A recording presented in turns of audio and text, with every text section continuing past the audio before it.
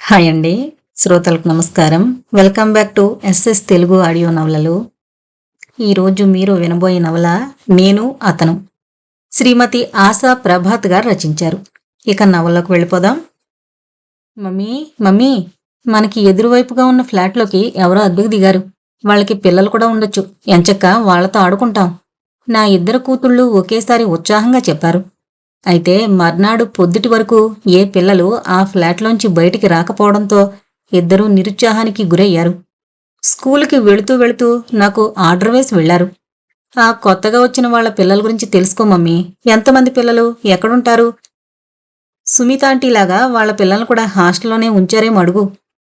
రీతు, మోనూల మాటలు ముద్దుగా అనిపించాయి.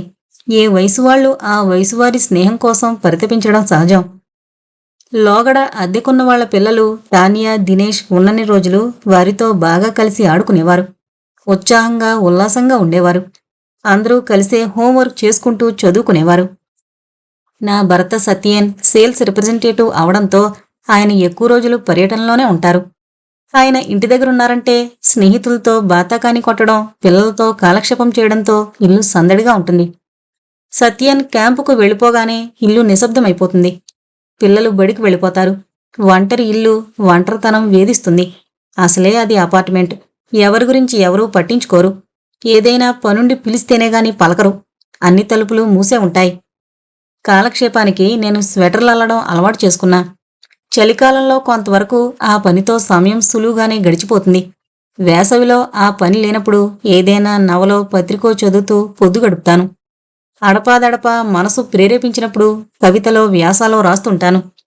ఎప్పుడన్నా తీరిక వేళల్లో మా పొరుగింటి సుమితొస్తే ఆ కవితల్ని ఆమెకు చదివి వినిపిస్తాను. అప్పుడే పూర్తయిన ఒక స్వెటర్ను చక్కగా మడతబెట్టి ప్లాస్టిక్ కవర్లోకి దూపాను. అంతలోనే తలుపు తట్టిన ధ్వని వినిపించింది. తలుపు తెరిచే ఉండడంతో తలెత్తి చూడగానే గుమ్మంలో నిల్చున్న వ్యక్తి కనిపించాడు. 6 అడుగుల ఎత్తు, మంచి తెలుపుతో, గుండ్రటి ముఖంలో సూదిలా మొనదేలిన ముక్కు, చాలా అరుదుగా ఉండే గులాబీ రంగుతో పల్చటి పెదవులు, దట్టమైన కనుబొమ్మలు, తేలికపాటి నీలి కన్నులతో అందంగా ఉన్నాడు. 35 ఏళ్లు దాటిన వ్యక్తిలా ఉన్నా ఆకర్షణీయంగానే ఉన్నాడు. అతను తొడుక్కొనున్న స్వెటర్ను అంతగా అనుభవం లేని వ్యక్తి అల్లినట్టుంది. అది అతనికి సరిగ్గా నప్పలేదు. గొంతుకు బీసుకుపోయినట్టుగా ఏవేవో మిగిలిపోయిన ఉన్ని దారాలతో అల్లిన అతుకుల బొంతలా ఉంది. అందులో అతన్ని చూడగానే నాకు అయ్యో పాపం అనిపించింది. నేను వెంటనే తేరుకుని అడిగాను, చెప్పండి, ఏం కావాలి? ఇక్కడ చేతితో స్వెటర్ అల్లుతారా? మెయిన్ గేట్ దగ్గర రాసుంది. అవును, రండి లోపలికి. నా పేరు శామ్యూల్. ఇక్కడికి కొత్తగా వచ్చాను. ఒక స్వెటర్ అల్లించుకోవాలి. అల్లుతాను. ఇదిగోండి ఉన్ని. అతను కొద్దిగా లోపలికొచ్చి ఉన్ని ప్యాకెట్లు టేబుల్ పైన పెట్టి వెంటనే బయటికి వెళ్ళిపోయాడు. నేనేమీ వివరాలు అడిగి తెలుసుకోకముందే అతను హడావిడిగా వెళ్ళిపోవడంతో నేను బిత్రపోయాను. కనీసం స్వెటర్ ఎవరికోసం అల్లాలి? సైజేమిటి? స్వెటర్ హాఫా, ఫుల్లా? ఇంత తొందరపాటు మనిషిలా ఉన్నాడేమిటి? పైగా ఎక్కడుంటాడో కూడా చెప్పలేదు. నా ఆలోచన తరంగాలు మిసెస్ భాస్కర్ ఆకస్మిక రాకతో ఆగిపోయాయి. ముక్తాగారు, స్వెటర్ పూర్తయిందా? వచ్చినంత వేగంగానే అడిగేసిందామె. ఓ, ఎప్పుడో పూర్తయింది. చెప్పిన టైంకి ఇవ్వడం నా స్పెషాలిటీ, నవ్వుతూ అన్నాను. ఆమె స్వెటర్ను ప్యాక్ చేస్తూ ఏదో యథాలాపంగా అడిగాను, ఎలా ఉన్నారు? ఇంట్లో అంతా కులాసయ్యగా? ఆ మాత్రానికి ఆమె ఫట్మని పగిలిన బుగ్గలా విరుచుకుపడింది. ఏం కుశలమో, ఈ ఎన్నికల ప్రచారాలతో చెవులు దద్దరిల్లిపోతున్నాయి. మీకు ఈ అపార్ట్మెంట్లోని ఏ గోలలు వినపడవు. మా వీధుల్లో ఆ ఊరేగింపులు, రణగొణ దోనులతో చెవులు చిల్లులు పడిపోతున్నాయి. అడ్డమైన వాళ్లంతా వచ్చి వీళ్లకు ఓటెయ్యాలి, వాళ్లకు ఓటెయ్యాలని ఒకటే నస. ఎవరి మీద అక్కసో నా మీద ఒలకబోస్తూ లొడలొడా వాగేస్తూ ఉంది. ఆమె గోల వినబడినట్టే సైజు కోసం ఇచ్చిన పాత స్వెటర్ వెతికి గబగబా ప్యాక్ చేసి ఆమె చేతికిచ్చాను. మిసెస్ భాస్కర్ వెళ్ళిపోగానే పెద్ద తుఫాను వచ్చి పోయినట్టయింది. ఇవాళ్ల పనిలో మనసు నిమగ్నమయ్యేలా లేదు. మిసెస్ భాస్కర్ వాగుడికి తల బొరువెక్కిపోయింది. శామ్యూల్ ఇచ్చిపోయిన ఉన్ని బండిల్ను డ్రాయింగ్ రూంలోని సెంటర్ టేబుల్ పైన పెట్టాను. అప్పటికి మా పని మనిషి సమీరన్ ఇంకా ఇంట్లోనే ఉండడంతో టీ ఖాయమని చెప్పి బయట వరండాలోకొచ్చాను. వరుసగా ఉన్న ఎదురు ఫ్లాట్ వరండాలో ఒక వ్యక్తి కుర్చీలో కూర్చుని పుస్తకం చదువుతూ కంటబడ్డాడు. అతని రూపురేఖలు అచ్చం శామ్యూల్కు మళ్ళనే ఉన్నాయి. అయితే కొత్తగా అద్దెకు దిగింది శామ్యూలేనా?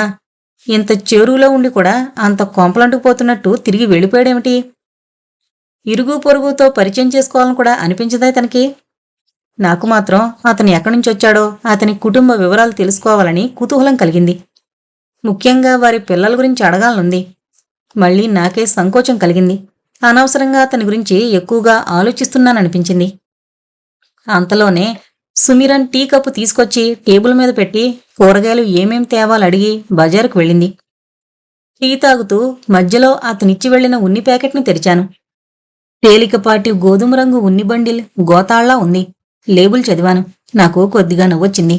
బహుశా తనకి మంచి కంపెనీల క్రేజ్ ఉన్నట్టుంది. రంగు ఏదైనా నాణ్యత బావుండాలి. అది రేమాండ్ ఉన్ని. తరచూ రకరకాల రంగుల ఉన్ని చూస్తుంటాను. కొందరు నాసిరకాల రంగులు తెచ్చినా అల్లక తప్పదు. మొన్నీ మధ్యే రంగుల విషయంలో నేను మా వారితో చర్చించాను.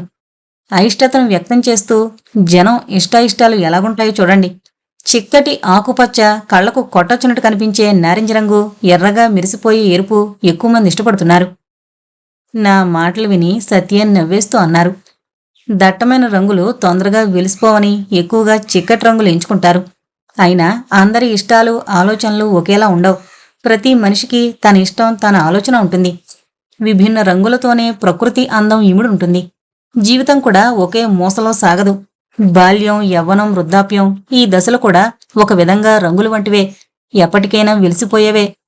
మా వారి వేదాంతంతో నా నోరు మూతబడిపోయింది. ఆయన మాటలు కూడా నిజమే. అందరికీ ఒకే రంగు నచ్చితే జీవితంలోని ఆనందాన్ని చెవిచూడలేరు. ప్రకృతి శోభాయమానంగా తోచదు. అంతటితో చర్చ ఆగిపోయింది. ప్రతి బుధవారం పిల్లలు చాలా ఉత్సాహంగా చిత్రహార కోసం ఎదురుచూస్తుంటారు. ఇవాళ కూడా బుధవారం. రాత్రి 8 కావస్తోంది. టీవీలో చిత్రహార సమయం అవుతోంది. పిల్లలు బలవంతంగా నన్ను కూడా టీవీ ముందు కూర్చోబెట్టారు. నాకు చిత్రహార చూడాలని లేదు. అనామకుడు అనే నవల చదువుతున్నాను. చాలా ఆసక్తిగా ఉంది. రెండో ప్రపంచ యుద్ధంలో తలెత్తిన ఆందోళన, వ్యాకులత, నిరాశ, అశ్రద్ధలతో గడిచిపోతున్న యూరోపియన్ల మానసిక దౌర్బల్యం స్పష్టంగా ప్రతిబింబిస్తోంది. అందులో వ్యక్తమైన మానవీయ ఆకాంక్షలు, ఆలోచనలు ఆత్మను సైతం వణికించేస్తున్నాయి. ఆ నవలను పక్కనబెట్టి రాబుద్ధి కావడం లేదు. కాని పిల్లలు పట్టుబట్టారు. చిత్రహారం మొదలైంది. పాత సినిమా పాటలు, శ్రోతలు కోరుకున్నవి, పసందైన పాటలే వస్తున్నాయి. ఒకసారి విందాంలే అనుకుని వచ్చి టీవీ ముందు కూర్చున్నాను.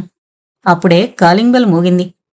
ఈ వేళప్పుడెవరు? ఇంత చెలిలో బహుశా సత్యేనా? లేచి వెళ్లి తలుపు తెరిచాను. గుమ్మంలో శామ్యూల్ నిల్చునున్నాడు. అతన్ని చూసి విస్తుపోయాను.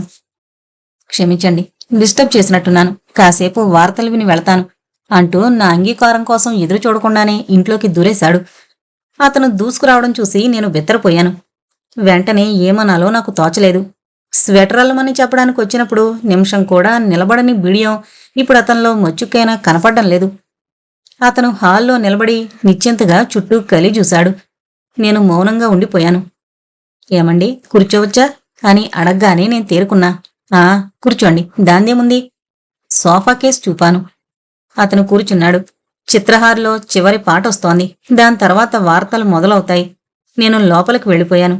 వార్తలు మొదలు కాకమునిపే ఒక ప్లేట్లో ఉప్పు బిస్కెట్లు, పళ్ల ముక్కలు, టీ, నీళ్లు తీసుకొచ్చాను. ట్రే టీపై పైన పెట్టి నీళ్ల బాటిల్ అతనికిచ్చాను. అతను తలెత్తి నా వంక చూశాడు. అతని చూపుల్లో ఇంత త్వరగా ఆతిథ్య సత్కారం అందడం పట్ల ఆశ్చర్యపూరిత కృతజ్ఞతాభావం స్ఫురించింది. నేను బిస్కెట్లు వగేరా ఏమైనా తీసుకోమని చెప్పాను. అతను ఒక యాపిల్ ముక్క తీసుకుని మెల్లమెల్లగా కొరకసాగాడు. అతని చేతివేళ్లు చాలా పలచగా, నాజుగ్గా ఉన్నాయి. ఏదో శిల్పాన్ని చెక్కే శిల్పి వేళ్లల్లా సున్నితంగా ఉన్నాయి. అతన్ని చూస్తుంటే ఏదైనా కళాకారుడేమనిపించింది. వార్తలు ముగిశాయి. ఇంకా అతను కూర్చునే ఉన్నాడు. మా మధ్య మౌనం రాజ్యమేల్తోంది. అతను ఏం ఆలోచిస్తున్నాడో నాకు తెలీదు. నాకు మాత్రం అతను వెళ్ళిపోతే మామూలు స్థితికి చేరుకోవచ్చునుంది. అతను వెళ్లడం లేదు. ఏం మాట్లాడడం లేదు. బహుశా అతను కూడా నాకు మళ్ళనే పరిచయం పెంచుకోవడానికి తటపడేస్తున్నాడేమో.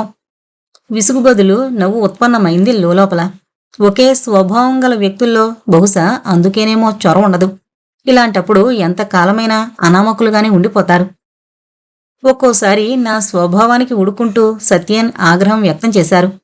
ఒకే రైలు పెట్టెలో కూర్చుని మొత్తం భారతదేశమంతా పర్యటించినా నువ్వు ఎవరితోనూ పరిచయం పెంచుకోవు. ఇలాంటి స్వభావం మంచిది కాదు. కలుపుగోలుగా ఉండాలి అంటారు. అయితే ఇప్పుడు నేను రైల్లో లేను, నా ఇంట్లో ఉన్నా. ఇది నా ఇల్లు. అతను నా ఇంటికొచ్చిన అతిథి. ఇంటికొచ్చిన వ్యక్తిని పలకరించడం నా బాధ్యత. అయితే పిలవని పేరంటానికొచ్చిన అతిథిని ఏమని పలకరించాలి?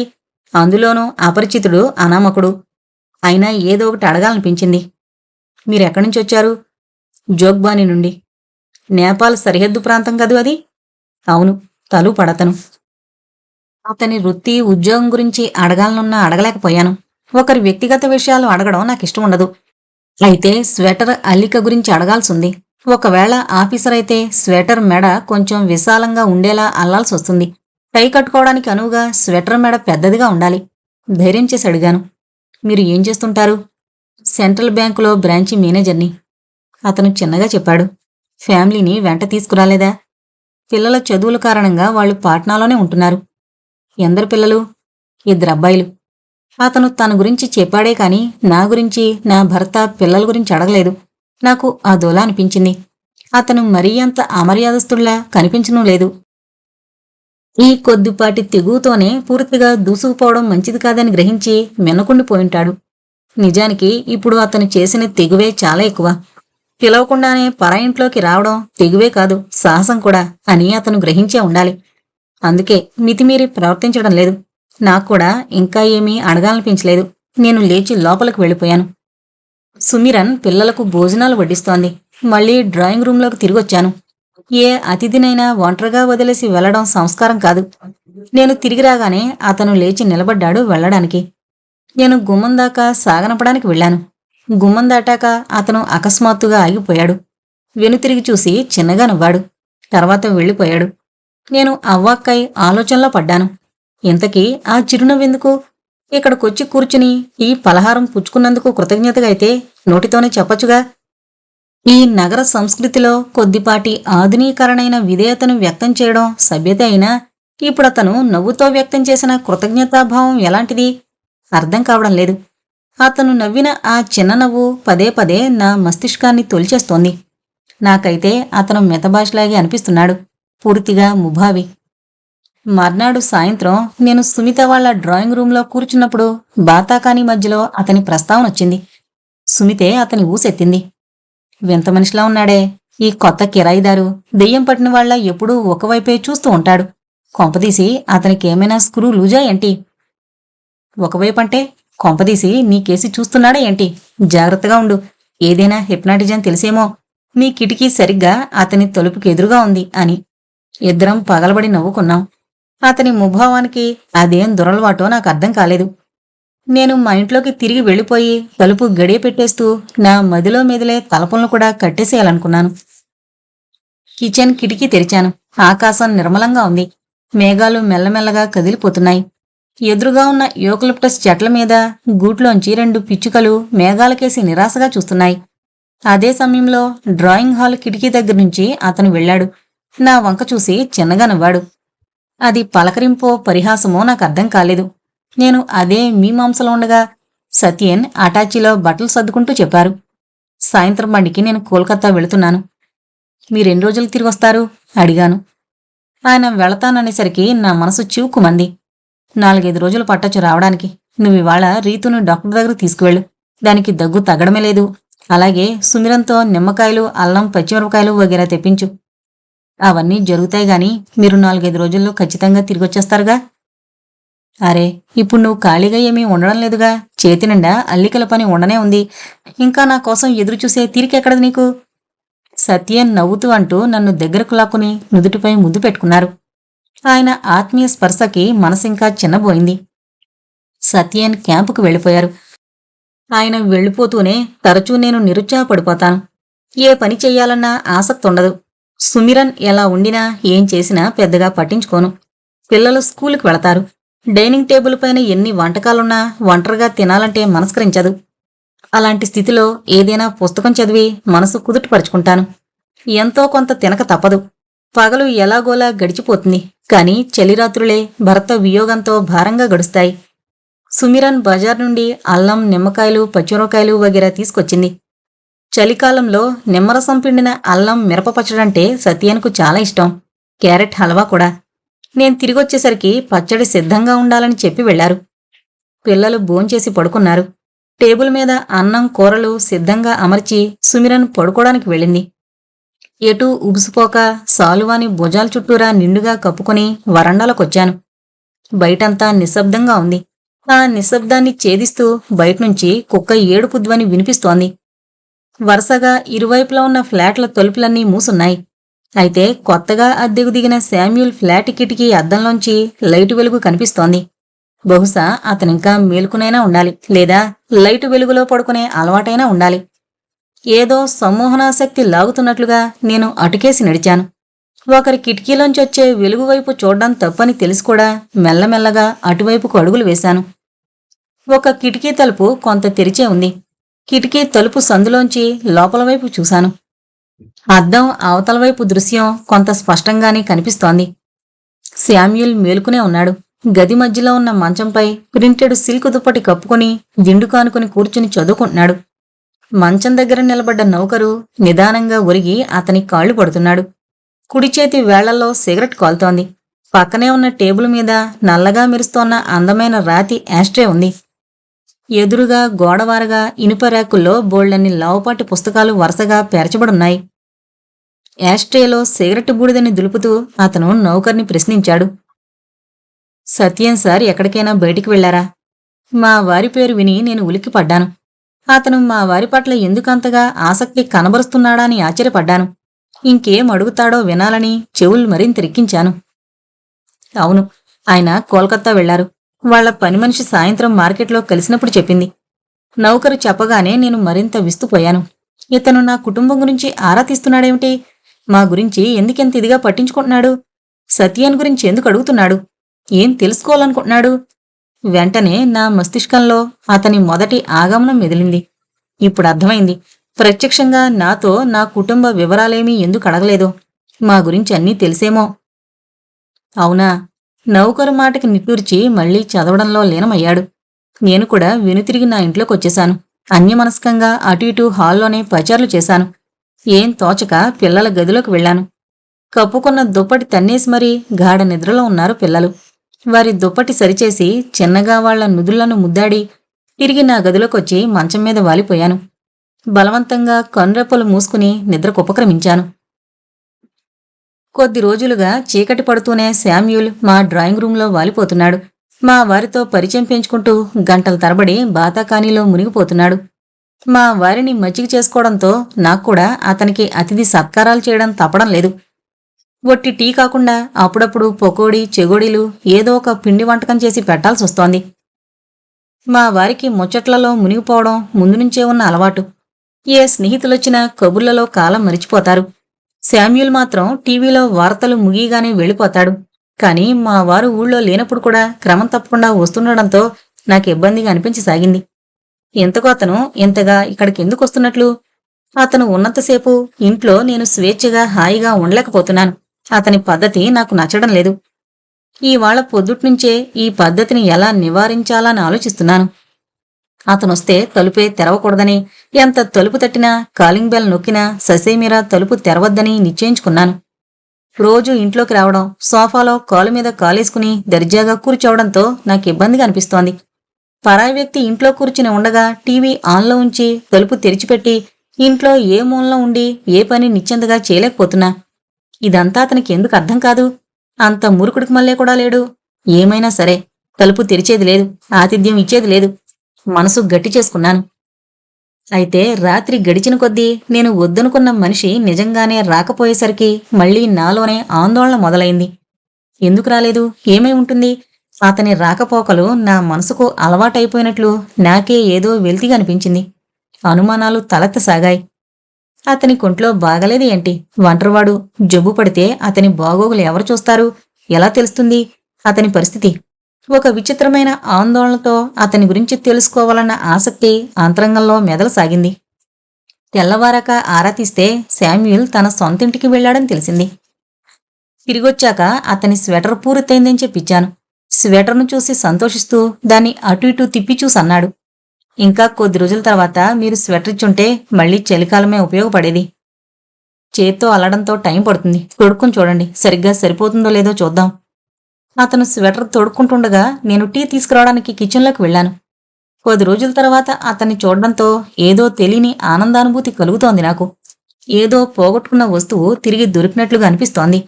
ఎందుకో అసలు ఇంట్లోకే రానివ్వద్దు అనుకున్న మనిషి 10 రోజులు కనిపించకుండా పోయేసరికి ఆ ఎడం అతని పట్ల ఏదో తెలియని ఆకర్షణని కలిగించింది. అతన్ని చూస్తుంటే నా మనసు ఉప్పొంగిపోతుంటే ముఖంలో కనిపించే ఆ ఆనందాన్ని అతను చూడకుండా ఉండాలనే వంటగదిలోకొచ్చేశాను. కొంత సమయం గడిస్తే నన్ను నేనే తమాయించుకోగలుగుతాను. స్వెటర్లో అతను చాలా స్మార్ట్గా కనిపించాడు. ఆ డిజైన్ బాగా నప్పింది అతనికి. ఉన్ని రంగు ఏదైనా గాఢమైందయ్యుంటే ఇంకా బాగా కొట్టొచ్చినట్టు కనపడేది. మీ చేతివేళ్ల స్పర్శ ఈ నిర్జీవ ఉనికి ప్రాణం పోసింది. నిజంగా మీలో చాలా నేర్పు ఓర్పు ఉన్నాయి. టీ తాగుతూ అతను మెచ్చుకున్నాడు.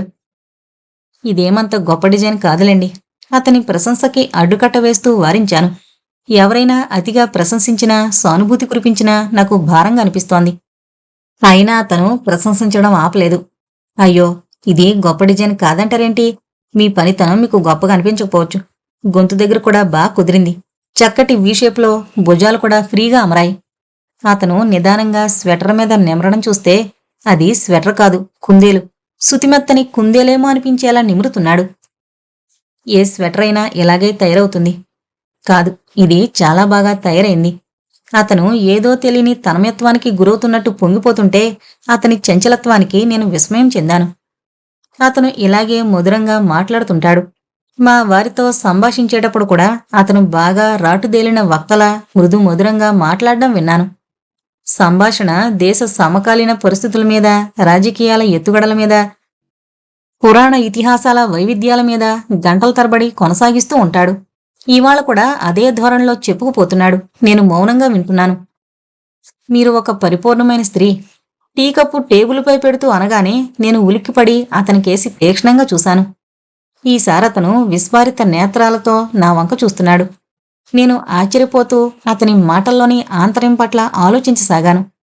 ఏంటి, ఇతను నన్ను ప్రభావితం చేయడానికి ప్రయత్నిస్తున్నాడా, లేక సాటి మనిషిగా ప్రశంసిస్తున్నాడా? ఏమైతేనేం అతని ఆంతర్యాన్ని ఆరా తీయడానికి గాని అతన్ని వారించడానికి గాని నేను ప్రయత్నించలేదు. అతని కంటి చూపు, నవ్వు ఆయుధంలా నా మనసులోకి దిగిపోయాయి. కాలం ఎప్పుడూ దొంగలా పరుగులు తీస్తూనే ఉంది. ఎప్పుడు పొద్దువాలుతుందా అని నా మనసు ఉవ్విళ్ళూరుతుంటుంది. ఎందుకంటే చీకటి పడుతూనే అతను నా ముందు వాలిపోతాడు. మేం కలిసి టీ పలహారాలు తీసుకుంటాం. వాటితో పాటు పిచ్చాపాటి కబుర్లు, వాదోపవాదాలు, తీయటి మాటలు కొనసాగుతాయి. నిన్ననే పొరుగింటి సుమిత హెచ్చరించింది. ఏంటి, రాను రాను పూర్తిగా శామ్యూల్ హిప్నటిజంలో పడ్డట్టున్నావు. కబుర్లు ఎక్కువైపోయాయి. పిచ్చిదానా, అతను కేవలం వార్తలు వినడానికే వస్తుంటాడు. అంతమాత్రానికే అనుమానిస్తే ఎలా అన్నాను. అయితే అది అబద్ధమనే అనిపిస్తోంది ఇప్పుడు. నిజంగానే ఏదో హిప్నటిజం ప్రభావం పడుతోంది నా మీద. నా వయసు కొన్నేళ్లు వెనక్కి పరిగెడుతున్నట్లు అనిపిస్తోంది. అదే యవ్వనపు అలజడి, అదే ఉత్సాహం తిరిగి ఉప్పొంగుతున్నట్లు, రంగురంగు కలలు ఉవ్వెత్తున ఎగసి పడుతున్నట్లు అనిపిస్తోంది. ఆ ఊహా తరంగాలలో సుమిత హెచ్చరికలు మబ్బుతెరల్లా తొలగిపోతున్నాయి. ఇదంతా అతని సాన్నిధ్య ప్రభావమా? ఇవాళ కూడా అతనిక్కడ సాయంత్రం నుంచే వాలిపోయి ఉన్నాడు. వార్తా ప్రసారం ముగిసింది. అతని కబుర్లు వినడంలో పూర్తిగా నిమగ్నమైపోయాను.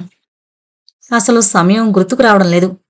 మా వారి ఆగమనం కూడా గమనించలేదు. సుమిరన్, ఎక్కడ చచ్చావు? మా వారి గొంతు బిగ్గరగా చెవిలో పడుతూనే నేను ఉలిక్కిపడి తేరుకున్నాను. గబాలను లేచి వెళ్లి ఆయన చేతిలోని బ్రీఫ్ కేసు అందుకున్నాను. ఆయన మొహంలోకి చూశాను.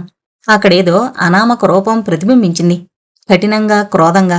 ఇంతకు ముందెప్పుడు గుమ్మంలో అడుగుపెట్టగానే ఆయన పెదవులపై చిరునవ్వు, ముఖంలో దరహాసం వ్యాపించుండేది. ఈవాళ ఆ ముఖంలో మరో ఉగ్రరూపం తాండవిస్తోంది. సత్యేన్ తీక్షణ ధ్వనికి అతను కూడా భయపడి మెల్లగా పక్కనుండి జారుకున్నాడు. ఆ క్షణంలో మా ఇంట వింతైన తేలికపాటి మబ్బుతెర వ్యాపించింది. సత్యేన్ కోసం అన్నం వండుతున్నాను. మా వారు క్యాంపు నుండి ఇంటికొచ్చినప్పుడల్లా నేను ఆయనకిష్టమైన వంటకాలు చేస్తుంటాను. సమీరన్ అప్పుడు మిగతా పనులు చేస్తుంటుంది. ఇప్పుడు చాలా రాత్రైపోవడంతో గుత్తివంకాయ కూర ముందుగానే వండుండడంతో జొన్నరెట్లు చేసాగాను. సుమిరన్ పడుకోవడానికి పిల్లల బెడ్రూంలోకి వెళ్ళిపోయింది. ఆమె నిష్క్రమించగానే కిచెన్ డోర్కి 2 చేతులు ఆనించి గడప బయటే నిలబడి మా వారు తీక్షణ స్వరంతో అడిగారు. ఈ మనిషి రోజు వస్తాడిక్కడికి? అగ్నికణంలా ఆయన ధ్వని దూసుకొచ్చి నా కర్ణపుటాల్లోకి చొచ్చుకుపోగానే నేను నిలువెల్లా వణికిపోయాను. మొట్టమొదటిసారిగా ఆయన ఉగ్రరూపం చూసి నేను బెత్తరపోయాను. దాదాపు వస్తూనే ఉంటాడు. అయిష్టంగానే అయినా నిజం నా నోటి వెంట జారింది. ఎందుకొస్తాడు అతనిక్కడికి? వార్తలు వినడానికి. మరి ఇప్పటిదాకా ఎందుకు కూర్చున్నాడు? ఏవో కబుర్లు చెబుతూ అలాగే ఉండిపోయాడు. ఇదేమైనా ధర్మసత్రమా కబుర్లకి? సత్యాన్ని గద్దించడిగినా నేను మెనకుండిపోయాను. ఏడుపు తన్నుకొస్తోంది. కళ్ళు నీళ్లతో నిండాయి. ఆయన గద్దింపుకో నా మూర్ఖత్వానికో కట్టలు తెంచుకొస్తున్న దుఃఖాన్ని ఎంత అదిమిపట్టినా వెకిళ్ల రూపంలో కన్నీళ్లు తన్నుకొచ్చేశాయి. చూడు ముక్తా, ఇక ముందెప్పుడు నేను ఇంట లేనప్పుడు అతనిక్కడికి రావడానికి వీల్లేదు. ఇది నా ఇల్లు, ఏదో ధర్మసత్రం కాదు, అర్థమైందా? సత్యన్ గద్దిస్తూ హెచ్చరించాడు. నా పెదవులు వీసుకుపోయాయి. హఠాత్తుగా మా వారు ఇంతగా మండిపడ్డారేమిటి? నేను ఇంతకు ముందెప్పుడు ఆయనలో ఇంత కోపం చూడలేదు. ఆయన మండిపాటుకు నేను బెంబేలు పడిపోయాను. ఎదురు మాట్లాడలేదు. సత్యన్ ఇంటి పట్టున ఉన్నన్ని రోజులు అతను టీవీ చూడ్డానికి రాలేదు. నేను కూడా పనిలో పడి అన్నీ మరిచిపోయాను. రాత్రింబవళ్ళు మా వారి సాన్నిధ్యంలో ప్రశాంతంగా గడిచిపోతున్నాయి. అప్పుడప్పుడు అనిపిస్తోంది, మనిషి సాధారణంగా ఎంతో శాంతియుతంగానే ఉంటాడు. అనాలోచిత ఆకర్షణకు లోనైనప్పుడే అనవసరమైన ఆందోళనకు గురై అయోమయం పాలవుతాం. సంస్కార పరిధిలో చిక్కుకొనున్న మనసు, మస్తిష్కం విరోధిగా మారతాయి. ఇవాళ సత్యాన్ క్యాంపుకు వెళ్లారు. ఆయన ప్రశాంత సాన్నిధ్యపు రోజులు కనుమరుగయ్యాయి. ఆయన వెళ్లగానే ఒంటరితనంతో ఇల్లు, వరండా, తలుపులు, గోళ్లు అంతా నిశ్శబ్దంగా మారాయి. ఉదాసీనత నన్ను కవళించసాగింది. నిర్మానుష్యత ఎగతాళి చేస్తోంది. వీటన్నింటికీ జడుసుకుని నేను తరచూ సుమిత దగ్గరకు పరుగు తీసాగాను. ముఖ్యంగా వార్తల సమయంలో. లోగడ సుమిత చాలాసార్లు దెప్పిపొడిచేది. నువ్వసలు మా ఇంట్లోకి రావేమిటి అంటుండేది. ఇప్పుడు ఆ ఫిర్యాదు రూపుమాపినట్టయింది. సుమిత ఇంట్లో కూర్చున్నప్పుడు అతను మా ఫ్లాట్ ముందుకొచ్చి నిరాశగా తిరిగి వెళుతుంటే నేను గమనిస్తూనే ఉన్నాను. ఇలా అతన్ని తప్పించుకునే ప్రయత్నంలో సఫలీకృతమవసాగాను. అలా దాగుడు మూతలతో మరో 20 రోజులు గడిచాయి. ఈ మధ్యలో మా వారొకసారి ఇంటికి వచ్చి వెళ్లారు. ఆయన సంతృప్తిగా ఉన్నట్టు అనిపించింది. దాంతో మా ప్రశాంత సంసారంలో పరాయి ఛాయ పడకుండా జాగ్రత్త పడుతున్నట్టు అనిపించింది. చాలా రకాల ఇంటి పనులు పేరుకుపోయాయి. సత్యన్ ఇంటి పట్టునున్నప్పుడు ఏ పని ఓ పట్టాన తెమలదు. ఎప్పుడూ ఆయన పనులతోనే సరిపోతుంది. ఆయన క్యాంపుకు వెళుతూనే ఒక్కో పని తిన్నగా చేసుకుపోతాను. పక్కబట్టలు మురికివాసన వస్తుండడంతో వాటిని ఉతికి డాబాపైన ఎండకు ఆరేయాలని బయలుదేరాను. ఉతికిన దుప్పట్లను ఒక బాల్చీలో వేసుకుని మెల్లమెల్లగా మేడమెట్లు ఎక్కసాగాను. హఠాత్తుగా వెనక నుంచి మరో పాదాల సవ్వడి వినిపించింది. అడుగుల చప్పుడు కాకుండా వెనకాల ఎవరో మెట్లెక్కుతున్నారు. మెట్ల మలుపులో బాల్చీ కింద పెట్టి వెనుతిరిగి చూడాలనుకున్నంతలో నా దేహం ఎవరి బాగుబంధనంలోనో బీసుకుపోయింది. చెవి దగ్గర సన్నటి మూలుగు వినపడింది. I love you. వెనువెంటనే అదే వైపు చెంప మీద వేడి పెదవుల ముద్దు పడింది. క్షణంపాటు నేను బీసుకుపోయాను. వెంటనే ఆ కౌగిలి పట్టుని ఒక్కసారిగా విదిలించాను. నా దేహం బంధవిముక్తి చెందగానే మళ్లీ బాల్జీ అందుకుని గబగబా మెట్లెక్కి డాబాపైకి చేరుకున్నాను. ఆ పరుగుతో వచ్చిన ఆయాసాన్ని తమాయించుకుంటూ కోపంతో చిందులు తొక్కాను. ఏం సిగ్గుమాలిన మనిషితనం! ఏ ధైర్యంతో నా శరీరాన్ని తాకాడు! ఏంటి అనుచితం! ఇంత సాహసం! ఇంత నిర్భయంగా, ఇంత విచ్చలవిడిగా ప్రవర్తిస్తే అక్కడే నేనెందుకు తిరగబడలేదు? ఈడ్చి చెంప వాయగొట్టలేదెందుకు? తిట్టలేదెందుకు? ఎందుకంతగా నేనే అధైర్యపడ్డాను? పొద్దు వాలింది. చీకటి పడింది. రాత్రి గడుస్తోంది. నిద్రమాత్రం పట్టడం లేదు. అతని తెగింపు కళ్లల్లో మెదులుతోంది. శరీరం వణుకుతోంది.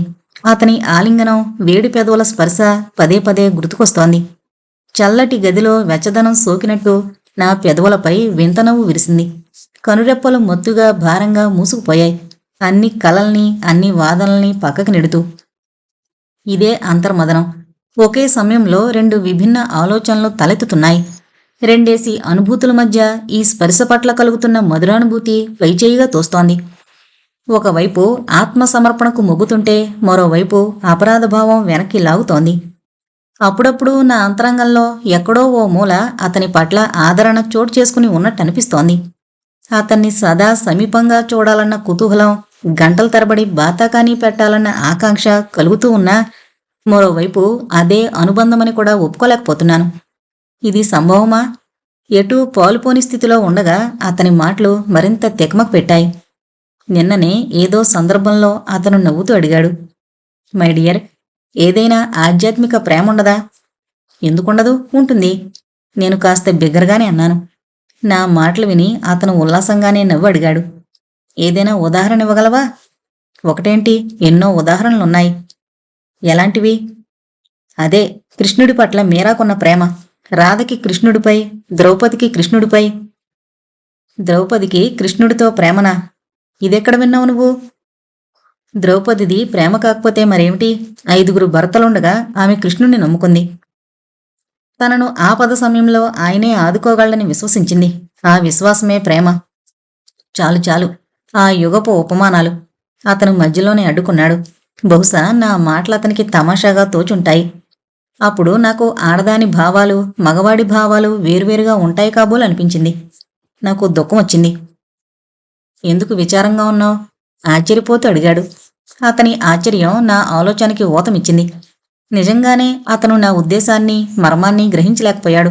ఒకవేళ గ్రహించగలిగితే ఆడదాని మౌనం వెనక దాగిన ఆత్మ సమర్పణలోని నిస్సహాయతని గుర్తించేవాడే. మనం కేవలం స్నేహితులం కాలేమా? నేను నా అభిష్టాన్ని వ్యక్తం చేశాను. ఎందుకు కాలేం? అతను వెంటనే ఒప్పుకున్నాడు. ఆజ్ఞ శిరసావహించే పిల్లాడిలా అతని పెదవులపై అమాయకపు నవ్వు విప్పారింది. అతని ఆ అమాయకపు నవ్వు నా కళ్ళల్లో ఇమిడిపోయింది. మరింత వేగంగా అతని పట్ల నా మనసులో మరేదో ఆసక్తి చిగురిస్తున్న అనుభూతి కలిగింది. అయితే ఈ అనుకోని ఆకర్షణ పట్ల నాకు నేనే ఆందోళనకి గురయ్యాను. ఇప్పుడతను నాకు అనామకుళ్లా కాదు, పూర్తిగా ఆత్మీయుళ్లా కనిపిస్తున్నాడు. అతని సాన్నిధ్యంలో ఎలాంటి భయం కలగడం లేదు. విశ్వాసపు రెక్కలపై ఇప్పుడు నేనతని ఫ్లాట్లో కూడా వెళ్లగలను. గంటల తరబడి అక్కడే కూర్చుని బాతాకాని పెట్టసాగాను. అదీను అతని నౌకరు ఇంట్లో లేని సమయాల్లో సైతం నిర్భయంగా అక్కడే గడుపుతున్నాను. అది ఎక్కువ రోజులు దాగలేదు. నేను అక్కడి నుంచి బయటపడుతుండగా సుమిత చూసేసింది. తన ఇంట్లోకి పిలిచి ఉపోద్ఘాతమంటూ ఏమీ లేకుండా ఏకంగా హెచ్చరించేసింది. ఇప్పుడు అతని ఇంట్లోకి వెళ్లడం మొదలుపెట్టావా? అదీను ఒంటరిగా? ఆమె గుడ్లురుముతూ అడిగేసరికి నేను తటపటాయించాను. అయినా వెంటనే నన్ను నేను సంభాళించుకుని చెప్పాను. ఇవాళే వెళ్ళాను. ఒక పుస్తకం తీసుకోవాల్సింది, అందుకు వెళ్ళాను. ఏదో వంక తడబడకుండా చెప్పేశాను. ఒంటరిగా పరాయి పురుషుడి దగ్గరకు వెళ్లడం మంచిది కాదు. ఒంటరితనంలో తండ్రి, సోదరుల చెంత ఉండడం కూడా సబబు కాదని మన శాస్త్రాలు ఘోషిస్తున్నాయి. నీకు తెలీదా? నా మీద నాకు నమ్మకం ఉంది. నా ఇష్టానికి విరుద్ధంగా నా వీలును కూడా ఎవరూ పట్టుకోలేరు, కటువుగా అన్నాను. ఇంత గర్వం పనికిరాదు ముక్త. మితిమీరిన నమ్మకం ఒక్కోసారి పతనానికి కూడా కారణం కావచ్చు. ఆమె మండిపడుతూ అంది. అంటూ హోంకరిస్తూ ఆమె మాటల్ని కొట్టిపారేశాను. ఆమె అలా ఉపదేశం ఇవ్వడం నాకు నచ్చలేదు. ఆమెకు అనుమానం ఎక్కువ. ఎందుకో మరి తెలీదు. ఒకరోజు ఇలాగే మాటల్లో నా నోటొచ్చేసింది. ఇప్పుడు ఎందుకో ప్రతిదీ చాలా ఆహ్లాదకరంగా కనిపిస్తోంది. నా మాటలకి ఉలిక్కిపడి ఆమె నా వంక చూసింది. ఆమె కళ్ళు ఆశ్చర్యంతో విచ్చుకున్నాయి. ఎక్స్రే యంత్రంలా ఆమె చూపులు మొదట నా పాదాల చెంత నిలిచాయి. మళ్లీ పైకెత్తుతూ మెల్లమెల్లగా నకసిక పర్యంతం పరిశీలిస్తూ తల దగ్గర నిలిచాయి. ఏం, నీకేమైనా పిచ్చిపట్టిందా? ఈ బిగుసుకుపోయే చలి, తుఫాను వాతావరణం నీకు ఆహ్లాదభరితంగా ఉందా? ఏదైనా మైకంలో పడ్డావా ఏంటి? సుమిత అడిగింది అనుమానంగా. అలాంటిదేమీ లేదు. నువ్వు ఊహిస్తున్నట్టుగా నా తల, కాళ్ళు, చేతులు అన్నీ భేషుగ్గా ఉన్నాయి. కేవలం ఈ వాతావరణంలోనే ఏదో మార్పు అనిపిస్తోంది, నవ్వుతూ అన్నాను. ఈ మార్పుల మలుపులు చాలా ప్రమాదకరమైనవి. సమయం మించిపోకముందే జాగ్రత్త పడు ముక్తా, లేకుంటే చాలా నష్టపోతావు. ఏ వయసు మలుపులో నువ్విప్పుడున్నావో అక్కడే మనిషి ఒక దారించుకుంటాడు. పదే పదే దారి మళ్లడం జీవితాన్ని విచ్ఛిన్నం చేస్తుంది. ఒక్కసారి సుడిగుండంలో చిక్కుకున్నాక స్వచ్ఛమైన ప్రశాంత జీవితం తిరిగి దొరకదు. ఆమె గంభీరంగా హెచ్చరించడంతో 1 నిమిషం పాటు ఆమె మాటలు నన్ను కలవరపెట్టాయి. ఆమె నా ఉద్దేశాన్ని గ్రహించినట్టుగా అనిపించింది. అయినా మరుక్షణమే నన్ను నేను సంభాళించుకుని నవ్వేస్తూ ఆమెను మరింత ఉడికించడానికి అన్నాను. మనిషి ఒక్కోసారి నియమాన్ని ఉల్లంఘించి ఇతరాత్రా అనుభూతులను కూడా చెవిచూడాలేమో. నువ్వు అంత కూడా తెగించగలవా? అడిగిందామె. ఆమె గొంతులో ఆశ్చర్యం, గద్గద భావం స్ఫురించింది. అయ్యో, నువ్వు నిజంగానే అబద్ధం చేసుకున్నట్టున్నావు. నేను వేళాకోళం చేశాను. అలాంటి వెరైటీ మనుషులు ఉండకపోతారని అంటూ వెంటనే అక్కడి నుంచి లేచొచ్చేశాను. ఆమెను మరింత అయోమయానికి గురిచేసి. ఆ సాయంత్రం వేళ ఆహ్లాదకరంగా, ఉత్సాహంగా ఉంది. చల్లగాలికి బాల్కనీలో పచార్లు కొడుతూ గడిచిన వారం రోజుల ఘట్టాలని గుర్తుకు తెచ్చుకోసాగాను. ఆ రోజులు ఎలా వైవిధ్యంగా, విచారంగా గడిచాయో నా అంతరాత్మకే తెలుసు. హోళీ సెలవులకు అతనింటికి వెళ్ళాడు. హోళీ పండుగ మా వారి సాన్నిధ్యంలో ఎప్పట్లా ఉల్లాసంగానే గడిచింది. అయినా అంతరంగంలో దాగిన ఆరాటం ప్రతి క్షణం మనసును తొలిచేస్తూనే ఉంది. ఒకవేళ అతను కూడా ఈ పర్వదినాన నా సమక్షంలో ఉండుంటే ఇంకా ఉత్సాహంగా గడిచేది అనిపించింది. వారం క్రితం అతను ఇంటికి వెళ్ళడానికి సిద్ధమవుతుండగా అతను అర్థం చేసుకుని ఆగిపోతాడేమోనని ఓ అభిప్రాయం కూడా వ్యక్తం చేశాను. ఒక విధంగా మనం సంతోషించాలి. మనం ఒకరి పండగలకొకరం కలిసే ఉండగలుగుతున్నాం. అదెలా? ఆశ్చర్యంగా అడిగాడతను. మా పండగున్న రోజున మీ పండగుండదు. మరి మీ పండగ జరిగే రోజున మా పండగుండదు. ఇలా మా పండగలన్నింటికీ నువ్వు మా సమక్షంలోనే ఉండగలుగుతున్నావు అని నేననగానే అతను నవ్వాడు. అతను క్రైస్తవుడు. నా తపన గ్రహించి ఈ పండగ సెలవులకి ఇంటికి వెళ్ళడం అనుకున్నాను. అందరం కలిసే హోళీ పర్వం జరుపుకుంటామనుకున్నాను. కానీ అతను ఊరెళ్ళిపోయాడు. నేను ఆపలేదు కూడా అతన్ని. ఒకవేళ నేను ఆపితే బహుశా ఆగిపోయేవాడేమో. తనే స్వయంగా ఉండిపోతాడనుకున్నాను. మనసు ఆ అధికారాన్ని వదులుకోదలచడం లేదు. నోరుని విప్పనివ్వడం లేదు. ముక్తా, ఎక్కడున్నావు? మా వారి పిలుపు విని దిగ్గున తేరుకుని ఇంట్లోకొచ్చేశాను. ఏంటండి? నా సామాన్ సర్దే రేపు ఉదయాన్నే ఊరికెళ్ళాలి. రేపేనా? విస్తుపోతూ అడిగాను. అవును. మరో 2 రోజులు ఆగచ్చుగా. ఎవరికుండదు నిశ్చింతగా ఇంటిపట్టున ఉండాలని. కానీ ఏం చేస్తాం, ఉద్యోగమే అలాంటిది అంటూ ఆయన బయటికి వెళ్లారు. ఇక నేను ఆయన సామాన్ సర్దడం మొదలుపెట్టాను. రేపట్నుంచి పిల్లల స్కూళ్లు కూడా తెరుస్తారు. వాళ్ల యూనిఫామ్లు వగేరా కూడా సిద్ధం చెయ్యాలి. సత్యాన్ క్యాంపుకి వెళ్ళిపోతారు. పిల్లలు స్కూల్కి వెళతారు. అతను ఇక్కడికొచ్చేస్తాడు. ఇంట్లో చాలా పనులు పేరుకుపోయాయి. అన్నీ గబగబా పూర్తి చెయ్యాలి. అతనొచ్చాక నిశ్చింతగా కాసేపైనా గడపొచ్చు. మా సుమిరన్ కూడా 4 రోజుల్లో తిరిగొస్తానని చెప్పి 6 రోజులైనా రాలేదు. రంగులతో తడిసిన బట్టలన్నీ అలాగే అట్టిపెట్టాను. ఆమె వచ్చాకే ఇద్దరం కలిసి ఉతుక్కోవాలి. అప్పుడే మోను దగ్గరకొచ్చి అడిగింది. మమ్మీ, నాకింకో పెరుగువడివ్వవా? పెరుగువడా? ఈ సమయంలోనా? జలుబు చేస్తుంది తల్లి. ఆ అమ్మాయిని సముదాయించాను. పొద్దున్నే సత్యం చెబితే పెరుగువాళ్లు చేశాను. అయితే రాత్రిపూట పెరుగువడలు తింటే దగ్గు జలుబు చేస్తుందని భయం. ఒకటి మమ్మీ, జలుబు చేసింది, వడ తిన్నానని డాడీకి చెప్పను. మోను అమాయకంగా అడిగేసరికి కాదనలేకపోయాను. సరే, రీతును కూడా పిలు. దానికి కూడా తీసుంచుతాను. ఫ్రిడ్జ్ తెరుస్తూ మోనుకి చెప్పాను. రీతుకి వడవద్దు మమ్మీ, అది ఇప్పటికే బాగా దగ్గుతోంది. డాడీ దాన్ని అసలు పెరుగువడ తినద్దని చెప్పారు. మోను అలా అనగానే దాని చతురతకి నవ్వొచ్చింది. ఈ కాలం పిల్లలకి వయసుకు మించిన తెలివితేటలొస్తున్నాయి. సత్యన్ అప్పుడే బజార్ నుంచి తిరిగొచ్చారు. పిల్లలతో ఆడుతూ వాళ్లు గెంతులేస్తూ నవ్వుతుంటే ఆయన కూడా నవ్వుతున్నారు. ఆయనకు పిల్లలంటే ఎంతో ప్రేమ. ఆయన ఇంటి పట్టున లేనన్ని రోజులు ఆ ప్రేమనంతా రాగానే వాళ్ల మీద కుమ్మరించేస్తారు. ఆయన ఇంట్లో ఉన్నన్ని రోజులు పిల్లల విషయంలో నేను నిశ్చింతగా ఉంటాను. తండ్రి ఇంట్లో ఉన్నన్ని రోజులు వాళ్లు భోజనాలప్పుడే నన్ను వెతుకుతారు. మిగతా సమయమంతా తండ్రి చుట్టూనే పరిభ్రమిస్తారు. రకరకాల కథలు, తన ప్రయాణంలో ఎదురైన వింత సంఘటనలు, విడ్డూరాలు చెప్పి వాళ్ళని నవ్విస్తారు. సత్యాన్ని పొద్దున్నే వెళ్ళిపోయారు. ఆ తర్వాత పిల్లలు బడికి వెళ్లారు. అందరూ వెళ్లగానే మళ్లీ ఇల్లంతా ఉదాసీనంగా మారిపోయింది. పగలు భయంకర భూతంలా జడలు విప్పుకుని భయపెడుతోంది. సాయంత్రం వచ్చే రైలు సమయం కూడా దాటింది. శామ్యూల్ ఇవాళ రావాల్సింది. ఇంకా రాలేదు. 5-6 సార్లు వరండాలోకి వెళ్లి నిరాశతో తిరిగొచ్చాను. అతని తలుపుకి తాళం వేలాడుతూనే ఉంది. మనసు ఉదాసీనంగా, ఉద్విగ్నంగా మారింది. ఎందుకు రాలేదతను? కారణం ఏమై ఉంటుంది రాకపోవడానికి? ఏదైనా జబ్బు చేసుంటుందా? ఎదురుచూపుల ఘడియలు అతి కష్టంగా దొర్లుతున్నాయి. రాత్రి పగటి కంటే ఎక్కువ భయంగా, ఉదాసీనంగా మారింది.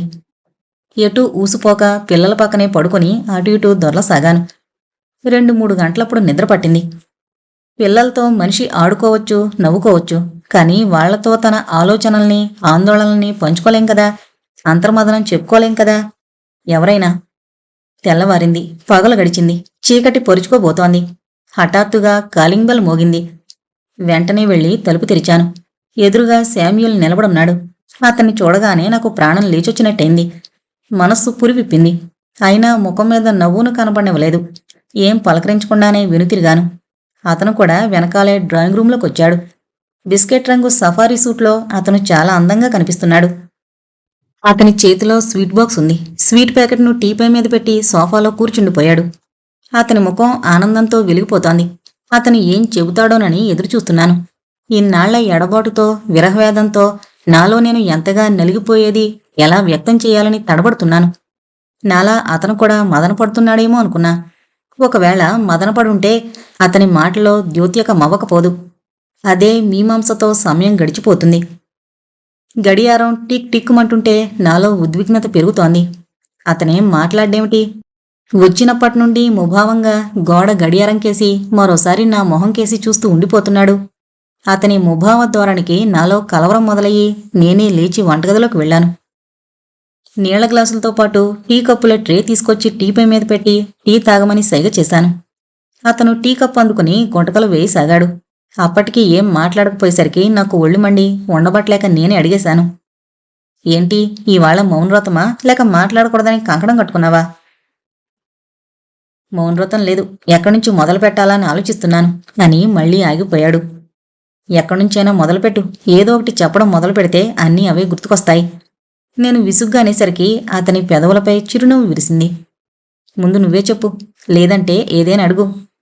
సరే, నీ ఆదేశాన్ని పాటిస్తాను అంటూ నవ్వాను. అతను మాత్రం నవ్వలేదు. పెదవులు బిగుసుకుని నా వంక తీక్షణంగా చూశాడు. అంతా కుశలమేగా అక్కడ? అనుమానంగా అడిగాను.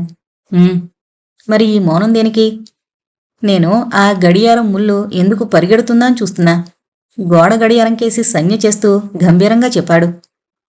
గడియారం ముళ్ళు ఎక్కడ పరిగెడుతోంది? దాని లెక్క ప్రకారమే తిరుగుతోంది. గడియారం కేసి ఆశ్చర్యంగా చూస్తూ అన్నాను నేను. నా ఉద్దేశం అది కాదు. మరేంటుద్దేశం? నీ దగ్గర సమయం ఇట్టే గడిచిపోతుంది. వేరే చోట ఓ పట్టాన పొద్దే పోదు. క్షణక్షణం లెక్కబెడుతూ గడపాల్సి వస్తోంది. అలా ఎందుకవుతుందో నీకు తెలుసా? నాకేం తెలుసు? నీకు మన గురించి ఏమీ తెలీదు. మరి నిజంగా నువ్వు అమాయకురాలువో, నిర్లక్ష్య పరురాలువో లేక నిర్లక్ష్య పరురాలుగా కనబడతావో అదేగా నువ్వు అందలుచుకుంది? కోపంగా అడిగాను. నువ్వు అపార్థం చేసుకుంటున్నావు. నా ఉద్దేశం అది కాదు. నేను ఇన్నాళ్ళకి ఇక్కడికి వస్తున్నా. నీ దగ్గర సమయం ఎలా గడిచిపోతుందో అంతే పట్టదు. అతను నిదానంగా చెప్పుకుపోయాడు. ఎందుకు అంతు పట్టదు? నేను వెంటనే అందుకొని నువ్విక్కడికి 6 గంటలకొచ్చావు. ఇప్పుడు 9 అవుతోంది. గడియారం సమయం సరిగ్గానే చూపుతోంది. నా వివరణ విని అతను చిన్నగా నవ్వాడు. నీకు తెలుసా ముక్త, వృత్తిరీత్యా ఎందరో స్త్రీలతో చెరువుగా మాట్లాడే అవకాశం లభించింది నాకు. కానీ ఏ విశేషం నీలో చూశానో అది ఇంకెవర్లోనూ కనిపించలేదు నాకు. నన్ను పొగడ్డం చూసి సంకోచానికి గురయ్యాను. ఏమీ మాట్లాడలేదు. కేవలం చిన్నగా నవ్వి ఊరుకున్నాను. అడగాలన్న జిజ్ఞాసైతే కలిగింది, ఎలాంటి విశేషమని. కానీ అడగలేకపోయాను. అతనే చెబుతాడు తనకు కనిపించిన ప్రత్యేకత ఏమిటో. తెలుసుకోవాలని లేదా నీ ప్రత్యేకత? అడిగాడతను. చెప్పాలనుకుంటే చెప్పు. గంటల తరబడి ఇక్కడే కూర్చుని ఎంతసేపు మాట్లాడినా నీ నోట నేనెప్పుడూ ఎవరి మీద చాడీలుగాని ఫిర్యాదుగాని వినలేదు. ఇంటి పనుల పట్ల విసుగ్గాని ఒకరిని దిప్పి పొడవడం గాని వినలేదు. నీకెప్పుడూ ఎవరి మీద ఎలాంటి కోపంగాని ఫిర్యాదుగాని ఉండదా? ఇదెలా సాధ్యం? అతను అడుగుతుంటే నాక్కూడా ఆశ్చర్యం వేసింది. ఈ తరహాలో ఆలోచించే అవకాశం ఎప్పుడూ రాలేదు. అతను వ్యక్తం చేసిన అభిప్రాయం ఎంతవరకు కరెక్టు అనే ఆలోచనలో పడ్డాను. ఒకవేళ నా వద్ద లభిస్తున్న సాన్నిహిత్యమే అతనికి ఆ భావన కలిగిస్తుండొచ్చు. తెలుసా నీకు, ఇలాంటి ప్రవర్తనే నన్ను అమితంగా నీ పట్ల ప్రభావితం చేస్తోంది. ఎప్పుడు ఏ విషయంలో మాట్లాడుతూ ఉంటామో అందులోనే లీనమైపోతావు. నీ సాదాసీదా తత్వమే నన్ను తన్మయత్వానికి గురిచేస్తోంది అంటూ దీర్ఘంగా ఊపిరి పీల్చుకున్నాడు. నేను మౌనంగా ఉండిపోయి ఆలోచించాను. నా సాదాసీదా స్వభావం, నిర్లక్ష్య వైఖరి కూడా ఎవరినైనా ఇంతగా ప్రభావితం చేయగలుగుతాయా? అతను స్వీట్ బాక్స్ విప్పాడు. ఒక ముక్క తీసి నాకు తినిపించాడు. నేను సగం కొరికి వదిలిన ముక్కను అతను తిన్నాడు. అతను నా ఎంగిల్ని నిస్సంకోచంగా తన నోట్లో వేసుకునేసరికి అవాక్కైపోయాను. కట్టుకున్న భర్త కూడా ఇంత నిస్సంకోచంగా ఎప్పుడూ నా ఎంగిలి నోట్లో వేసుకోలేదు. అతని చొరవకి నా మనసు పరవశించిపోయింది. ఎవరంటారు జీవితపు ఘడియలు దుర్లభమైనవని? చాలా తేలికైనవి.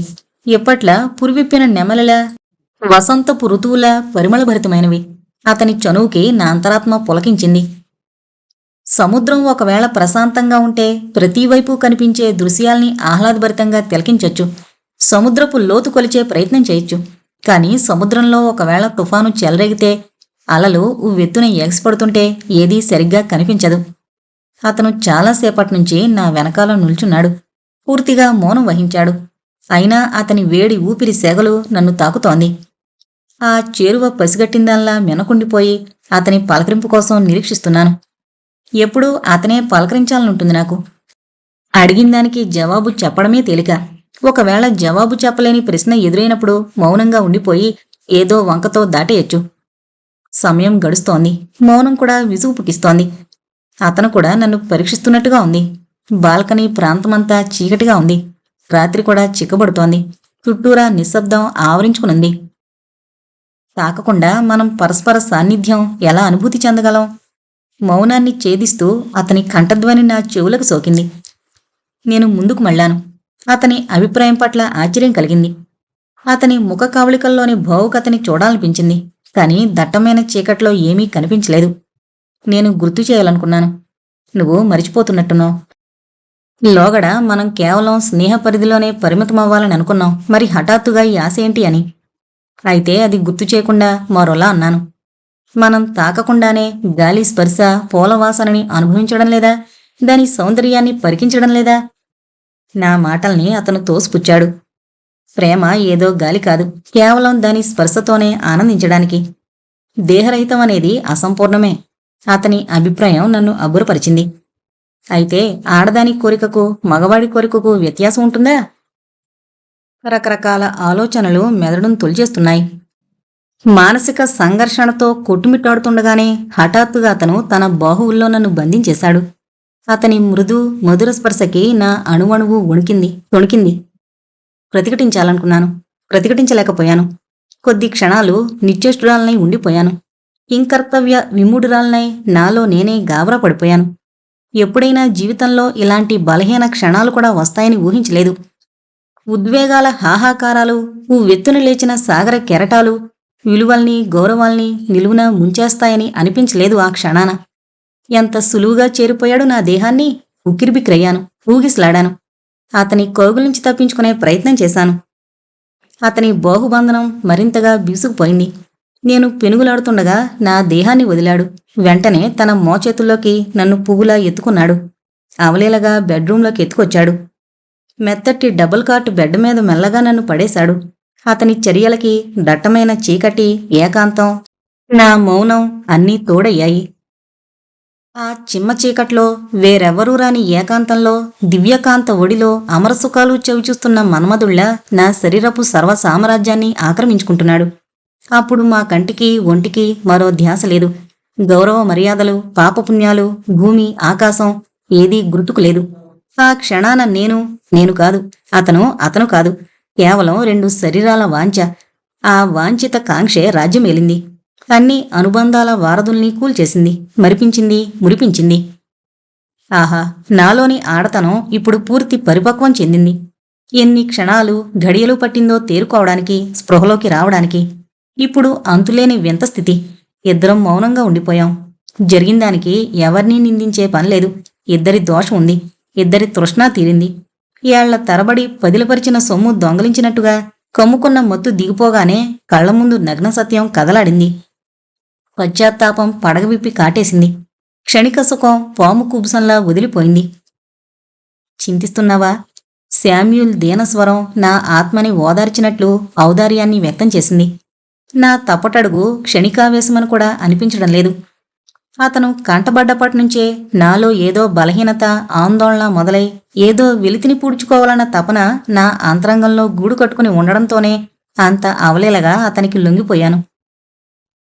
మంచం మీద ఓ పక్కన పడున్న తన ప్యాంటు జేబులోంచి సిగరెట్ ప్యాకెట్ తీసి అందులోంచి ఒక సిగరెట్ వెలిగించుకున్నాడు. గట్టిగా సిగరెట్టు దమ్ములాగి పొగ గాల్లో కొదులుతూ నా తలను తన గుండెలు కానించుకుని నా తల వెంట్రుకల్ని సుతారంగా నిమురుతూ చెప్పాడు. ఇప్పుడు గడిచిన క్షణాలే నిజమైన ముక్త. ఇదే సత్యం, పరిపూర్ణ సత్యం, ఆత్మతృప్తికి నిదర్శనం. చాకచక్యంగల గూఢచారిలా అతను నా మనోభావాల్ని గ్రహించడానికి నమ్మకాన్ని కలిగిస్తూ ఓదార్చాడు. నేను చిన్నపిల్లను కాదు, 3.5 పదుల పరిపక్వ ప్రౌఢను. ఇప్పుడు నా స్వభావం పట్ల కంగారు, కట్టుబాట్ల పట్ల ఆందోళన కొంగదీస్తున్నాయి. ఒకే కర్మను అనుభవించిన ఒకవైపు సహజత్వం, మరోవైపు పశ్చాత్తాప భావం. నీకు ఏదైనా అపరాధభావం కలుగుతుందా ఏంటి? అడిగాడతను. నేను మౌనంగా ఉండిపోయాను. టీ తాగుతావా? ఈరోజు నేను కాచి తీసుకొస్తాను అతను మళ్ళీ అడిగాడు. అతని కోమల స్వరం నన్ను మరింత లొంగదీసింది. చెదిరిపోయిన దుస్తుల్ని సర్దుకుని లేచి నిలబడ్డాను. గడిచిన క్షణాల మధురానుభూతి కేవలం అతనికే ప్రాప్తించలేదు. నేను అనుభవించాను ఆ క్షణాల్ని. నేరుగా బాత్రూంలోకి దూరాను, కాసేపు ఆలోచించుకోవడానికి. ముఖానికి ఆవరించిన ఉదాసీనతను కడిగేసుకుని చిరునవ్వును పులుముకుని బయటకొచ్చాను. శామ్యూల్ ముఖాన్ని నా గుండెలకి అదింపెట్టి అతని తల వెంట్రుకల్ని సుతారంగా నిమిరి ఆనాక అతని తల పైకెత్తి నా సంతృప్తిని వ్యక్తం చేస్తూ నుదుటిపై ముద్దాడి కిచెన్లోకి వెళ్ళాను. నేను ఏమైనా జబ్బు పడ్డానా అతను నాకు సేవలు చేయడానికి? ఎప్పట్లా ఇవాళ కూడా నేనే టీ కాచాను. టీ నీళ్లు గ్యాస్ స్టవ్ మీద పెట్టాక కిటికీ తెరిచాను. బయట వాతావరణం ఆహ్లాదకరంగా ఉంది. పరిసరాలంతా యథావిధిగానే ఉన్నాయి. ఎక్కడా ఏ మార్పు లేదు. నేను కూడా అతని పరిపూర్ణ సత్యాన్ని ఏకీభవిస్తూ ఈ పశ్చాత్తాపాన్ని విడనాడాలి. నేను నాస్తికురాల్ని కాను. ఎప్పుడైనా పూజ చేసుకోవడానికి పూనుకోగానే భగవంతుడి పటంపై అతని ప్రతిబింబం ప్రకాశిస్తుంది. పదే పదే కళ్ళు మూసుకుని మనసును దేవుడిపై కేంద్రీకృతం చేయాలనుకుంటాను. అయినా సఫలీకృతం కాలేకపోతాను. తరచూ పూజను వాయిదా వేయాల్సి వస్తుంది. ఇదేంటి? ఎందుకవుతుందిలా? అతని పట్ల ఎందుకంతగా వ్యామోహం ఏర్పడింది? నాకేం లోటుందని? భర్త పిల్లలు ఉండగా ఈ కళంకాన్ని కొని తెచ్చుకునే దౌర్భాగ్యానికి ఎందుకు దిగజారాను?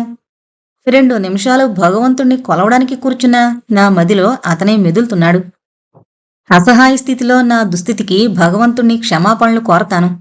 తెలిసి చేసే తప్పు క్షమార్హం కాదని నాకు తెలుసు. అయినా గత్యంతరం లేకుండా పోయింది.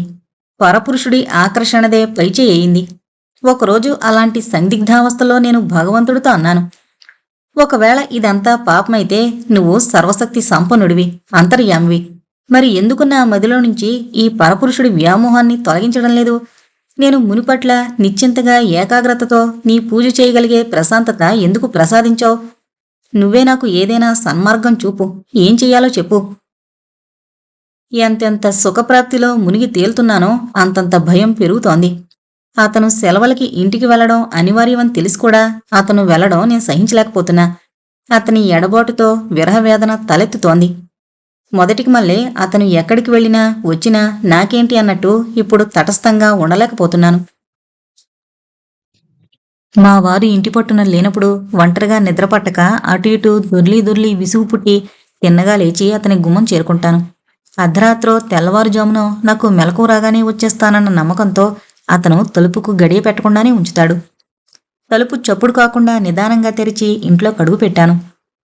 మంచం చేరుకోగానే నా బోసి చేతుల్ని చూసి అతను ఆశ్చర్యపోతూ అడిగాడు, నీ గాజులేమయ్యాయి? తీసేశాను. ఎందుకు? ఇక్కడికి వస్తుండగా అవి మోగితే భయమేస్తుంది. వరండాలో పడుకున్న నీ నౌకరు నా రకను ఎక్కడ పసిగడతాడో అని. అబ్బా, ఎంత దూరపాలోచనిది అని నవ్వుతూ నా నడుము చుట్టూ చేయి వేసి దగ్గరకు లాక్కున్నాడు. ఇదంతా నీ సాన్నిధ్య ప్రభావం. కేవలం ఇదే కాదు, చాలా విషయాలు దాచడం, వంకలు చెప్పడం, ఏవేవో అలవాటయ్యాయి నాకు. గోముగా అన్నాను. నా వల్ల బాధ కలుగుతోందా నీకు? లేదు, ఏమాత్రం లేదు. తమకంగా అంటూ అతని గుండెల మీద ఒదిగిపోయాను. నాకీ లోకంతో పనిలేదు. నేను మనసా వాచా అతని సాంగత్యం కోరుకుంటున్నాను. అతను నా పట్ల నిజాయితీగానే మెదులుతున్నాడు. నాకింకేం కావాలి? ఆ మధుర క్షణాల మైకంలో రోజులు, వారాలు, నెలలు గడిచిపోతూనే ఉన్నాయి. ఇప్పుడు మా వారు ఎప్పుడు క్యాంపు నుండి ఇంటికొచ్చినా అతను ఆయనతో గంటల తరబడి బాతాకాని పెట్టడం, ఆ సమయంలో కనీసం నా వంక కన్నెత్తైనా చూడకుండా నిగ్రహం పాటిస్తూ సత్యన్ను మచ్చిక చేసుకోసాగాడు. ఈ మధ్య నాకే ఆశ్చర్యం కలుగుతోంది. సత్యన్ కబుర్లలో పడి ఎంత ఆలస్యంగా పడుకోవడానికొచ్చినా నాకు విసుగు పుట్టడం లేదు. ఎంతసేపు సత్యంతో కాలక్షేపం చేసినా అతను కూడా అలసిపోతున్నట్టు అనిపించడం లేదు. నాకు చెరువులో ఉన్నానన్న సంతృప్తి అతనికి ఎలా ఉందో, శామ్యూల్ని చెరువుగా చూడాలన్న తహతహ నాక్కూడా అలాగే ఉంది. ఆ మధుర ఘడియల్ని నేను మిస్ చేసుకోదలుచుకోలేదు. అతను నా సమక్షంలో ఉంటే సర్వం నా చెంతే ఉన్నట్టు అనిపిస్తుంది. చిన్నపిల్లవాడు తనకిష్టమైన బొమ్మని అదింపట్టినట్టుగా ఆ మధుర క్షణాల్ని అదిమి పట్టుకోవాలనిపిస్తోంది. నాకు జీవితం పట్ల చాలా ఆసక్తి, అనురక్తి ఉంది. అందులోనూ అతని భాగస్వామ్యం మరింత ఆశాజనకమైపోయింది. ఇంకా ఏమీ వద్దు, అన్నీ సమకూరాయి నాకు. భర్త, పిల్లలు, ఇప్పుడు నిజమైన తోడు నీడగా అతను. క్రమేపీ మా బంధాన్ని శాశ్వతం చేసుకోవాలన్న తపనను అతను వ్యక్తం చేస్తున్నాడు. నా ఆత్మ సమర్పణకి అతను ఉబ్బి తబ్బిబైపోతున్నాడు. నన్ను, నా సుఖాన్ని సొంతం చేసుకోవాలన్న ఆరాటం ఎక్కువైంది. బహుశా ఎక్కడో కొంత అవిశ్వాసం కూడా తలెత్తినట్టుంది నా మీద. నేను ఏ క్షణాన, ఏ కారణంగానైనా దూరమైపోతానేమోనన్న భయం మొలకెత్తుంటుంది. ఈ బంధం అశాశ్వతమేమో అనుకుంటున్నాడు. నేను అతనికి ఎలా విశ్వాసం కలిగించను? ఈ బంధం సదా కొనసాగుతుందని, అది అతని నిజాయితీ, నిగ్రహం మీదే ఆధారపడుంది. నిరాపేక్షతో నిజాయితీగల స్నేహం నిలకడగానే ఉంటుంది. ఇక్కడ విశ్వాసమే ముఖ్యం. ఇతరత్రా బంధాలను తప్పించుకోవాల్సిన అగత్యం లేదు.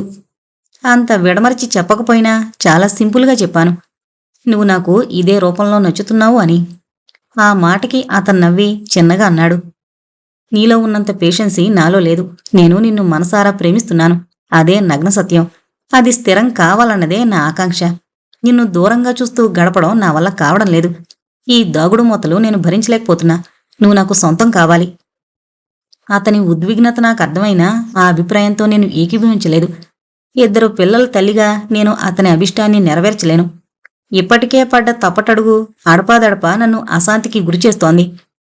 ఓ గృహిణిగా నా సంసారాన్ని విచ్ఛిన్నం చేసుకోవడం సుతారం ఇష్టం లేదు. పిల్లల్ని అధోగతి పాలు చేయలేను. మెదడులో కర్తవ్యం మెదులుతూ ఉన్నా అతను కంటపడగానే కళ్ళం తెంచుకున్న గుర్రంలా మనసు అతని వెనకాల పరిగెడుతూనే ఉంటుంది. నేను ఇప్పుడు ఈ బంధాన్ని ఏమంటారోనని ఆలోచించలేదు. నిజానికిది అక్రమ సంబంధమే అయినా నా మనసెందుకో అలా అంగీకరించడం లేదు. ఇది ఆత్మీయ సంబంధమనే నా అంతరంగం ఘోషిస్తోంది. ఇష్టమైంది పొందడానికి కష్టం ఉంటుంది. ఆ కష్టం ఆర్థికంగానూ కావచ్చు, సామాజికంగానూ కావచ్చు, కుటుంబపరంగానూ కావచ్చు. అక్రమ సంబంధాల్లో అస్థిరత్వం చోటు చేసుకునే ఉంటుంది. అదే అస్థిరత మనిషిలో తపన, తడబాటుని ఉత్పన్నం చేస్తాయి. మరి అదే తడబాటు బంధానికి అమరత్వాన్ని కూడా అందిస్తుంది. కలయికే బంధాల చర్మదశ. ముఖ్యంగా ఇలాంటి మనోబంధాల్లో ఇక జీవితం కట్టుబాట్ల భయాల్లో సాగుతుంది. నిదానంగా పచ్చదనపు ఎడారిలోకి చేరిపోతుంది. బంధాలు మారినప్పుడు పాత పేర్ల చోట మరో కొత్త పేర్లు చోటు చేసుకుంటాయి. అయితే ఈ నామరహిత బంధం పరమ పావనమైంది, విశ్వాసపాత్రమైంది, చాలా నాజూకైంది, అంతే దృఢమైంది.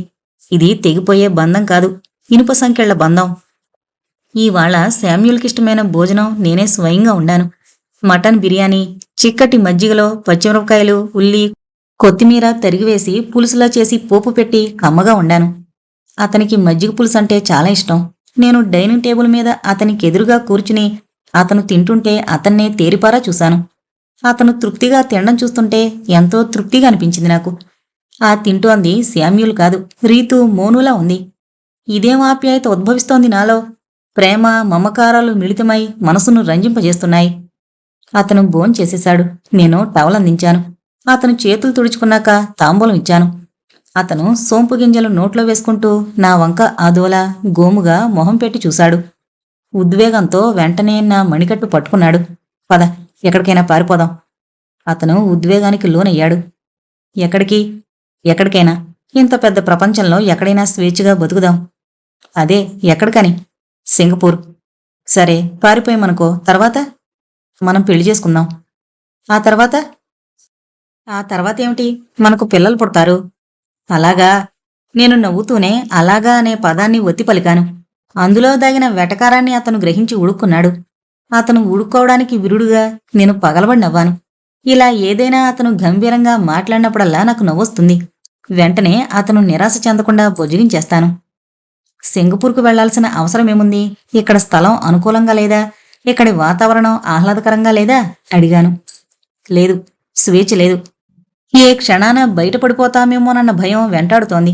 ఏమైనా సరే మనం ఇక్కడి నుంచి పారిపోవలసిందే అంటూ బొత్తిగా పసిపిల్లాళ్లా మారం చేశాడు. అతని ముఖంపై అమాయకత్వం ఆవరించుకుంది. ఈ వయసులో ఇంతటి అమాయకత్వమా? ప్రేమలోనే ఇది సాధ్యమేమో అనిపించింది నాకు. ప్రేమతో మనిషి ఎంత ఉదారుడు, దయామయుడైపోతాడు అన్నాను నేను. అవును, కొద్ది రోజులుగా నాకు కూడా అలాగే అనిపిస్తోంది. మొదట్లో మా నౌకరు చిన్న పొరపాటు చేసినా చిందులు తొక్కేవాణ్ణి. అదే ఇప్పుడు వాడెంత పెద్ద పొరపాటు చేసినా కోపం రావడం లేదు అన్నాడతను. అందుకేనా నిన్న మీ నౌకరు మా సుమిరంతో అంటుంటే విన్నాను.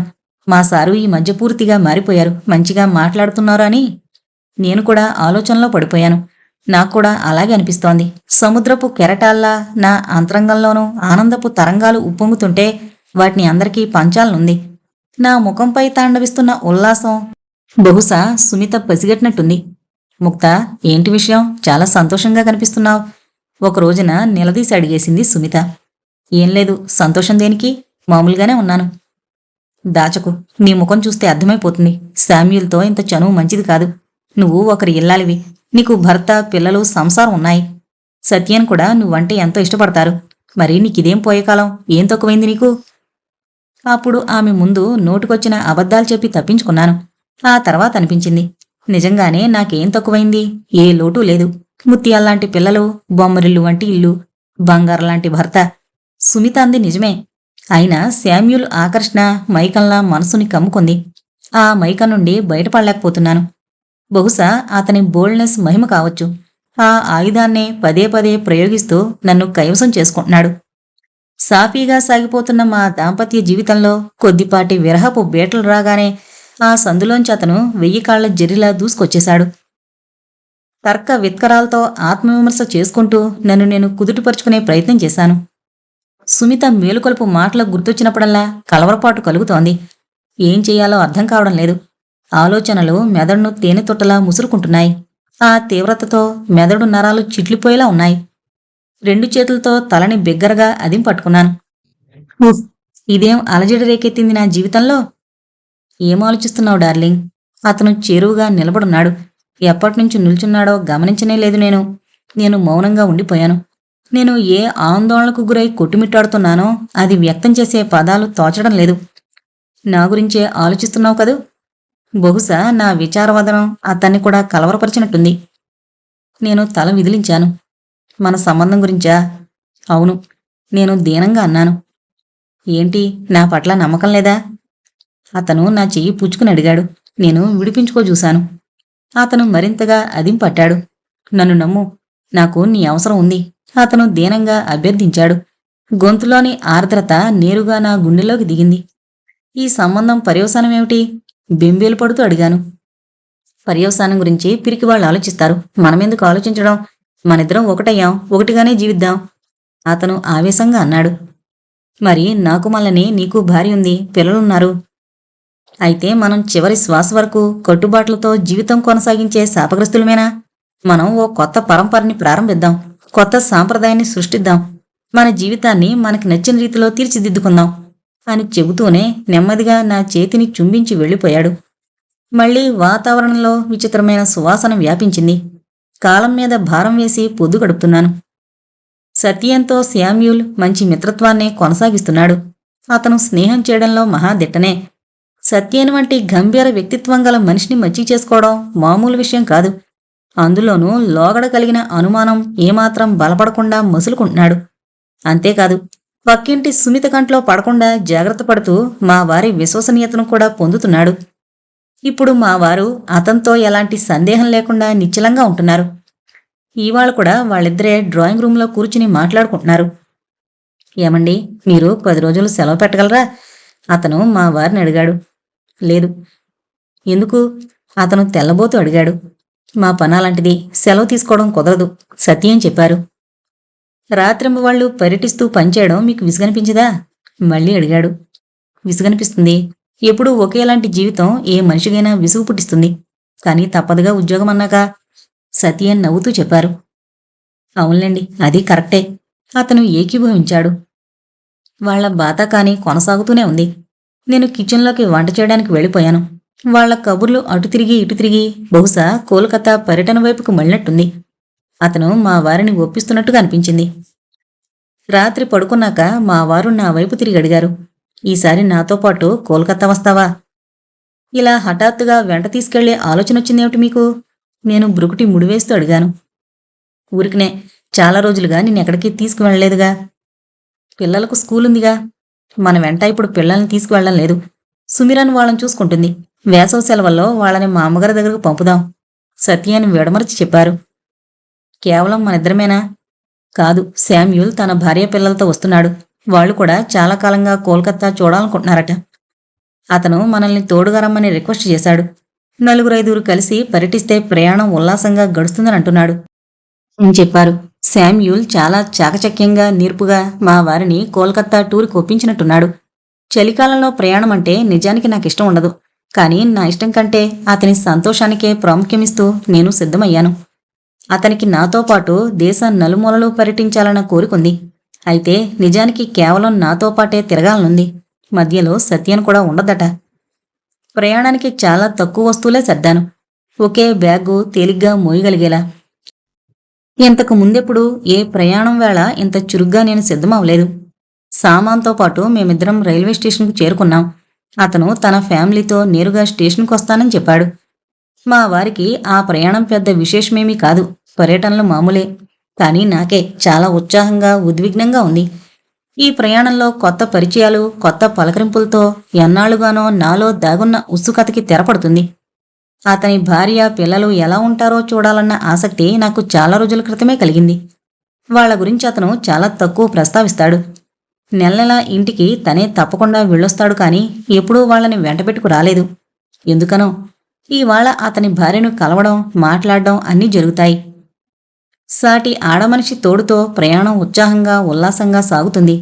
పైపెచ్చు పర్యటన రోజుల్లో ఎక్కువ సమయం అతను నా సమక్షంలోనే ఉంటాడన్న సంతోషం కూడా ఉంది. ఎక్కువసేపు మేము నిరీక్షించాల్సి రాలేదు. అతను వస్తూ కనిపించాడు, కానీ కేవలం ఒక్కడే. అతని వెంట ఎవరూ ఉన్నట్టు కనిపించడం లేదు. వెనకాల వస్తున్నారేమోనని దూరం వరకు దృష్టి సారించి చూశాను. ఎవరు అతని తాలూకా మనుషుల్లా అనిపించలేదు. హడావిడిగా అతనొక్కడే సూట్ కేసు పట్టుకునొచ్చాడు. ఫ్యామిలీ అది? సత్యన్ అటు ఇటు పరికించి చూస్తూ అడిగారు. వాళ్ళు రాలేకపోయారు. ఎందుకు రాలేకపోయారు? సత్యన్ ఆశ్చర్యపోతూ అడిగారు. నా భార్యకి అకస్మాత్తుగా పుట్టింటికి వెళ్లాల్సొచ్చింది. ఆమె కజిన్ బ్రదర్ పెళ్ళుంది, అందుకే టూర్కి రానంది. మరి పిల్లలు? వాళ్ళు కూడా తల్లి వెంటే వెళుతున్నారు. అతను చెబుతుంటే నాకు విడ్డూరంగానూ, విచారంగానూ అనిపించింది. అతని భార్యను చూడాలన్న తాపత్రయం నీరుగారిపోయింది. ఆమొచ్చుంటే ఎంత బావుండేది. అతని ఫ్యామిలీ రావడం లేదని తెలిసేసరికి మావారు కూడా నిరుత్సాహంగా మారిపోయారు. బహుశా ఫ్యామిలీతో వస్తున్నాడనే ఈ పర్యటనకి మావారు అంగీకరించుంటారు. నాక్కూడా అతను అబద్ధం చెబుతున్నట్టే అనిపించింది. అతను ఇంతవరకు ఎప్పుడూ ఫ్యామిలీతో ఏ ప్రోగ్రాం ఏర్పాటు చేయలేదు. నేను టికెట్ చూపమని ఎంత అడిగినా అతను తన టికెట్ చూపలేదు. ఇలా మభ్యపెట్టడంలో ఏదో పన్నాగం ఉండే ఉంటుంది. మనసు కుదుటపరుచుకుని కంపార్ట్మెంట్లోకి ఎక్కి కూర్చున్నాను. ఎంతో ఉత్సాహంగా, ఉల్లాసంగా సాగుతుందనుకున్న ప్రయాణం నిరుత్సాహంగా మొదలైంది. మా వారి ముభావం భావి ఉద్రిక్తతను చాటుతోంది. మౌనంగా ఏం ఆలోచిస్తున్నారోనన్న భయం కలిగి, సహజ ధోరణి కలిగించడానికి నేను మా వారి వైపే ఎక్కువ మొగ్గు చూపుతూ మాట్లాడసాగాను. మర్నాడు పొద్దున్నే రైలు హౌరా స్టేషన్ చేరుకుంది. రైలు దిగి ప్లాట్ఫారం గుండా నడుస్తుంటే జనం తోపులాటను చూసి నేను బిత్రపోతూ అరిచాను. బాప్రే, ఇంత జనమా! ఆ రద్దీని తట్టుకుంటూ బయట దారివైపుకు నడుస్తుంటే మనుషులు పూర్తి ఆకారాలు కనిపించడం లేదు. కేవలం తలలే కనిపిస్తున్నాయి. కనుచూపు మేరలో ఎక్కడా రవ్వంత ఖాళీ కనిపించడం లేదు. అన్నీ తలలే తలలు. నల్లటి నదీ ప్రవాహంలా ముందుకు దూసుకుపోతూనే ఉన్నాయి. ఎవరైనా కాస్త తడబడుతుంటే వెనక నుంచి తోసేస్తూనే ఉన్నారు. ఆ ప్రాంగణమంతా ఉరుకులు పరుగులతో, రణగుణ ధ్వనులతో మారుమ్రోగుతోంది. ఎటు పోతున్నామో, ఏమైపోతున్నామో అసలు అర్థం కావడం లేదు. పూర్తిగా స్టేషన్ దాటి రోడ్డు మీదకు చేరుకోగానే ఊపిరి తీసుకుంటూ అడిగాను, ఎప్పుడూ ఇంతే రద్దీగా ఉంటుంది ఇక్కడ? తెల్లారింది మొదలు రాత్రి 10:30 వరకు ఈ జనప్రవాహం ఇలాగే ఉంటుంది. రాత్రి 10 తర్వాత ఈ స్టేషన్కి ఒక్క రైలు రాదు. ఇక్కడి నుంచి ఒక్క రైలు పోదు. ఆ రాత్రి వేళప్పుడే ఈ ప్రాంతమంతా ప్రశాంతంగా ఉంటుంది. తెల్లవారు నుంచే జనప్రవాహం మొదలవుతుంది. ఇక తిరుపుండదు అని చెప్పారు మావారు, తన అనుభవాన్నంతా వ్యక్తం చేస్తున్నట్టుగా. అలాగా అని నేను ఆశ్చర్యపోతూనే శామ్యూల్ కలగజేసుకున్నాడు. ఇక్కడున్న జనం మరే రైల్వే స్టేషన్లోనూ కనిపించరు.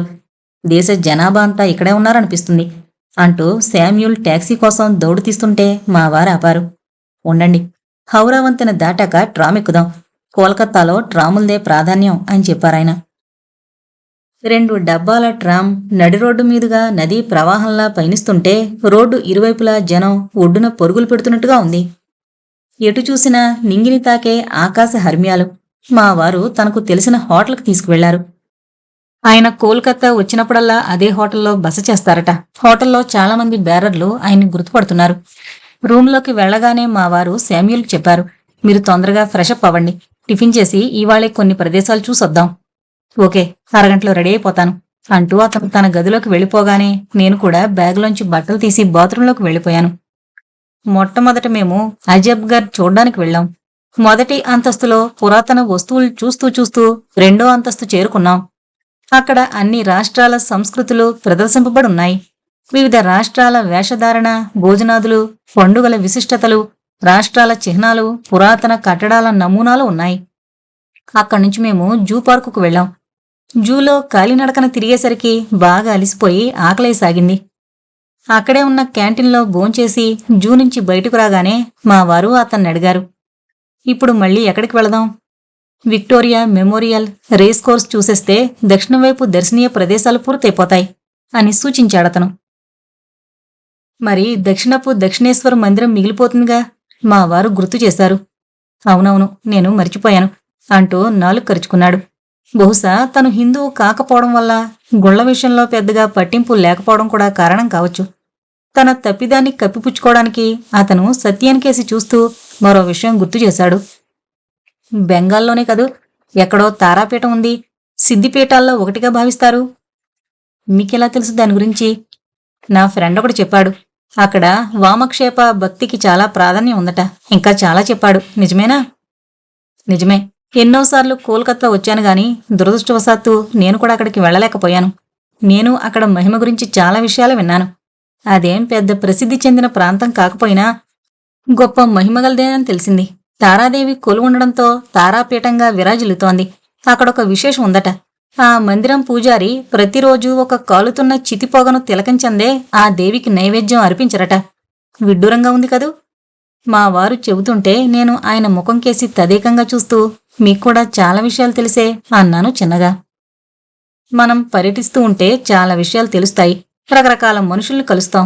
వాళ్ల మాటలతో ఎన్నో అనుభవాలు, అనుభూతులు కలుగుతాయి. పలు రకాల పర్యటనలతోనే పలు రకాల అనుభవాలు తెలుస్తాయి అని చెప్పారు మావారు.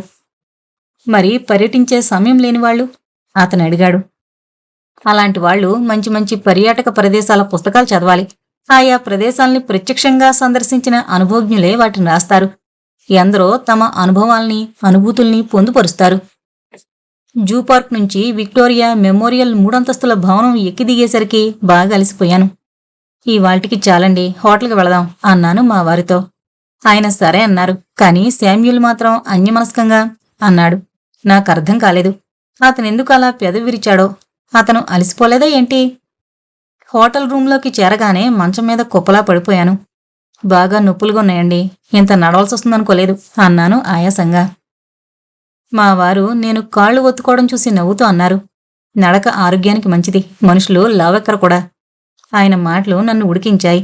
నా అలసటను గ్రహించి శామ్యూల్ హోటల్ బేరర్ను పిలిచి టీ తెమ్మని చెప్పాడు. అలసటతో దిమ్మ తిరిగిపోయిన శరీరం టీ తాగితే కాసింత ఉపశమనం పొందుతుందని అందరికీ తెలిసిందే.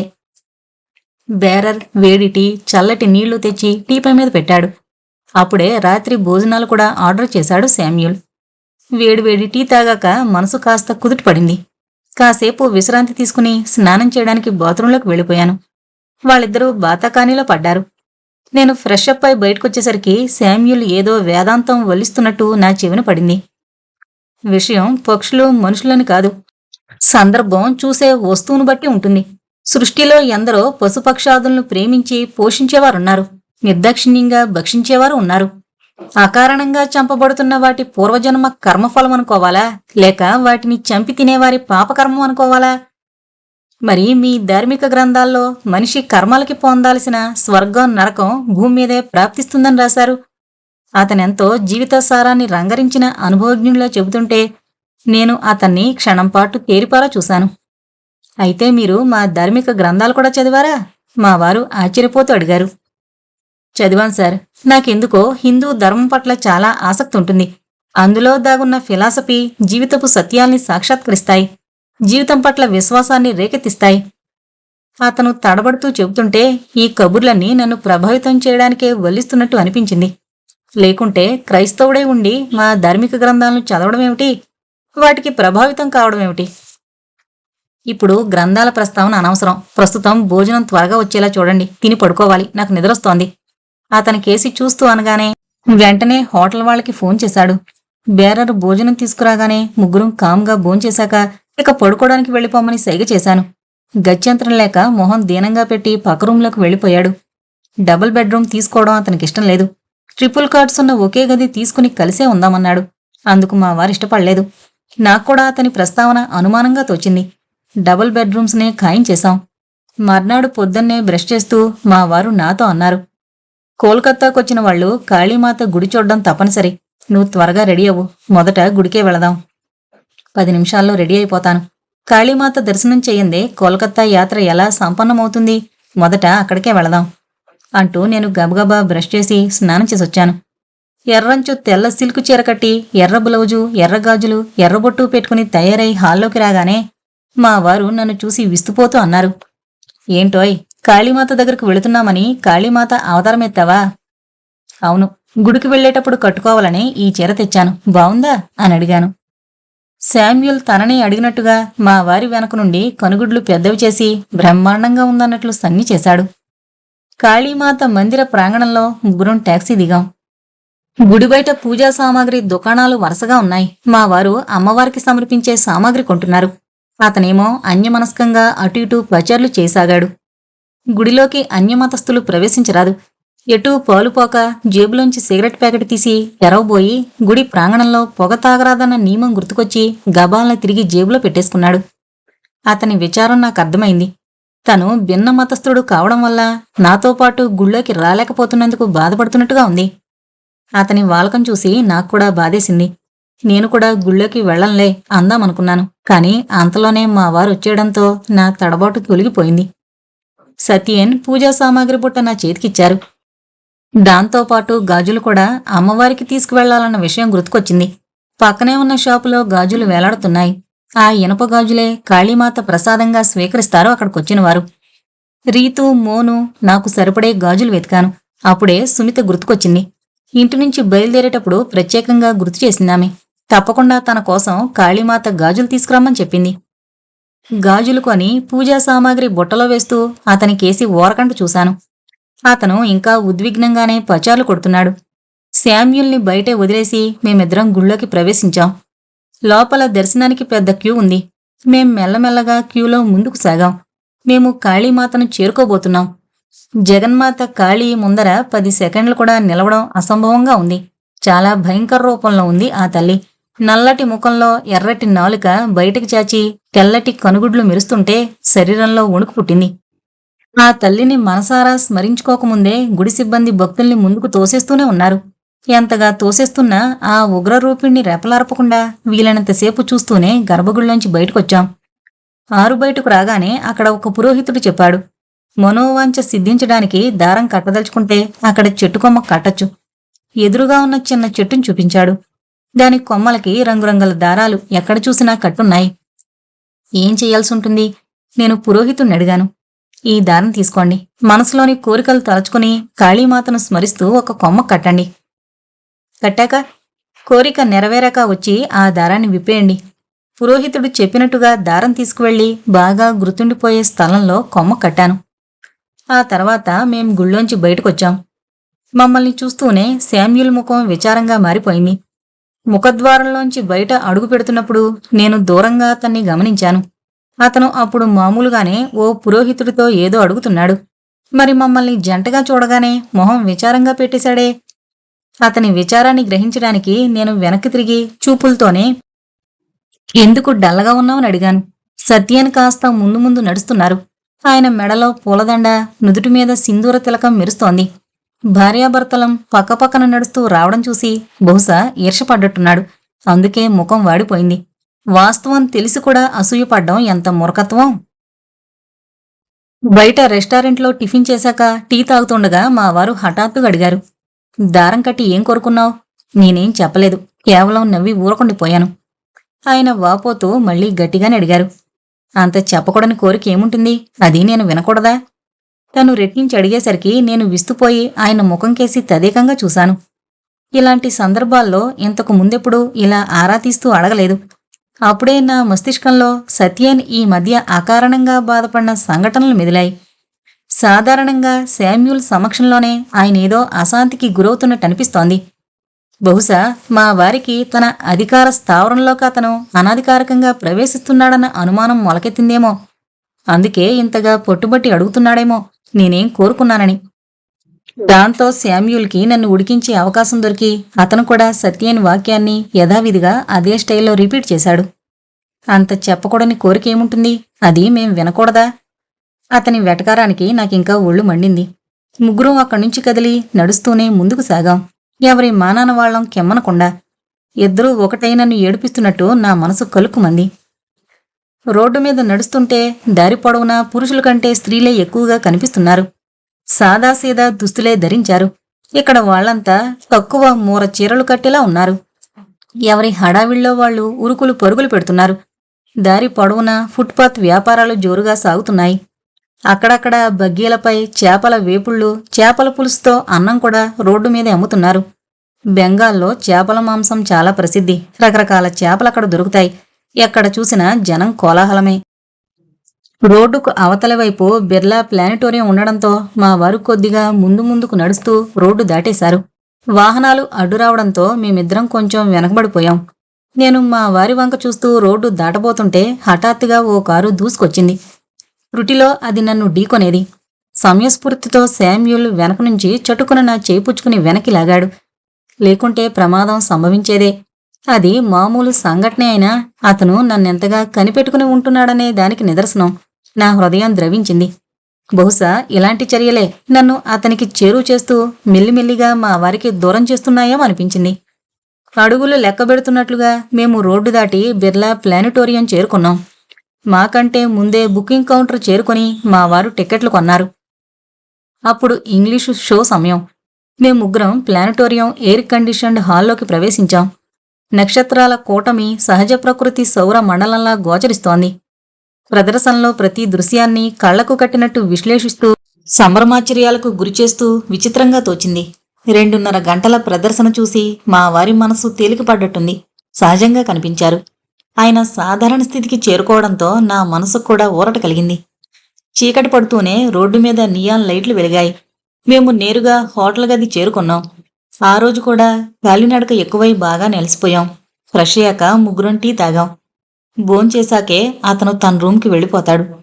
అప్పటిదాకా పొద్దంతా చూసిన ప్రాంతాల విశ్లేషణ కొనసాగుతుంది. ఎవరికి తోచిన రీతిలో వాళ్ళం ఏకరవ పెడతాం. ఆ మాటల మధ్యలో అతను హఠాత్తుగా అడిగాడు, ఏంటి, నేను హిందూని కాలేనా? అతని ప్రశ్నకి మావారు నేను బిత్తరపోయి చూస్తూ ఉండిపోయాం. ఏం జవాబు చెప్పాలో తోచలేదు. ఉన్నట్టుండి అతనికి ఆలోచన వచ్చిందేమిటి? మమ్మల్ని ఆట పట్టించడానికి అలా అడిగాడని మా వారు మరింత తీవ్రంగా ఆలోచనలో పడ్డారు. నేను విషయాన్ని రూఢిపరుచుకోవడానికి అడిగాను. మీరెందుకు హిందూ కావాలనుకుంటున్నారు? ఊరికినే మనసుకలా అనిపిస్తోంది అతను చెప్పాడు. అదే, ఎందుకన్నా అనిపిస్తోంది? ఏదో కారణం ఉండే ఉంటుందిగా. నేను తరచి అడిగాను. కారణం ఏం చెబుతాడో వినాలని కుతూహలంగా ఉంది. నా ముఖం చూసి నన్ను చాలామంది హిందూ అనుకుంటారు అని చెప్పి తనే మళ్ళీ అడిగాడు. ఏంటి, నా ముఖం క్రిస్టియన్లా అనిపించలేదా? లేదు, బొత్తిగా అనిపించదు. మీరు పూర్తిగా హిందూలాగే కనిపిస్తారు. సత్యన్ ఏదో అనబోయే లోపునే నేననేశాను. అతని తెల్లని రూపం, తేలికపాటి నీలికళ్ళు, కోలమొహం, పల్చటి పెదవులు కొంచెం భిన్నంగానే కనిపిస్తాయి. వాస్తవం వ్యక్తం చేయలేకపోయాను. అయినా ఎంతకూ హిందూ కావాలని కోరికెందుకు కలిగినట్టు? మా వెంట తిరుగుతుంటే ఏదైనా వెలితి కనిపిస్తుందా ఏంటి?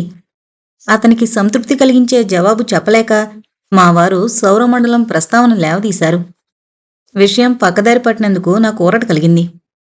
కోల్కతా పర్యటనలో 3 రోజులు ఇట్టే గడిచిపోయాయి. అస్తమాను మా వారు నన్ను అంటిపెట్టుకుని ఉండడంతో అతని పప్పులు ఉడకలేదు. అందుకే తిరుగు ప్రయాణంలో రాంచీలో ఒకరోజు ఆగుదామని చెప్పాడు. అక్కడైనా కలిసొస్తుందేమోనని ఆశేమో. అక్కడెందుకు? రాంచీలో నా మిత్రుడు కుమరన్ ఉంటాడు. అతన్ని కలిసినట్టు ఉంటుంది, రాంచీ కూడా చూసినట్టు ఉంటుంది. మా వారి వంక అభ్యర్థనగా చూస్తూ చెప్పాడు. మరి నేనింక సెలవు పొడిగించుకోలేను, మా ఆఫీసర్ ఒప్పుకోరు అని అనగానే, 1-2 రోజులేగా. అక్కడ హుండ్రూ ఫాల్స్ ఉంది, సన్ రైజ్ పాయింట్ ఉంది, మరికొన్ని చూడదగ్గ ప్రదేశాలున్నాయి. పైగా నా మిత్రుడు కూడా చాలా రోజులుగా రమ్మని కబురు చేస్తున్నాడు. ప్లీజ్, ఒకరోజు ఆగి వెళదాం. అతను దీనంగా యాచిస్తున్నట్టుగా చెప్పాడు. ఇంకా నాతో కలిసి తిరగాలన్న అభిలాష అతనిలో మెండుగా ఉన్నట్టుంది. నేను కరిగిపోయాను. కాని అతనికి వంతపాడే స్థితిలో లేను. మా వారిని ఒప్పించే ధైర్యం లేదు. కొద్దిసేపు మౌనంగా ఉండిపోయాను. నాలో అలజడి మొదలైంది. చూద్దాం, ఆయన ఏ నిర్ణయం తీసుకుంటారోనని నిరీక్షించాను. మా వారి మౌనం అర్ధాంగీకారమైంది. అతని అభ్యర్థన కాదనలేకపోయారు. రైలు రాంచీ చేరుకుంది. మేము లగేజ్తో స్టేషన్ బయటకొచ్చాం. ఇక్కడ జనం కూడా బాగానే ఉన్నారు. వాతావరణం చల్లగా ఉంది. శామ్యూల్ కేసి చూస్తూ అడిగాను, ఇక్కడ ఎప్పుడూ చల్లగా ఉంటుందనే బ్రిటిష్ వాళ్ళు రాంచీని వేసవిలో బీహార్ రాజధాని చేశారా? వాస్తవానికి రాంచీ వేసవిలోనూ అంతే చల్లగా ఉంటుంది.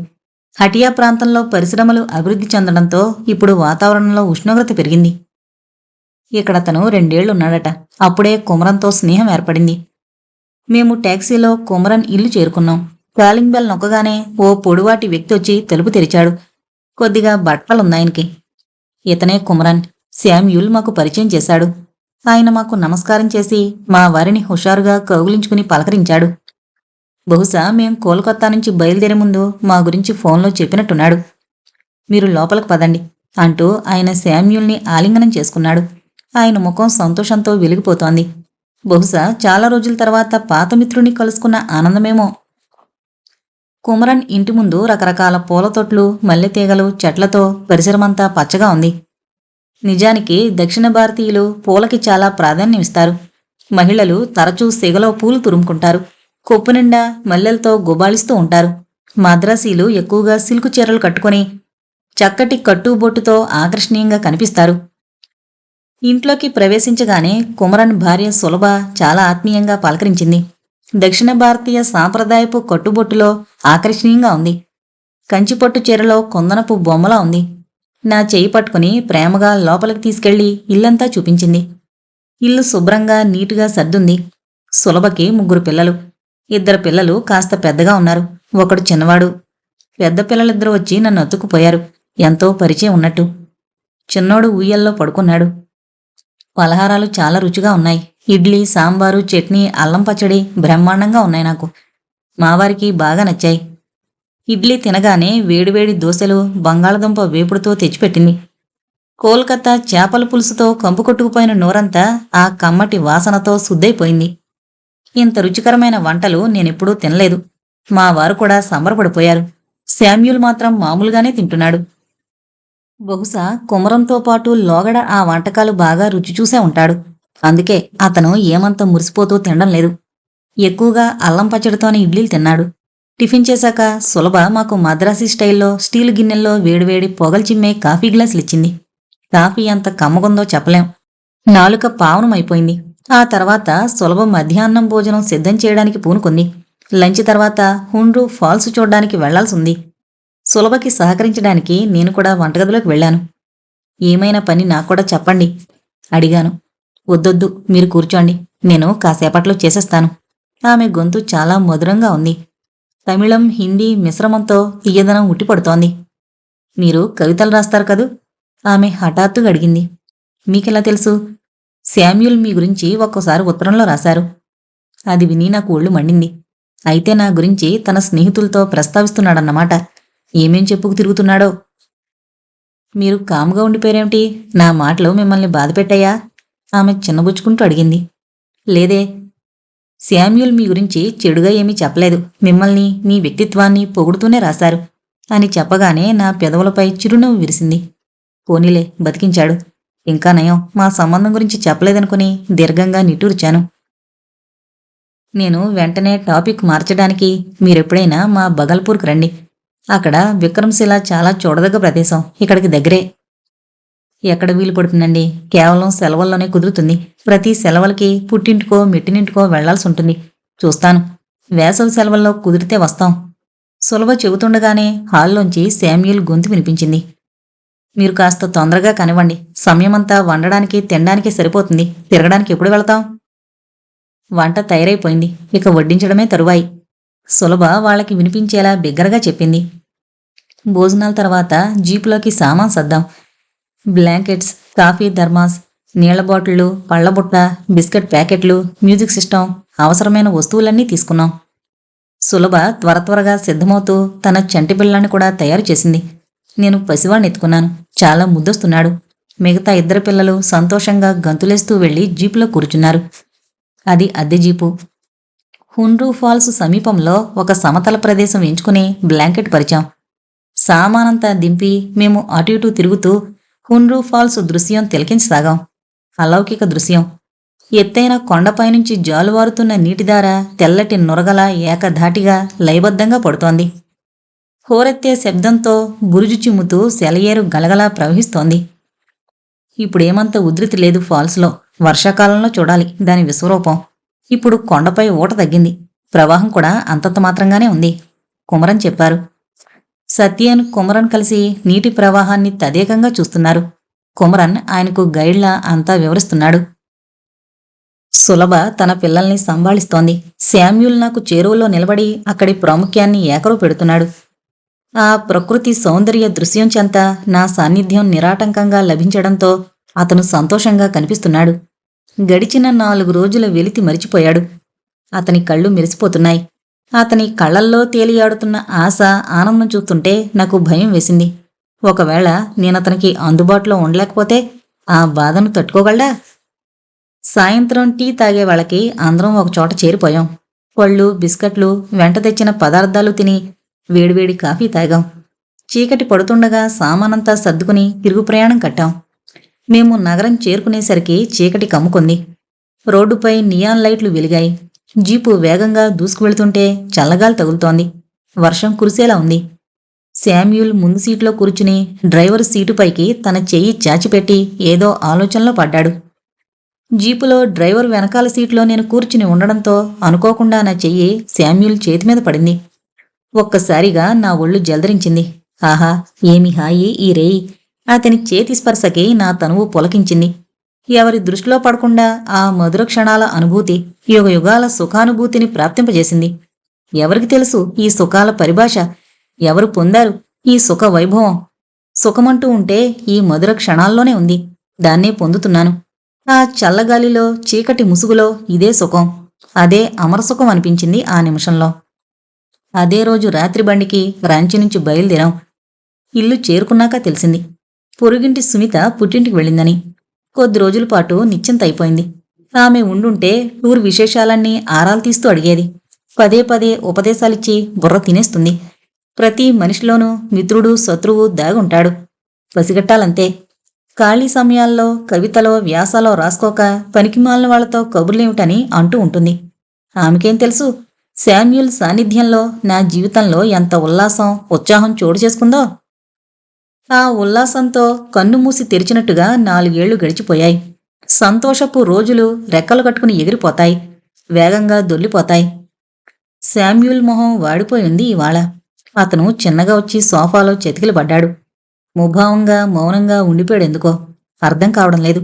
ఏమైనా చెబుతాడేమోనని చాలాసేపు ఎదురు చూశాను. చివరకు ఓపిక సన్నగిల్లి నేనే అడిగాను, నువ్వెందుకంత డల్గా ఉన్నావు? అయినా అతనేం చెప్పలేదు.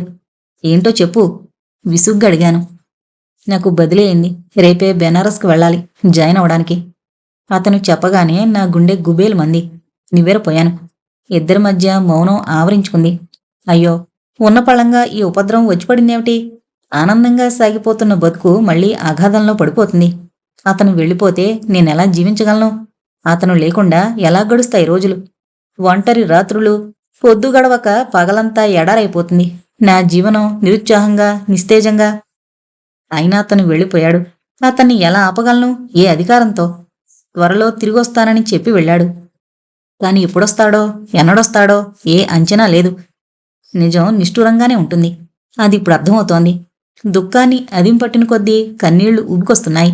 ఆ దుఃఖాన్ని ఎవరికీ చెప్పుకోలేను, అదుపు చేసుకోను లేను. ఇది ఎలాంటి రూపంగల ప్రేమో అర్థం కావడం లేదు. అంతరంగ ప్రేమ అంతరంగాన్ని కుదిపేస్తోంది. నా ఆత్మ విలవల్లాడిపోతుంది. అంతటా స్తబ్దత ఆవరించుకునుంది. భయానకంగా కాదు, సుఖరహితంగా. ఆకాశంపైనుంచి పూర్ణ శుక్లపక్ష చంద్రుడు తన వెన్నెలతో భూమిని తడిపేస్తున్నాడు. కిటికీ దగ్గర కూర్చుని మా వారు తన పర్యటన అనుభూతిని వివరిస్తున్నారు. నన్ను ముభావంగా చూసి అడిగారు, ఏం ఆలోచిస్తున్నావు ముక్తా? ఏం లేదండి. వెన్నెల రాత్రి గురించి ఆలోచిస్తున్నట్టున్నావు. ఏమైనా రాయాలనిపిస్తోందా? అవును. కొద్దిగా ఇటురా, కిటికీ దగ్గరకు చూడు. ఈ వెన్నెల రాత్రిలో నిండు చంద్రుడు ఎంత ముద్దుగా ఉన్నాడో అంటూ నా చెయ్యి పట్టుకుని కిటికీ దగ్గరకు లాగారు. ఆ వెన్నెలను, ఆ నిండు చంద్రుణ్ణి నేను చూడదలుచుకోలేదు. నా స్మృతి పదంలో మెదులుతున్న పున్నమి చంద్రుడు వేరే ఉన్నాడు. చెప్పాలనుకుని కూడా మా వారితో ఏమీ చెప్పలేకపోయాను. ఈ వాటికి అతను వెళ్ళి నెలయింది. ఈ నెల్లాళ్లలో నాకేదీ ఉత్సాహంగా, ఉల్లాసంగా తోచడం లేదు. 4 ఏళ్లలో మేమెంత చేరువయ్యామో ఈ ఒక నెల ఎడబాటుతో అర్థమవుతోంది. ఒకవేళ మళ్ళీ కలుస్తామో లేదోనన్న దిగులుతో పెద్ద వెలితిగా ఉంది. అది వ్యక్తం చేసే పదాలు తోచడం లేదు. గత 4 ఏళ్లుగా అతనే నాకు సర్వస్వం అయిపోయాడు. జీవితంలోని మాధుర్యాన్ని చవిచూడ్డానికి జీవితం అగమ్య గోచరంగా ఉన్న దశలో అతని పరిచయం లభించింది. ఒకవేళ అతను 10 ఏళ్ల ముందు కలిసుంటే? లేదు లేదు, ఇలా ఆలోచించడం తప్పేమో. అతనితో 10 ఏళ్లు గడిపాక కూడా ఆ వెలితి కలగకపోతే అప్పుడు ఆ అభిప్రాయానికి రావాలి.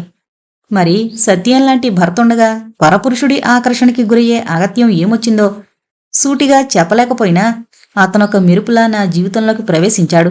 ఒక మైకంలా కమ్ముకున్నాడు. అతని సాంగత్యంలో నాకో పరిపూర్ణత చేకూరింది. ఎక్కడా ఓ లోటు, ఏ వెలితి లేదు. అతని ప్రేమలో ఉద్వేగం ఉంది, మాధుర్యం ఉంది.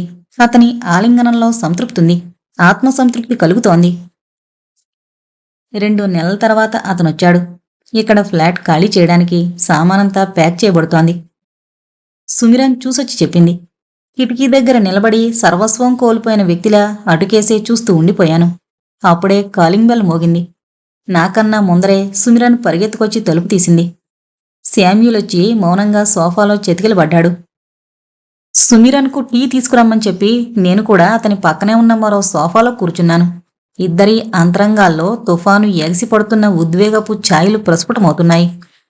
అయినా వెలుపల మౌనం ఆవరించుకునుంది. మౌనానికి కూడా ఒక పరిభాష ఉంటుంది.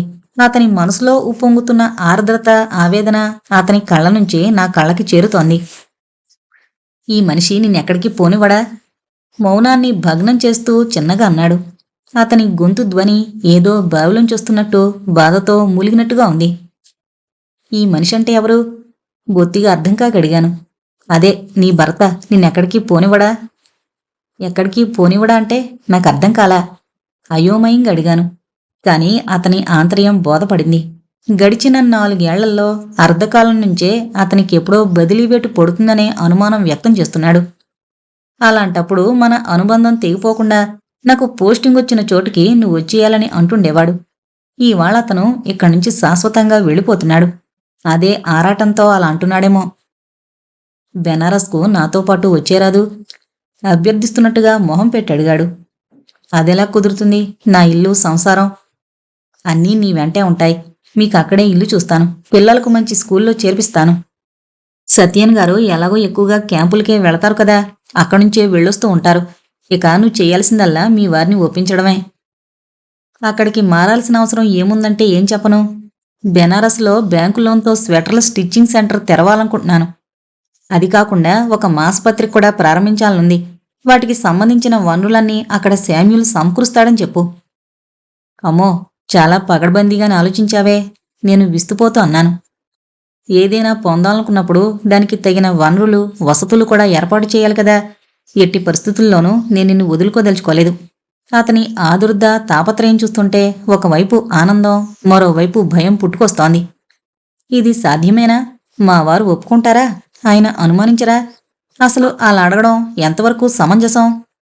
నేను ఆలోచనలో పడిపోవడం చూసి శామ్యూల్ వెళ్లేటప్పుడు మళ్ళీ ఒకసారి గట్టిగా హెచ్చరించి వెళ్ళాడు.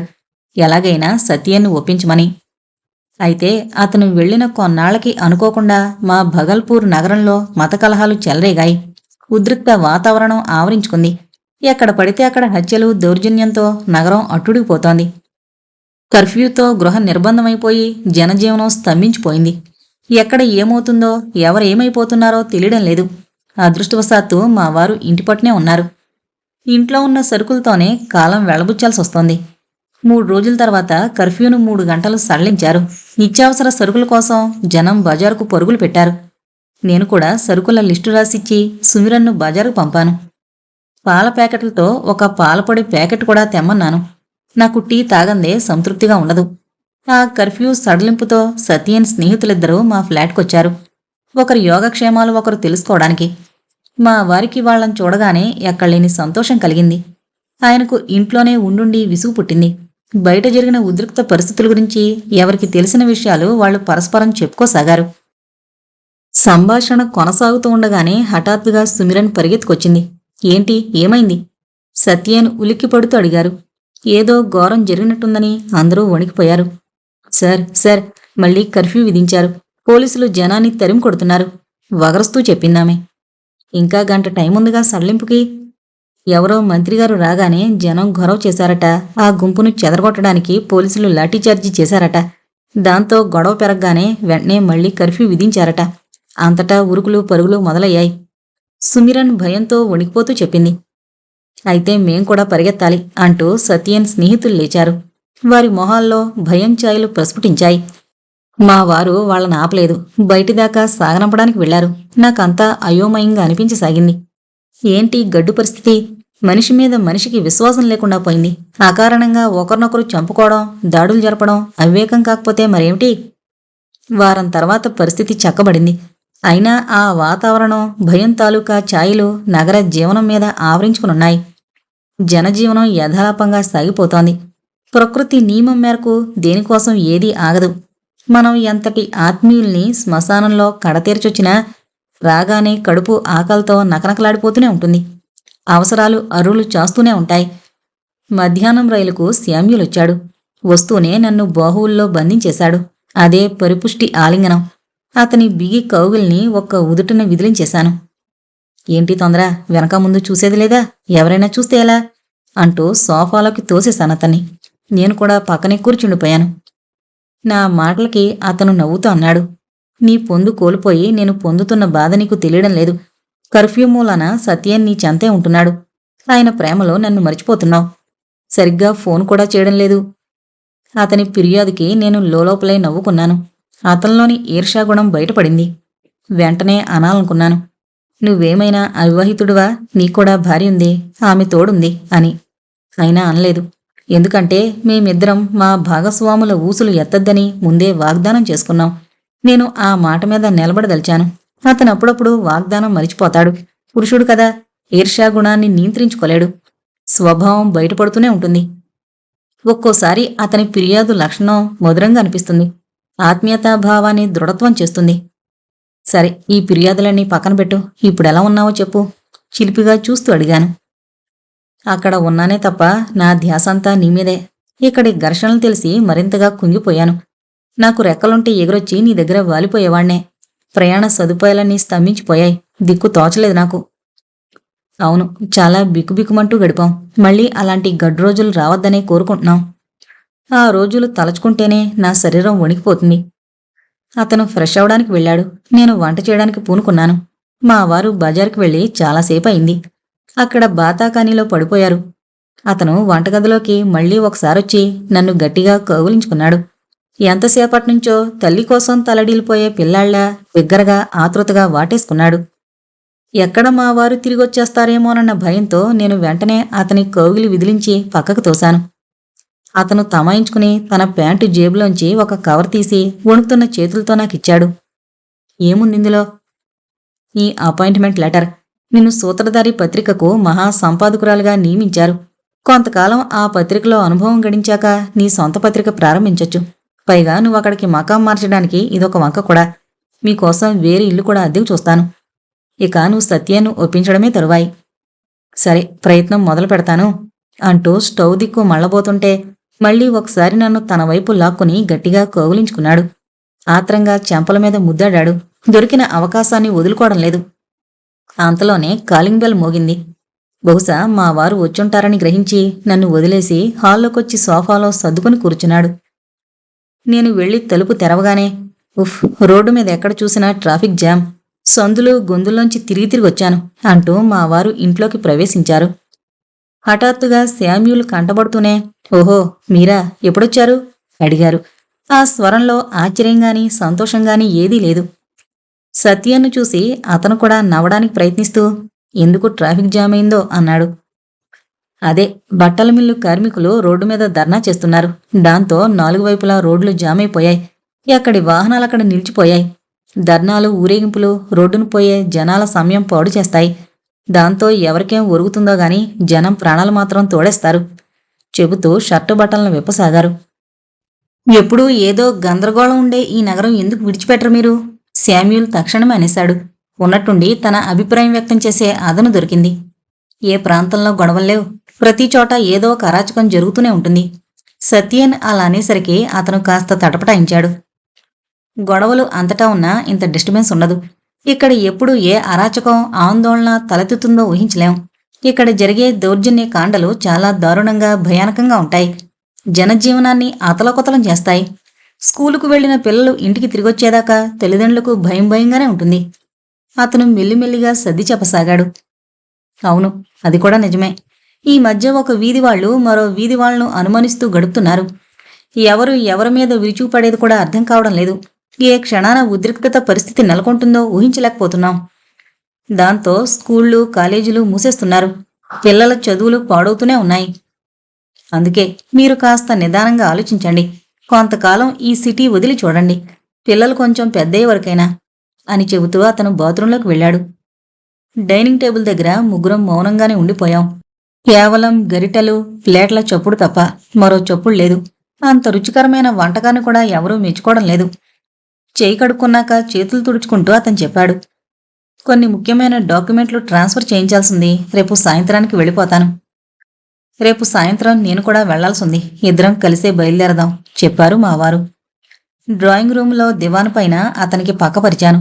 దోమల బత్తి వెలిగించి ఓ పక్కన పెట్టాను. మంచినీళ్ల జగ్గు టీపై మీద పెట్టాను. రాత్రిపూట అతనికేం ఇబ్బంది కలగకుండా అన్నీ ఏర్పాటు చేశాను. మనం కూడా బెనారస్కు మారితే బావుండనిపిస్తోంది. మా వారి పక్కన పడుకుని చిన్నగా అన్నాను. ఎందుకని తక్కుని అడిగారాయన. అంత ఖచ్చితంగా కూడా కారణమేమీ చెప్పలేకపోయాను. కాని శామ్యూల్ అభిష్టం నన్ను కలవరపరుస్తోంది. అందుకే మత కలహాల సాకుగా చెబుతూ భయాన్ని వ్యక్తం చేశాను. ఎప్పుడూ ఏదో ఒక ఆందోళనతో ఈ ప్రాంతం అశాంతిగా ఉంటుంది. భయం భయంగా గడపాల్సి వస్తుంది. గొడవలు జరిగినప్పుడు పిల్లలు కూడా భయపడుతున్నారు. ఇంతకు ముందు కూడా లోగడ ఎన్నోసార్లు మత ఘర్షణలు జరిగాయి. అప్పుడు నువ్వు ఎక్కడికి వెళ్ళిపోదామని అనలేదే. ఇప్పుడు నువ్వు శామ్యూల్ మాటలు పట్టుకుని మారదామంటున్నావు. కొంచెం తీక్షణంగా చూస్తూ అన్నారు. రాను రాను ఘర్షణలు ఎక్కువ అవుతున్నాయి. లోగడ ఇంత ఉద్రిక్తంగా గొడవలు జరిగేవి కావు. అయితే ఏమైంది? కొన్నాళ్ళు పోతే అవే సర్దుకుంటాయి. పరిస్థితులు ఎప్పుడు ఒకలా ఉండవుగా. ఏమోనండి, నాకు ఈ మధ్య భయం భయంగా ఉంటుంది. మీరు క్యాంపుకి వెళ్ళినప్పుడు ఏ క్షణాన్ని ఏం జరుగుతుందోనని బిక్కుబిక్కుమంటూ గడపాల్సి వస్తుంది. కొన్ని రోజులు స్థలం మారి చూద్దాం. మా వారు మౌనంగా ఉండిపోయారు. నేను కూడా ఆలోచనలో పడిపోయాను. ఆయన చెప్పేది కూడా వాస్తవమే. ఇంతకు ముందు కూడా ఎన్నోసార్లు మత ఘర్షణలు జరిగాయి. అప్పుడెప్పుడూ నగరం మారాలన్న ఆలోచన రాలేదు. ఏదో సంకల్పం రాగానే అది నెరవేర్చుకోవాలన్న తపన మొదలైంది. ఒకవేళ శామ్యూల్ బెనారస్ వెళ్ళి ఉండకపోతే ఈ నగరం మారాలన్న ఆలోచన కలిగేదా? అందరూ నగరం వదిలి పారిపోవడం లేదు కదా. ఇదే భయానక వాతావరణంలో నగరవాసులు జీవనం సాగిస్తున్నారు. పెళ్లిళ్ళు పేరంటాలవుతున్నాయి. పిల్లలు పుడుతున్నారు. అన్నీ జరుగుతున్నాయి ఇక్కడే. మరి నా ఒక్కదానికే ప్రమాదం ముంచుకొస్తుందా? మానసిక సంఘర్షణలో ఈ నగరం పట్లున్న ఆసక్తి ఒకవైపు, అతని సాన్నిధ్యం పట్లున్న మక్కువ ఒకవైపు పోటీ పడుతున్నాయి. నా శరీరం నిలువునా 2 భాగాలుగా చీలిపోయి తలపడుతుంది. చివరికి గెలుపు మక్కువ వైపే మొగ్గు చూపింది. నగరం నుంచి తప్పుకోమంది. 3 నెలల్లో 3 సార్లు ఏదో వంకబెట్టుకుని వచ్చాడతను. అదేంటో గాని అతనొచ్చిన 3 సార్లు మా వారు ఇంటి పట్టునే ఉన్నారు. ఆయన ఉండడం చూసి అగ్గిమీద గుగ్గిలం వేసినట్టు తలడిల్లిపోయాడు. పైకి మాత్రం సహజంగానే కనిపిస్తూ సత్యను కన్విన్స్ చేశాగాడు. ఏదో రకంగా బెనారస్ కుమారేలా ఉద్వేగపరుస్తూనే ఉన్నాడు. ఎటకేలకు అతని పాచిక పారింది. మా వారు బెనారస్కు మకాం మార్చడానికి అంగీకరించారు. ఏం మంత్రం ఊదాడో గాని మంత్రముగ్ధుల్లా తలాడించారు. మీకోసం అక్కడ అద్దెలు తీసుకున్నాను. మా వారు ఒప్పుకోకముందేనా? ఆశ్చర్యపోతూ అడిగాను. నాకు తెలుసు ఏదో ఒక రోజున ఆయన ఒప్పుకుంటారని. అంతగట్టి నమ్మకమా నీకు? అవును. పూర్తి ఆత్మవిశ్వాసం లేకపోతే జీవితంలో ఎప్పుడూ అనుకున్నది నెరవేర్చలేం. అతని పట్టుదలను కాదనలేకపోయాను. చూడు ముక్తా, అవసరమైన కొంత సామాని తీసుకో, మిగతావి అక్కడే కొనుక్కోవచ్చు. బరువైనవి ఇక్కడే ఉండని. సరే అంటూ ఏమేం తీసుకువెళ్లాలో ఆలోచించాను. సామాను సర్దడం మొదలుపెట్టాం. సంసారం ఒక సాగరం, ఎంత సమకూర్చినా తక్కువే. కొద్దిపాటి సామాన్తో భగల్పూర్ నుండి బెనారస్కు మకాం మారింది. అక్కడికి చేరుకుని నేను సంతోషంగానే ఉన్నాను, అతని సాన్నిధ్యాన్ని చేరుకున్నందుకు. కాని మావారే అన్యమనస్కంగా కలత చెందున్నారు. ప్రయాణమంతా ముభావంగానే సాగింది. కలిసి మా వెంటొచ్చి ఎక్కడా టీ తాగడానికి కూడా మా వారిష్టపడలేదు. ఎందుకంత విచారంగా ఉన్నారని నేను అడగలేదు.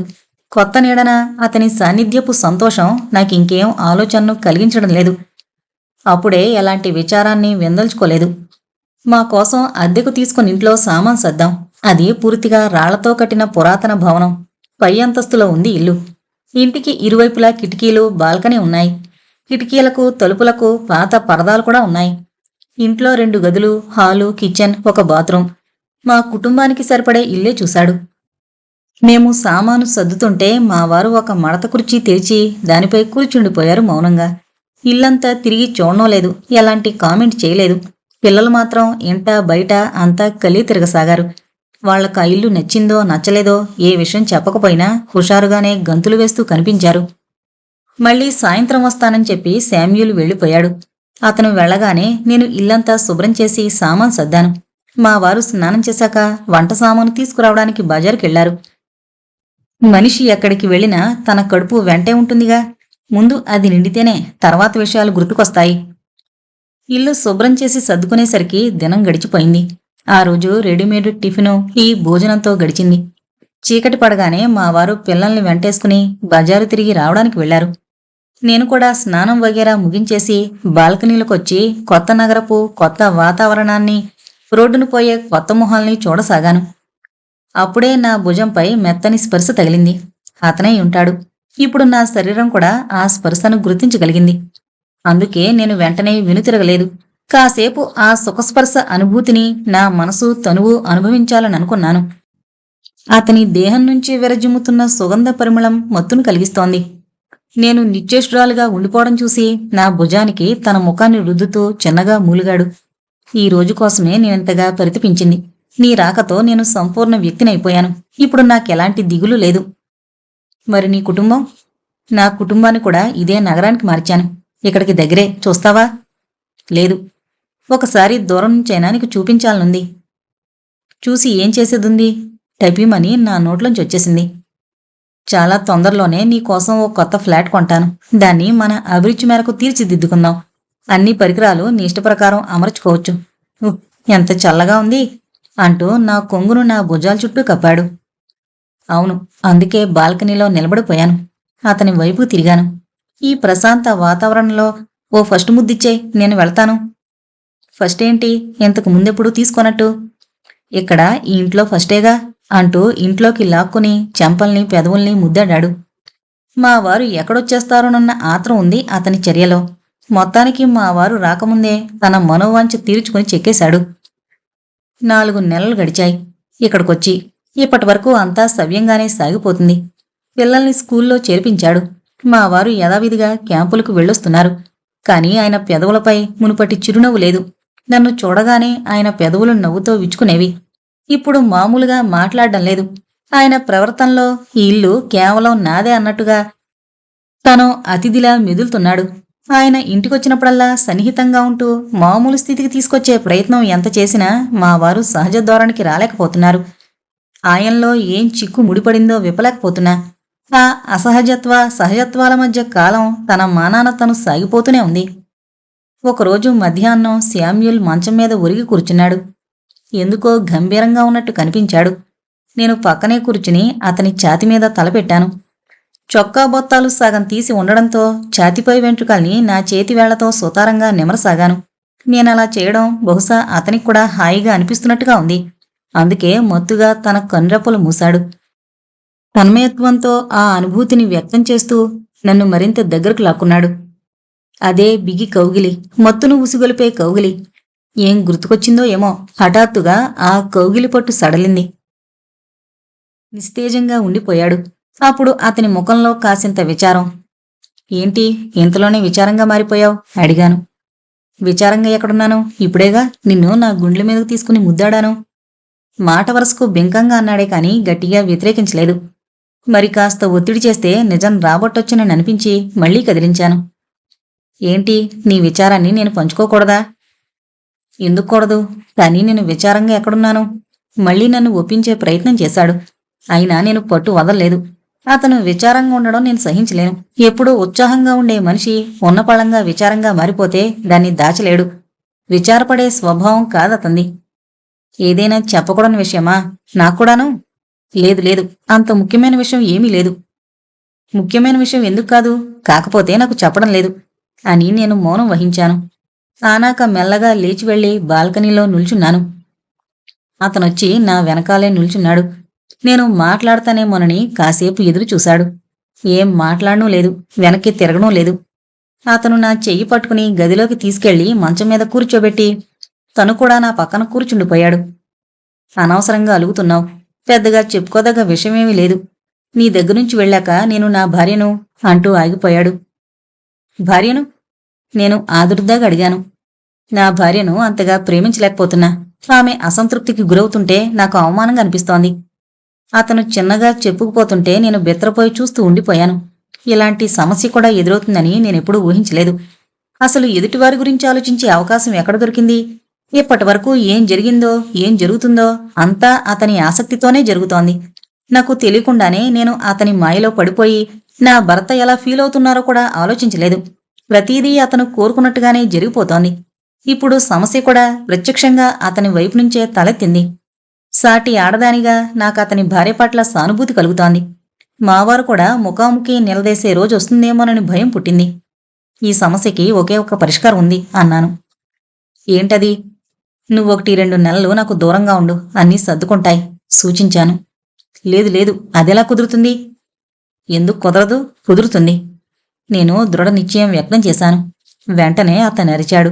లేదు లేదు, నీకు దూరంగా ఉండే ఆలోచన కూడా చేయలేను, అది నా వల్ల కాదు. అతను విలవిల్లాడిపోతూ నా చేయి పుచ్చుకున్నాడు. కానీ నేను దూరంగా ఉండాలనుకుంటున్నాను. నీ భార్యను అర్థం చేసుకునే ప్రయత్నం చేయి. ఆమె అశాంతికి గురైనట్టు మావారు కూడా అశాంతికి గురయ్యే ఉంటారు. బయట పడకపోవడం ఆయన మంచితనం. మనం దూరంగా ఉండడం అన్నింటికీ మంచిదే. కొంపదీసి అంత పనిచేయకు, నేను భరించలేను. అల్లాడిపోతూ అతను అనగానే నేను ఆలోచనలో పడ్డాను. ఎంత సులభంగా దూరంగా ఉండాలనేశాను. నాకు అతని పట్ల ఏం ఆసక్తి, వ్యామోహం లేనట్టు తేలిగ్గా చెప్పేశాను. నిజానికి నన్ను వ్యామోహానికి గురిచేసింది అతనేగా. నాలో నెలకొన్న కొద్దిపాటి అశాంతిని ఆసరా చేసుకుని నన్ను ఆకట్టుకుంటూ అదను చూసి తన స్వాధీనం చేసుకున్నాడు. అతను కురిపించిన పురుష వాత్సల్యానికి, అనురాగానికి మైమరిచిపోయి సర్వస్వం అర్పించడమే కాదు, సర్వసంగ పరిత్యాగినయ్యాను. ఇప్పుడనిపిస్తోంది, ఇదంతా ఏమిటి? ఏం జరుగుతోంది? ఇందులో అతని భార్య దోషమేముంది? మా ఇద్దరి స్వయంకృతాపరాధానికి ఆమె బలైపోయింది. నా భర్తకు అన్యాయం జరిగింది. అయితే ఇంత జరిగాక నేనిప్పుడు శామ్యూల్కి దూరం కాగలనా? నాలో అంత ఆత్మస్థైర్యం ఉందా? తప్పదు. కొంతకాలం దూరం అవక తప్పదు. ఎందుకంటే నా మూలంగా తన భార్యకు అన్యాయం జరుగుతోందన్న అపరాధభావం అతనిలోంచి తొలగిపోవాలి. ఎలాగో నేను నా భర్తకు చేసిన ద్రోహం క్షమార్హమైంది కాదు. ఎవరూ క్షమించరు. నా నిర్ణయానికి అతను పిచ్చివాళ్ల బెదిరిపోతూ నన్ను కవిట్లోకి తీసుకున్నాడు. చిన్నపిల్లాడు తనకిష్టమైన బొమ్మ ఎక్కడ పోగొట్టుకుంటానోనన్న భయంతో హక్కున చేర్చుకుంటున్నట్టు నన్ను బిగ్గరగా అదుముకుంటున్నాడు. అతని వెర్రి చేష్టలతో నేను మరోసారి వణికిపోయాను. ప్రేమకు ఇది ఏ రూపం? ఇదేం కోరిక? కొద్ది రోజుల కోసం మేం మా సొంతింటికొచ్చాం, శామ్యూల్కి చెప్పకుండానే. తెలిస్తే మమ్మల్ని రానివ్వడు. మేం బలవంతంగా వచ్చేయాలనుకున్నా అతని యాచక దృక్కులు ఆపేస్తాయి. కానీ నేను ఆగదలుచుకోలేదు. అతను తన కుటుంబంతో సంపూర్ణంగా గడిపే అవకాశం ఇవ్వదలిచాను. నా ఎడబాటును అతను తట్టుకోగలడా లేదా గమనించదలిచాను. దాంతో నన్ను ఎంత గాఢంగా కోరుకుంటున్నాడో తెలిసిపోతుంది. పైగా నన్ను నేను కూడా పరీక్షించుకోదలిచాను. ఇన్నాళ్ళు అతని సాన్నిధ్యంలో పరవశించిపోయిన నేను ఆ వియోగంతో నిశ్చింతగా ఉండగలనా లేదా? మేము మా ఫ్లాట్ చేరుకోగానే మా అలికిడి విని సుమిత పరిగెత్తుకొచ్చింది. ఎలా ఉన్నావే ముక్తా అంటూ గట్టిగా కౌగిలించుకుంది. ముందైతే వదులు, ఊపిరాడడం లేదు అన్నాను నవ్వుతూ. వదిలా, ఇప్పుడు చెప్పు. బేషుగ్గా ఉన్నాను. నీకలా అనిపించడం లేదు? నీ అల్లికల పని ఎలా నడుస్తోంది అడిగింది. ఆమెకు ముందు నుంచే అనుమానంగా ఉంది. నేను కేవలం శామ్యూల్ కోసమే బెనారస్ వెళ్లానని, అల్లికల సెంటర్ ఉత్త సాకేనని ఆమెకు అర్థమైంది. పర్వాలేదు, బాగానే నడుస్తోంది. ఇప్పుడు వేసవి కదా, చలికాలం పిక్కపోతుంది. సరేగాని నువ్వెలా ఉన్నావో చెప్పు. ఏదో ఇలా ఉన్నాను. నువ్వు లేకపోవడంతో నాకు చాలా బోరుగా ఉంది. నీ అంత చనువుగా నాతో ఇంకెవరు ఉండరుగా. సుమిత దీనంగా చెబుతుంటే నాక్కూడా బాధగానే అనిపించింది. నాక్కూడా ఆమెొక్కతే చేదోడు వాదోడు, పరస్పరం కష్టసుఖాలు చెప్పుకునేవారం. కాని కొన్నాళ్లుగా శామ్యూల్ నా జీవితంలోకి ప్రవేశించడంతో అబద్ధాలు మభ్యపెట్టడం అలవాటైపోయింది. మీరు ఫ్రెష్ అవ్వండి, ఇవాళ మా ఇంట్లోనే భోంచేయండి, మీరిష్టపడే వంట చేస్తాను అని చెప్పి సుమిత వెళ్ళిపోయింది. ఆమె వెళ్లగానే ఇల్లంతా తిరిగి చూశాను. ఎన్నో ఏళ్లైనట్టు అనిపిస్తోంది ఆ ఇల్లు వదిలేసి. ఇల్లంతా సాలిగుళ్ళు, బూజుపట్టి, దుమ్ముపట్టి అస్తవ్యస్తంగా ఉంది. ఇంటి దుస్థితి చూసి మనసు కుంగిపోయింది. ఎంత నీటుగా ఉంచేదాన్నింటినీ, ఎంత కళగా ఉండేది. ఇవాళ నిర్మానుష్యంగా నిస్తేజంగా కనిపిస్తోంది. ఆ దుర్దశను చూసి మా నాన్నమ్మ మాటలు గుర్తుకొచ్చాయి. ఇల్లాల్లేని ఇల్లు దెయ్యాల కొంప. అది అక్షరాల నిజమేననిపిస్తోంది. ఇల్లంతా శుభ్రం చేశాగాను. మా వారు కూడా ఇల్లు సర్దడంలో నాకు సహకరించారు. బరువైన సామాగ్రిని జరపడంలో, వాటిని యథాస్థానంలో అమర్చడంలో ఎంతో ఉత్సాహంగా పాలు పంచుకున్నారు. బెనారస్లో ఇలాంటివేమీ ఆయన పట్టించుకునేవారు కాదు. డైనింగ్ టేబుల్ మీద చాలా రోజుల తర్వాత నాకు ప్రశాంతంగా అనిపించింది. అన్నం వడ్డిస్తుంటే రీతు ఏదో మాట అనగానే నాకు నవ్వొచ్చింది. మా వారు దృష్టి సారించి నా వైపుకు చూశారు. ఆయన మొహంలోనూ నిత్యంత ప్రస్ఫుటించింది. ఎన్నాళ్లుగానో అదృశ్యమైన చిరునవ్వు ఆయన పెదవుల మీద తారాడింది. ఆయన అలా నవ్వుతుంటే నాకెంతో ఆనందం కలిగింది. అయితే ఆ ఆనందం ఎంతసేపో నిలవలేదు. మళ్ళీ వెంటనే మనసు అటు మళ్ళింది. ఇదేం బతుకైపోయింది, లోపల ఏదో మెదులుతోంది. శరీరం యాంత్రికంగా తన పని తాను చేసుకుపోతుంది. తనువు ఇక్కడుంది, మనసు మరెక్కడో యోచిస్తోంది. ఆ సమయంలో మా వారు బెనారస్ ఊసెత్తకుండా ఉంటే బావుండనిపించింది. మా వారు పిల్లలు నిద్రపోయారు. అర్ధరాత్రి మెలకు వచ్చింది. ఎంత ప్రయత్నించినా మళ్ళీ నిద్ర పట్టడం లేదు. హాల్లోకొచ్చి పచార్లు చేయసాగాను. ఎటూ పాలుపోక తీరిక దొరకగానే అతని జ్ఞాపకాలు వేధిస్తున్నాయి. నా భర్త పిల్లల గురించి ఆలోచించాలని అనుకున్నా అతని పొగడతలు, చిలిపి చేష్టలు నన్ను నిలకడగా ఉండనివ్వడం లేదు. చూడ్డానికి అతను నాజుగ్గా ఉన్నా అతని ఆగడాలు మొరటోడి కన్నా మిండుగానే ఉంటాయి. ఆ పోకిరి చేష్టలు పదే పదే మస్తిష్కంలో మెదులుతున్నాయి. కేవలం అతనో పురుషుడు, నేనో స్త్రీని మాత్రమే. ఏ భావబంధాలు లేవక్కడ. నా భర్త కౌగిట్లో కరిగిపోతున్నా నా కళ్ళల్లో అతనే తారాడుతున్నాడు. దాంపత్య సుఖం అందించడంలో మా వారిలో ఏ లోపం లేదు. అయితే ఆయన కేవలం మగడి పాత్రనే నిర్వహిస్తారు, కానీ అతడు మగాడి పాత్ర పోషిస్తాడు. ఇది బరితెగించి చెప్పడం కాదు, నగ్న సత్యం. అందుకే నాలో ఈ కలవరపాటు, తడబాటు. 20 రోజులు గడుస్తూనే శామ్యూల్ ఉత్తరం వచ్చింది. అది మా వారి చేతిన పడింది. ఆయన అన్యమనస్కుడవుతూ ఆ పోస్టు కవర్ను విప్పకుండానే నాకిచ్చారు. నేను ఆయనకేసి పరిశీలనగా చూశాను. ముఖంపై ఆవరించుకున్న కలవరం కొట్టొచ్చినట్టు కనబడుతోంది. శామ్యూల్పై కోపం వచ్చింది. ఉత్తరం రాయాల్సిన అవసరం ఏమొచ్చింది? ఏంటి పిచ్చి చేష్టలు? మండిపోతూ ఆయన ముందరే కవరు విప్పాను. కాగితం మడతను విప్పి చదివాను. ఇక మీరొచ్చేయండి, పిల్లల సెలవులైపోతున్నాయి. సూత్రధార సంపాదకులు మీకోసం కబురు చేశారు. ఉత్తరం చదివి దాన్ని మా వారికిచ్చాను. ఆ సంక్షిప్త లేఖ మళ్లీ నా మనసు, మస్తిష్కంలో ఆందోళనలు రేకెత్తించింది. మెదడు కూడా ప్రేమ భాషనిట్టే గ్రహిస్తుంది. 2 వాక్యాలు చదువుతూనే అతని పూర్తి హావభావాలు చలనచిత్రంలా నా కళ్ల ముందు తారాడాయి. ఎక్కువగా రాయకున్నా అతని మౌనవేదనను మనసు గ్రహించింది. కళ్ళెం తెగిన గుర్రంలా అతనికేసి పరుగులు పెట్టింది. ఇటువైపు దారి తీసిన మనోగతం మళ్లీ అటువైపు దారి మళ్ళింది. మా వారు నా ముఖంలో ఉత్పన్నమవుతున్న భావోద్వేగాన్ని చూసి ఖిన్నుడైపోయారు. నేనేమీ పట్టనట్టే అక్కడ్నుంచి జారుకున్నాను. ఉఫ్, ఇప్పుడేం చేయను? ఒకవైపు అతని అభ్యర్థన, మరోవైపు మా వారి ఆనందం. మా వారు సొంతింట్లో ఆనందంగా ప్రశాంతంగా ఉంటున్నారు. బెనారస్ అద్దింట్లో ఆయన ఇమ్మలేకపోతున్నారు. పరాయింట్లో ఉంటున్నట్టు వెల్తిగా ఉంటున్నారు. శామ్యూల్ అభ్యర్థనని నేను నిక్కచ్చిగా తోసిపుచ్చలేకపోతున్నా. అతను ఇప్పుడు ప్రత్యక్షంగా లేకపోయినా ఉత్తరంలోని ఒక్కో అక్షరంలో అతని రూపం దీనంగా ప్రతిబింబిస్తోంది. నా బతుకే గందరగోళం అయిపోయింది. అక్కడుండగా ఇక్కడ జ్ఞాపకాలు, ఇక్కడుంటే అక్కడి జ్ఞాపకాలు. పిల్లల సెలవులైపోతున్నాయి. అక్కడికి వెళ్లే సమయం ఆసన్నమవుతోంది. వెళ్లే రోజులు దగ్గర పడుతున్న కొద్దీ సుమితలో ఆందోళన ఎక్కువ అవుతోంది. మధ్యాహ్నం నుంచే ఆమె నా దగ్గర తిష్ట వేసింది. చాలా విచారంగా మొహం పెట్టి పదే పదే ఒకే మాట అంటోంది. మీరు వెళ్ళక తప్పదా? సొంతిల్లొదిలి పరాయి ఊళ్ళో ఉండడం ఏమిటో? మళ్ళీ ఇక్కడికి వచ్చేలేరా మీరు? నువ్వు లేకపోవడంతో నాకు చాలా బోరుగా ఉంటుంది. నేను ఆలోచనలో పడ్డాను. ఏం జవాబు ఇవ్వాలని. నేనక్కడ లేకపోతే అతనికి బోరు, ఇక్కడ లేకపోతే ఈవిడకు బోరు. ఎవరేమనుకున్నా పిల్లల చదువు పాడవకూడదని వెంటనే బెనారస్కొచ్చేశాం. మళ్లీ జీవనం యథావిధిగా సాగిపోతుంది. అక్కడికొచ్చి అప్పుడే 3 నెలలు గడిచాయి. ఆ 3 నెలల్లో మా వారు 3 సార్లొచ్చారు. అదీను ఇంటి సరుకులు ఇప్పించిపోవడానికి. మధ్య మధ్యలో ఏ లోటు కలకుండా శామ్యూల్ కనిపెట్టుకునే ఉంటున్నాడు. ఇంటద్దె కూడా అతనే చెల్లిస్తున్నాడు. మా వారు అద్దెవ్వబోతే ఉండనివ్వండి, ఒకేసారి ఏడాది అద్దె అడ్వాన్సు ఇచ్చేశాను. ఆ తర్వాత మీరిద్దరులేండి అంటూ వారించాడు. అతని చనువు మా వారికి అనుమానం కలిగిస్తున్న నా వత్తాసు గ్రహించి నన్ను ఏమీ అనలేక తనే మెల్లిమెల్లిగా ఇక్కడికి రావడం తగ్గించేశారు. ఈసారి 2 నెలలైనా రాలేదు. లోగడిచ్చిన నగదైపోయింది. ప్రతిదానికి శామ్యూల్ దగ్గరే చెయ్యి చాపాల్సొస్తోంది. పిల్లలకి పరీక్ష ఫీజు కట్టాల్సింది. తండ్రొచ్చి కడతారని పిల్లలు ఎదురు చూస్తున్నారు. ఒకవేళ మా వారు ఇంకా కొన్నాళ్లు రాకపోతే ఏం చెయ్యాలి? రాత్రింబవళ్ళు అదే ప్రశ్న మెదడులో మెదులుతోంది. మధ్యాహ్నం అతనొచ్చాడు. మంచం మీద ఓ కొనకి మౌనంగా కూర్చుండిపోయాడు. అతని మౌనం నా మనసును మరింత కొంగదీసింది. మనసులోని ఆవేదనని కుదుటపరుచుకుంటూ నేను కూడా ఓ కొనకి కూర్చున్నాను. అయినా నా మనసులో మా వారు ఇక్కడికి రారా అన్న ఆలోచనే మెదులుతోంది. అతని ముందు బయటపడకుండా గుమ్మనంగా ఉండిపోయాను. నువ్వు నన్ను బాగా ప్రేమిస్తున్నావు కదూ? చాలాసేపటి ఉద్విగ్నతని తొలగించడానికి 4-5 సిగరెట్లని పీల్చి పారేశాక మౌనం వీడి అడిగాడు. అనేక విచారాలతో తలమునకలై ఉండగా ఆ అప్రస్తుత ప్రశ్నకి నాకు నవ్వొచ్చింది.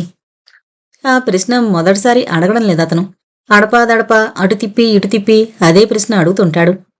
ఇప్పుడు అందుకు బదులివ్వడం కూడా మానేశాను. నిజానికి ఇప్పుడు అతని ప్రశ్నకు నవ్వుకోలేదు నేను. అతని గంభీరవాదనం చూసి నవ్వొచ్చింది. అందుకే మళ్ళీ వెంటనే తిరిగి ప్రశ్నించాను. ఇంకా అనుమానంగా ఉందా నీకు? అయితే పద, మనం వెంటనే పెళ్లి చేసుకుందాం. అతను ఆత్రంగా అనేసరికి నాకు మళ్ళీ నవ్వొచ్చింది. ఏం వెటకారం ఇది? పెళ్ళా? అదెలా కుదురుతుంది? నవ్వును తమాయించుకుంటూ అడిగాను. కుదురుతుంది. అతను ఒత్తి పలకగానే నేను ఉలిక్కిపడి అతని కేసి సూటిగా చూశాను. అతని గంభీరతలో ఏమీ మార్పు రాలేదు. అతని మాటల్ని ఇప్పటిదాకా ఉత్తుత్తివిగానే అనుకుంటున్నాను. కాని అతని గంభీరవదనం నన్ను ఆందోళనకి గురిచేసింది. నేను కూడా గంభీరంగా మారాను. నేనేం చెయ్యాల్సి ఉంటుంది? చూడు ముక్తా, నిన్ను మా వాళ్లంతా అంగీకరిస్తారు. కేవలం నువ్వు... వాక్యం పూర్తి చేయకుండా ఆగిపోయాడు. కేవలం నేనేం చెయ్యాలి? కేవలం మతం మార్చుకోవాల్సి ఉంటుంది నువ్వు. చాలా సింపుల్గా చెప్పేశాడు. నా గుండెల్లో పిడుగుపడ్డట్టయింది. కేవలం మతం మార్చుకోవాల్సి ఉంటుంది. అవ్వక్కయ్య అతని ముఖం చూడసాగాను. కేవలం మత మార్పిడి? అదో ఆట వస్తువైనట్టు, ఏదో చిన్నపిల్లకి చెబుతున్నట్టుగా తేలిగ్గా చెప్పేశాడు. నన్ను ఇంతగా లోబరుచుకున్నా అతనికి సంతృప్తే లేదు. నా తనువు మనస్సును ఆధీనం చేసుకున్నాక కూడా ఇంకా ఏం అధికారం కావాలి? ఈ పెళ్లి తతంగం దేనికి? తనకొచ్చిన లోటేమిటి? ఈ వయసులో, ఈ స్థితిలో మళ్ళీ పెళ్ళేమిటి? మరి నా పిల్లలు ఏమైపోవాలి? నేనేమైనా విడాకులు పొందిన వ్యక్తినా, వితంతువునా? తలచుకుంటేనే గుండెల్లో వణుకు పుడుతోంది. ఈ వణుకు, ఈ భయం అతని దరిచేరేటప్పుడు అస్సలు గుర్తుకు రాలేదు. పరపురుషుడి వ్యామోహంలో భర్త ప్రతిష్ట, కుటుంబ గౌరవ మర్యాదలు, పిల్లల భవిష్యత్తు ఏదీ ఆలోచించకుండా అతని వెంటపడొచ్చేశాను. కేవలం అతని పట్లున్న విశ్వాసంతో అన్నింటికీ తెగించొచ్చేశాను. మరి అతనికిప్పుడు నా పట్ల అవిశ్వాసం పెరిగిపోయి పెళ్లి ప్రస్తావన తీసుకొచ్చాడా, లేక సంకుచిత మనస్తత్వంతో ఆలోచిస్తున్నాడా? నా ప్రేమ, నా సమర్పణ, నా అనుబంధం అంతా అతని తుచ్చ ప్రస్తావనని అంగీకరిస్తేనేనా సార్థకత చెందేది? మతం మార్పిడితో నా స్పర్శ మారుతుందా? నా ప్రేమ పెరుగుతుందా? లేక ముక్తా నుంచి మరో వ్యక్తినవుతానా? లేదు, ఇవేమీ కావు, ఏమీ మారవు.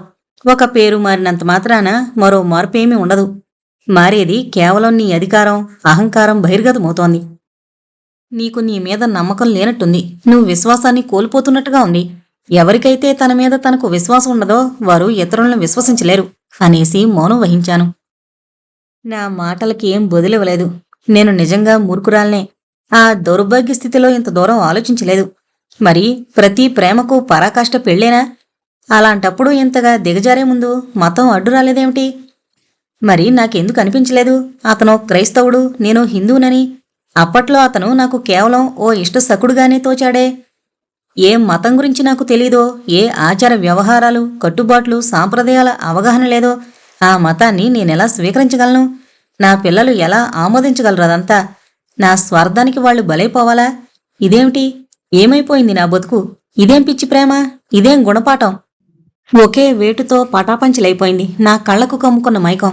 అతనికి నా సుఖం కావాలి, నా సాంగత్యం కావాలి, అదీనూ శాశ్వతంగా.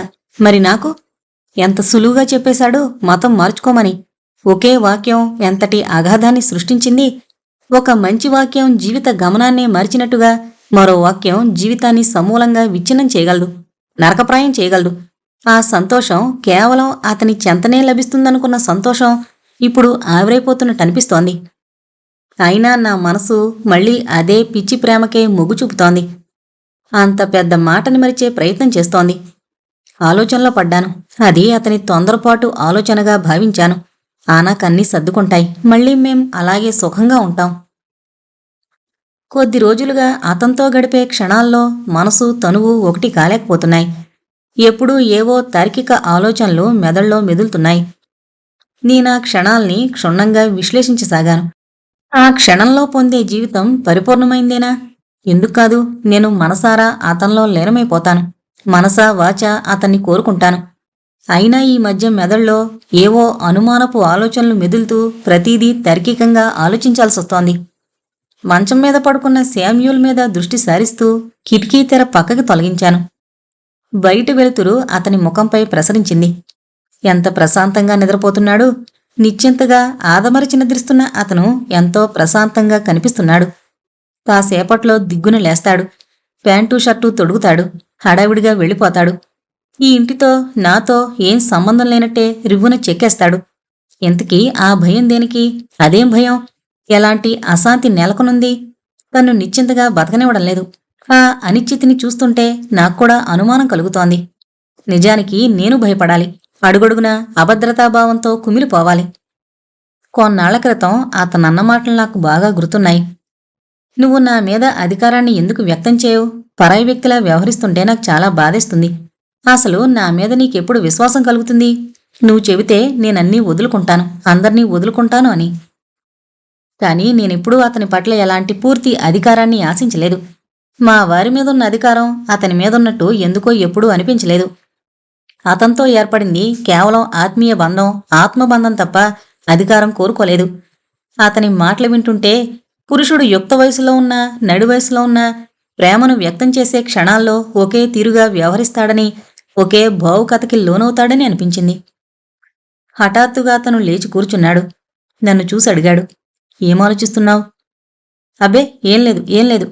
హఠాత్తుగా అతను అడిగేసరికి తడబడ్డాను. నా తడపటాయింపు గమనించి అతను అడిగేశాడు, నేను వెళ్ళడం నీకు బాధగా ఉండదు? నీకు బాధుంటుందా? నేను ఎదురు ప్రశ్న వేశాను. తప్పకుండా. నాకిక్కడి నుంచి వెళ్లాలంటే చాలా బాధగా ఉంటుంది. అసలు వెళ్ళబుద్దే కాదు. కాని ఏం చేయను, వెళ్ళక తప్పదు. ఒకవేళ నువ్వు నాకు 10 ఏళ్ల ముందు దొరుకుంటే దొరుకుంటే నిన్నే పెళ్ళాడేవాణ్ణి. నీ ఒడిలో పూర్తి జీవితాన్ని గడిపేసేవాణ్ణి. కేవలం నీ తోడు నీడలోనే గద్గద స్వరంతో అన్నాడు. కాని నాకు తెలుసు అవన్నీ ఉత్తమాటలే. అతని చంచలత్వం నాకు తెలుసు. కట్టుబడుండే నైజం కాదతంది. పురుషుల్లో స్థిరత్వం లోటు సర్వదా ఉంటుంది. చిన్న నిట్టూర్పుతో మెనకుండిపోయాను. ఇలా అంటే సరిపోదు. నీకు నా మాటలు అబద్ధమనిపిస్తున్నాయేమో. ఎలా విశ్వాసం కలిగించాలి నీకు? నాలో చెలరేగుతున్న భావాల్ని ఎలా వ్యక్తం చేయను నేను మౌనంగా ఉండిపోయాను. సరే, అవన్నీ వదిలేసే. నువ్వు సాయంత్రం రెడీ అయ్యుండు, షర్టు తొడుక్కుంటూ చెప్పాడు. దేనికి? బయటికి వెళదాం. ఎక్కడికి? గంగానది ఒడ్డుకి. ఇప్పటి వరకు నిన్నెక్కడికి తీసుకువెళ్లేదు. ఇవాళ అలా షికారుకు వెళ్ళొద్దాం. అలాగా? చిన్నపాటి అంగీకార శబ్దంలో ఉల్లాసంగాని ఉత్సాహంగాని ఏదీ వ్యక్తం చేయలేదు. ఎందుకనో ఈ మధ్య అతను ఏ మాట చెప్పినా నమ్మకం కలగడం లేదు.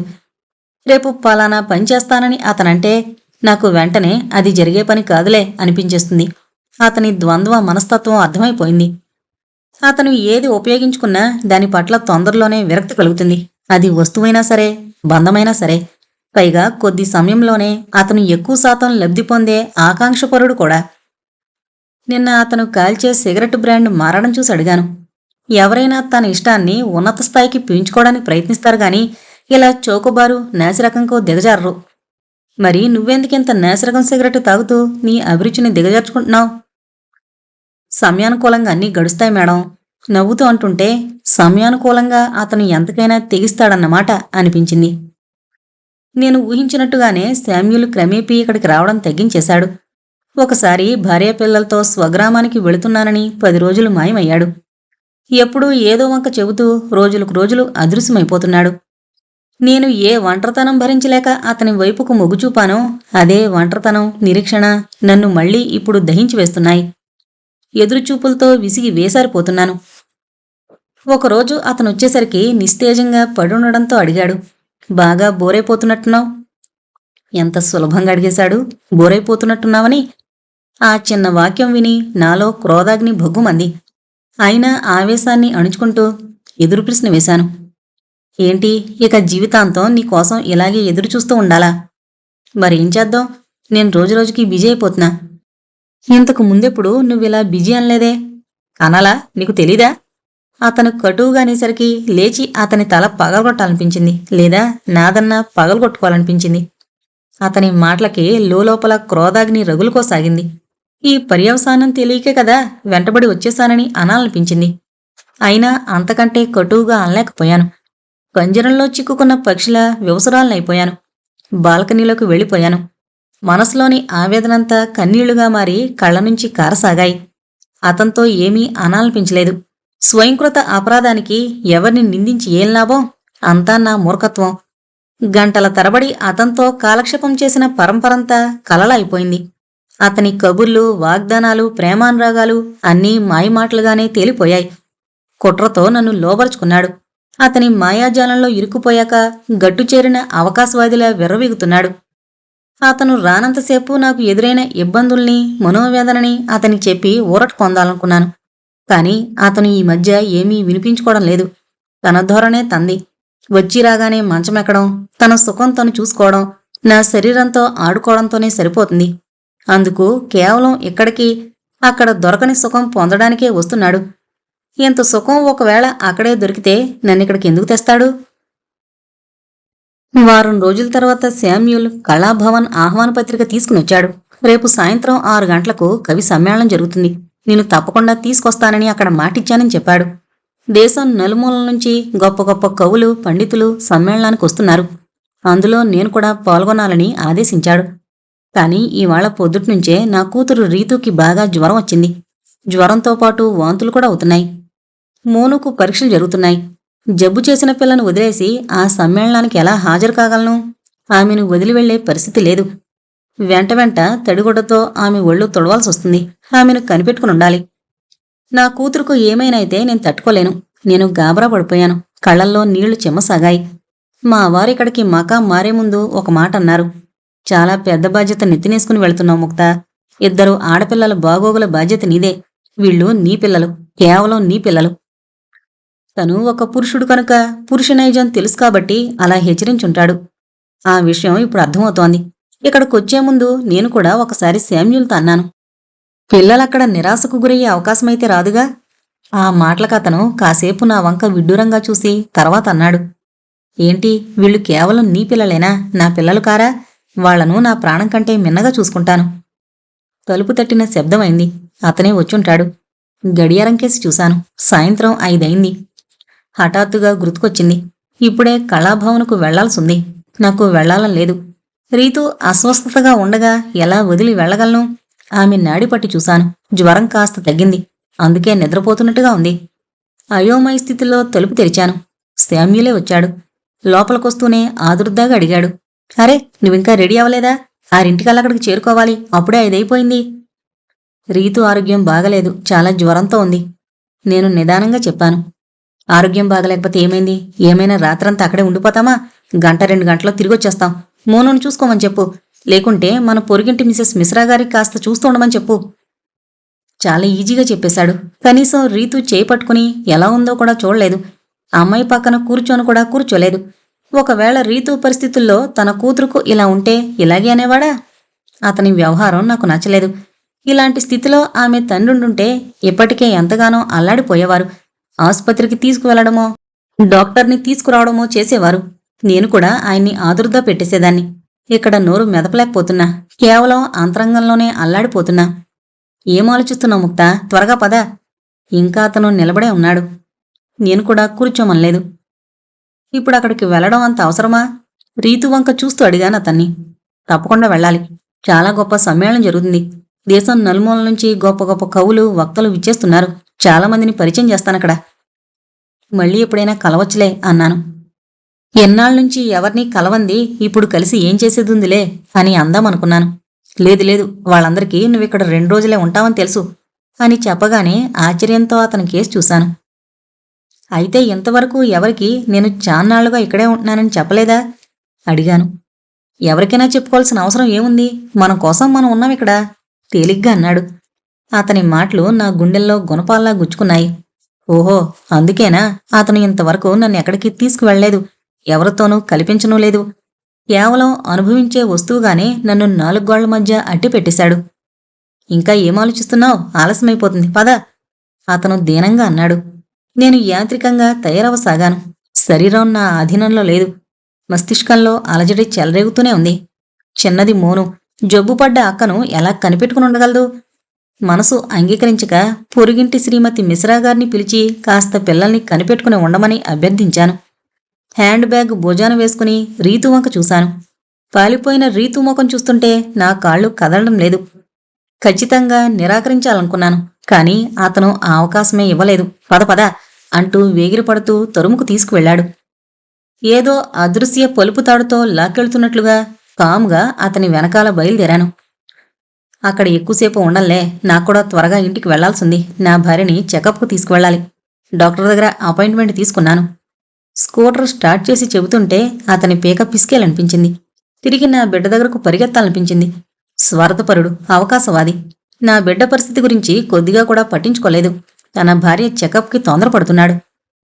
కళాభవన్ చేరుకున్నాం. అక్కడ చాలా సందడిగా ఉంది. ఎవరికి వారు గుంపులు గుంపులుగా జనాలు పరస్పరం చర్చించుకుంటున్నారు. ఇంకా ముఖ్య అతిథి రానట్టుగా ఉంది. ఆయన గురించే జనం బయట ఎదురుచూస్తున్నట్టుగా ఉన్నారు. అతను నేరుగా నన్ను ఒక పెద్ద గదిలోకి తీసుకువెళ్లాడు. అక్కడ విశాలమైన రౌండ్ టేబుల్ ఉంది. చుట్టూ కుర్చీలున్నాయి. కుర్చీలన్నీ ఖాళీగా ఉన్నాయి. ఒక కుర్చీలో నన్ను కూర్చోబెట్టి అతను బయటికి వెళ్ళాడు. బహుశా అది ఆడిటోరియం కాన్ఫరెన్స్ హాలేమో. చుట్టూరా గోడవారగా గ్లాసు డోర్ అలమరాలున్నాయి. వాటి నిండా లావుపాటి పుస్తకాలు అమర్చున్నాయి. గదంతా పాత కాగితాల వాసన ఎగజిమ్ముతోంది. ఏకాంతంలో చాలా రకాల ఆలోచనలు మదిలో మెదులుతున్నాయి. నాకిబ్బందిగా ఉంది ఒక్కదాన్ని అక్కడ కూర్చుని ఉండేందుకు. లేచి గదిలో పచార్లు కొట్టసాగాను. అయ్యో ముక్తగారు, మీరిక్కడున్నారా? మీరు ఆడిటోరియంలోకి వెళ్ళుంటారనుకున్నాను. ఎవరిదో ధ్వని వినిపించి తిరిగి చూశాను. షాకీర్ కనిపించాడు. నమస్కారం, మీరెప్పుడు చూశారు నన్ను? నేను తెల్లబోతూ అడిగాను. శామ్యూల్ గారితో వస్తుండగా చూశాను. ఎలా ఉన్నారు మీరు? బాగానే ఉన్నాను. నేను నవ్వే ప్రయత్నం చేశాను, నవ్వలేకపోయాను. ఎప్పుడొచ్చారు బెనారస్కి? ఇవాళ పొద్దున్నే. అబద్ధం చెప్పాను. ఎప్పటి వరకు ఉంటారు? రేపటి వరకు. రేపటి వరకేనా? అవును. మీరు ఇంటి పట్టున లేరా ఏమిటి? భగల్పూర్ అడ్రస్కి చాలా ఉత్తరాలు రాశాను. దేనికి జవాబు రాలేదు. మీరేమైనా అలిగారా నా మీద? లేదే, నీ మీద ఎందుకు అలుగుతాను నేను? కొద్ది రోజులుగా కళ్ళేం, ఊరెళ్ళాం. సత్యన్ గారు ఎలా ఉన్నారు? బానే ఉన్నారు. చెప్పండి, మీ పత్రిక ఎలా నడుస్తోంది? పర్వాలేదు, నిరవధికంగా వెలువడుతూనే ఉంది. వార్షికోత్సవం కూడా జరగబోతోంది. ఇన్విటేషన్ ఎక్కడికి పంపాలో అర్థం కావడం లేదు. అతను అయోమయంగా అంటుంటే నేను కూడా ఏమీ చెప్పలేకపోయాను. ప్రస్తుతం నేను ఇదే ఊళ్ళో ఉంటున్నానని, ఇక్కడే ఉంటానని ఖచ్చితంగా ఏమీ చెప్పలేకపోయాను. నన్ను ఇక్కడికి తీసుకొచ్చిన వ్యక్తే నన్ను అజ్ఞాతంలో ఉంచుతున్నప్పుడు నాకు నేనుగా ప్రచారం చేసుకోవడం దేనికి? నేను 2 నిమిషాల్లో వస్తాను అంటూ షాకీర్ బయటికి వెళ్ళిపోయాడు. షాకీర్ శామ్యూల్ మిత్రుడు. అతను భగల్పూర్కొచ్చినప్పుడు శామ్యూల్ మాకు పరిచయం చేశాడు. షాకీర్ బెనారస్లో ఉంటాడు. మంచి సాహిత్యకారుడు. ఒక త్రైమాసిక పత్రిక కూడా ప్రచురిస్తాడు, కానీ ఉర్దూలో అని శామ్యూల్ అతన్ని పరిచయం చేశాడు. బెనారస్లో అతని సహకారంతో సొంత పత్రిక ప్రారంభిద్దామని శామ్యూల్ ఆశపెట్టాడు. ఇక్కడికొచ్చాక ఆ ఊసే ఎత్తలేదు. మీరు బోరైపోవడం లేదుగా? ఈ టీ అయితే తాగండి. షాకీర్ టీ కప్పు టేబుల్ మీద పెట్టి తాను కూడా మరో కుర్చీలో కూర్చున్నాడు. మేము టీ తాగుతుండగా శామ్యూల్ లోపలికొచ్చాడు. షాకీర్ను చూడగానే డోరు దగ్గర ఆగిపోయాడు. రండి శామ్యూల్ గారు, కూర్చోండి, మీ గురించి అడుగుతున్నా. అతను మౌనంగా ఉండిపోవడం చూసి షాకీరే పలకరించాడు. శామ్యూల్ పెదవి విరుస్తూ వచ్చి మరో కుర్చీలో కూర్చున్నాడు. వాళ్ళిద్దరూ బాతాకానీలో పడిపోయారు. నేను వాళ్ల మధ్య జోక్యం చేసుకోలేదు. నా మనసంతా రీతు వైపే లాగుతోంది. ఎలా ఉందో నా బిడ్డ? మళ్లీ జ్వరం హెచ్చిందో ఏమో. వాంతి చేసుకుంటే మోను గాబరా పడిపోతుంది. మిసెస్ శర్మ కూడా తిట్టిపోస్తుంది. ఏం తల్లీమే, జ్వరం వచ్చిన పిల్లను వదిలి ఎక్కడికో షికారుకు వెళ్ళింది అని గొణుక్కుంటుంది. మేము ఎక్కడికి వెళ్ళినా ఆమె షికారుకు వెళ్ళినట్టే భావిస్తోంది. తన భార్యను ఎంతటి నపుంసకుడైనా ఏలుకుంటాడు, కానీ మరో ఆడదాన్ని కూడా ఏలుకోగలిగిన వాడే మగాడు. హఠాత్తుగా శామ్యూల్ దురుసు మాటలు నా చెవిన పడగానే ఉలిక్కిపడి అతని కేసు చూశాను. అతని మొహం కందగడ్డలా మారిపోయింది. ఆ మాటలు ఏ సందర్భంలో అన్నాడో నాకు అర్థం కాలేదు. ఇంతవరకు రీతు గురించి ఆలోచిస్తూ ఉండడం వల్ల ఆ మాటలనే సందర్భం ఎందుకొచ్చిందో అంతుపట్టలేదు. అతని దురుసు మాటలకి షాకీర్ కూడా ఏం స్పందించలేదు. తిన్నగా లేచి వెళ్ళిపోయాడు. షాకీర్ జారుకున్నాక శామ్యూల్ నన్ను ఆడిటోరియంలోకి తీసుకువెళ్లి కూర్చోబెట్టాడు. ఆడిటోరియం అంతా కిక్కిరిసిపోయింది. ఒక వ్యక్తి వేదికపై నిల్చుని కార్యక్రమాన్ని ప్రకటిస్తున్నాడు. అంతలోనే బయట అలజడి, అరుపులు మొదలయ్యాయి. బహుశా ముఖ్య అతిథి విచ్చేసుంటారు. చాలాసేపటి నుంచి ఆయన కోసం అందరూ ఎదురు చూస్తున్నారు. ఆడిటోరియంలో కూడా అలజడి మొదలైంది. కొందరు ముఖ్య అతిథి వైపుకు ఎదురు వెళ్తున్నారు. కొద్దిసేపట్లోనే కార్యనిర్వాహకులు ముఖ్య అతిథికి ఆహ్వానం పలుకుతూ వేదిక మీద ఆసీనులు చేశారు. క్రమానుసారంగా మిగతా సభికులను వేదికపైకి ఆహ్వానించి కూర్చోబెట్టారు. సభా కార్యక్రమం కొనసాగుతోంది. సమయం కూడా గడుస్తోంది. గడిచే సమయంతో పాటు నాలో కలవరం కూడా పెరుగుతోంది. జరుగుతున్న కార్యక్రమాల తీరుతెన్నులు చూస్తుంటే అర్ధరాత్రి దాటినా సభ ముగిసేలా లేదు. నేను గాబరా పడిపోతూ శామ్యూల్ను వెతకసాగాను. వేదికెదురుగా రెండో వరుసలో అతను కూర్చునున్నాడు. అంతలోనే వేదిక మీదకు నన్ను ఆహ్వానించారు. ఆ కవి సమ్మేళనానికి నా ప్రమేయం లేకుండానే నా పేరు నమోదు చేయించి శామ్యూల్ నన్ను ఇరకాటంలో పెట్టాడు. నా మనోస్థితి ఎలా ఉంది, నేను ఎంతవరకు ప్రిపేర్ అయ్యానో తెలుసుకోకుండానే తన ప్రాబల్యాన్ని చాటుకోవడానికి ఆ కార్యక్రమానికి నన్ను ప్రపోజ్ చేశాడు. గత్యంతరం లేక నేను వేదిక మీదకు చేరుకున్నాను. యథాలాపంగా గుర్తొచ్చిన ఒక పాత కవితను వినిపించాను. కరతాళ ధ్వనులు మారుమ్రోగుతూనే సభా నిర్వాహకులు నా కవితను ప్రశంసించారు. అయినా నాలో ఎలాంటి ఆనందం, ఉత్సాహం కలగలేదు. మరొకప్పుడైతే ఆ స్పందనకి ఉబ్బి తబ్బిబ్బైపోయేదాన్ని. ఇప్పుడు నా అంతరంగం ఎండదెబ్బ తగిలిన ఎడారిలో తహతహలాడిపోతోంది. మెల్లగా వేదిక నుంచి దిగి ముఖద్వారం వైపు నడిచాను. వెనకాలే శామ్యూల్ కూడా వచ్చాడు. అతను హడావిడిగా స్నేహితులకి, పరిచయస్తులకి వీడ్కోలు చెబుతూ వస్తున్నాడు. అప్పటికల్లా నేను స్కూటర్ చేరుకున్నాను. అతను హడావిడిగా స్కూటర్ స్టార్ట్ చేయగానే వెనకాల కూర్చున్నా. వేగంగా పోనిస్తున్నాడు. అప్పటికే ఆలస్యమైందన్న తొందరలో ఉన్నాడు. నన్ను ఇంటి దగ్గర దింపి బయటనుంచే వెళ్ళిపోవడానికి స్కూటర్ మలిపాడు. పైకి రావా? దీనంగా అడిగాను. ఇప్పటికే చాలా ఆలస్యమైంది. ఇంటి దగ్గర ఆమె ఎదురు చూస్తుంటుంది. డాక్టర్ దగ్గరకు తీసుకువెళ్ళాలి. స్కూటర్ స్టార్ట్ చేసి అక్కడి నుంచి తుర్రుమన్నాడు. నేను కూడా వేగంగా మెట్లెక్కుతూ పైకి వెళ్ళాను. తలుపు తట్టగానే మిసెస్ మిశ్రా గారొచ్చి తలుపు తీసింది. పిల్లని స్థితిలో వదిలి మీరు వెళ్లాల్సింది కాదు. చాలా గాబరాగా ఉందా పిల్లకి? ఆమె మందలింపుగా అంది. మీకు శ్రమిచ్చాను, క్షమించండి. ఒక ముఖ్యమైన మీటింగ్కు వెళ్లాల్సొచ్చింది. చాలా తప్పనిసరే వెళ్ళాను. మీటింగ్కు వెళ్ళాననేసరికి ఆమెకు మరింత కోపం వచ్చినట్టుంది. విసురుగా తల విదిలించేసి వెళ్ళిపోయింది. నిజంగానే రీతుకు జ్వరం తీవ్రమైంది. చల్లటి నీటిలో ఇడుకులోని చుక్కలు కొన్ని వేసి రుమాలు ఆ నీటిలో తడిపి ఆమె నిద్రను తొడవసాగాను. ఆ అమ్మాయి మెల్లగా కళ్ళు తెరిచి నాకేసి దీనంగా చూసింది. నేనొచ్చేసానన్న నిశ్చింతతో ఆమె ముఖం విచ్చుకుంది. మోను మంచం మీద ఓ మూలకి కాళ్ళు చేతులు దగ్గరగా ముడుచుకుని పడుకుంది. ఆమె ముఖంపై అలసట, ఉద్రిక్తత ప్రస్ఫుటిస్తోంది. అన్నం కూడా తినదో లేదో. శామ్యూల్ రాక 7 రోజులైంది. రీతు జబ్బు పడ్డం చూసి వెళ్ళిందే, మళ్లీ రాలేదు. ఆ రోజు రాత్రి జ్వరం పెరిగి వాంతులు కూడా విపరీతంగా చేసుకుంది. మిశ్రాగారు డాక్టర్ని తీసుకొచ్చారు. డాక్టర్ ఆమెకు డిప్తీరియా సోకినట్లు అనుమానం వ్యక్తం చేశారు.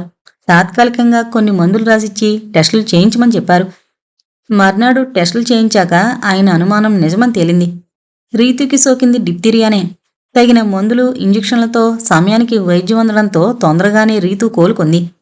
ఆ వైద్య చికిత్సలో మిశ్రాగారి కుటుంబం సహాయం అందకపోయుంటే నేను నిలువునా మునిగిపోయేదాన్నే.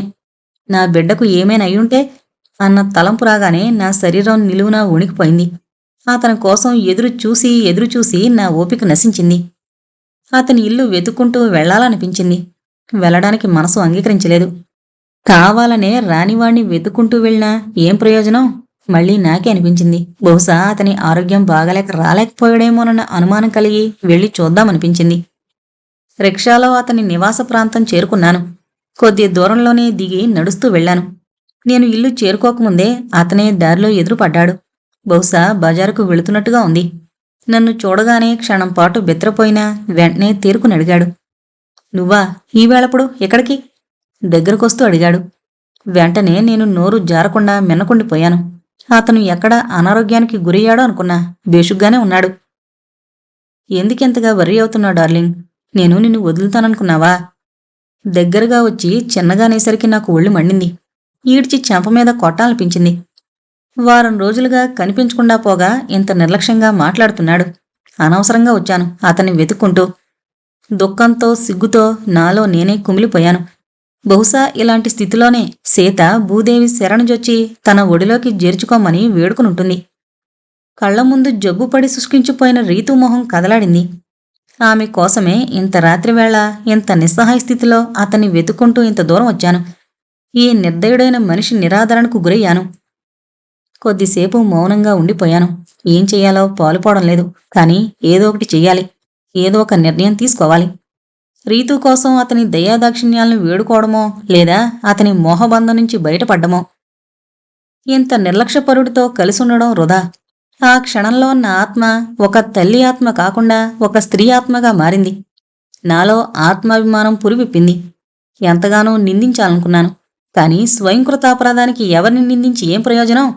పరపురుషుడి వ్యామోహంలో ప్రతిచోటా ఇలాంటి పర్యవసానమే జరుగుతుందని తెలిసి కూడా పిచ్చిగా అతని వెనకాల పడొచ్చేశాను. మౌనంగా నా కూతుళ్ళ దగ్గరికి తిరిగి వచ్చేశాను. వాళ్ళు నా కన్న కూతుళ్ళు. వాళ్లను కాపాడుకోవాల్సిన బాధ్యత నాది. మెల్లిమెల్లిగా రీతు ఆరోగ్యం మెరుగుపడింది. మిశ్రా దంపతుల అండదండలు దొరక్కపోతే రీతు నాకు దక్కేది కాదేమో. మంచి ఇరుగు పొరుగు దొరకడం కూడా ఓ అదృష్టమే. ఆ పరిస్థితుల్లో నాకు వాళ్ళు నిజంగా దేవుళ్లాగానే కనిపించారు. 15 రోజుల తర్వాత మెల్లగా వచ్చాడతను. ఆ 15 రోజులు ఎలా గడిచాయో నా అంతరాత్మకే తెలుసు. నేను అనుభవించిన మానసిక వేదన వర్ణాతీతం. ఆ కష్టాన్ని ఆ దుఃఖాన్ని వ్యక్తం చేయడం నా వల్ల కాదు. అయినా కూడా అతన్ని చూడగానే మండిపడలేదు. అంత బాధ అంత దుఃఖం అతన్ని చూడగానే నీరుగారిపోయింది. నోరు విప్పి ఏమీ అనలేకపోయాను. ముభావంగా ఉండిపోయాను. నువ్వు చెప్పకుండా వచ్చేసావేమిటి? అతను మామూలుగా అడిగాడు. మరి ఏం చేయను? నిన్ను ఏమనాలో తోచుకొచ్చేశాను. నేను గతాన్ని తోడదలుచుకోలేదు. బాధ తప్ప ఒరిగేదేమీ లేదు. కోపమొచ్చిందా నా మాటలకి? మౌనంగా ఉండిపోయాను. ఇలాంటి నిర్లక్ష్య ధోరణికి కోపం రాక ఎవరికైనా సంతోషం కలుగుతుందా? నీకు తెలుసా, నా భార్యకి మన వ్యవహారమంతా తెలిసిపోయింది. ఇంట్లో ఒకటే గొడవ. అందుకే రాలేకపోయాను అన్నాడు. అంటే ఇంతకుముందు ఎప్పుడు ఇలా గొడవ జరుగుతుందని తనకి తెలీదా? ఏ భార్య అయినా తన భర్త పరిస్థితితో సంబంధం పెట్టుకుంటే ఊరుకోదని తెలీదా? 2 ఏళ్ల క్రితం నా కోసం ఆమెనే వదిలేస్తానన్నాడు. ఇప్పుడేమో ఆమె గొడవకి తలొగ్గి నాకు దూరంగా మొసులుకుంటున్నాడు. ఎలాగూ నేను నా భర్త నిరాదరణకి గురయ్యాను. ఇప్పుడు తను కూడా నిర్లక్ష్యం చేస్తే నేనేం చేయగలనన్న ధీమా కాకపోతే మరేంటి?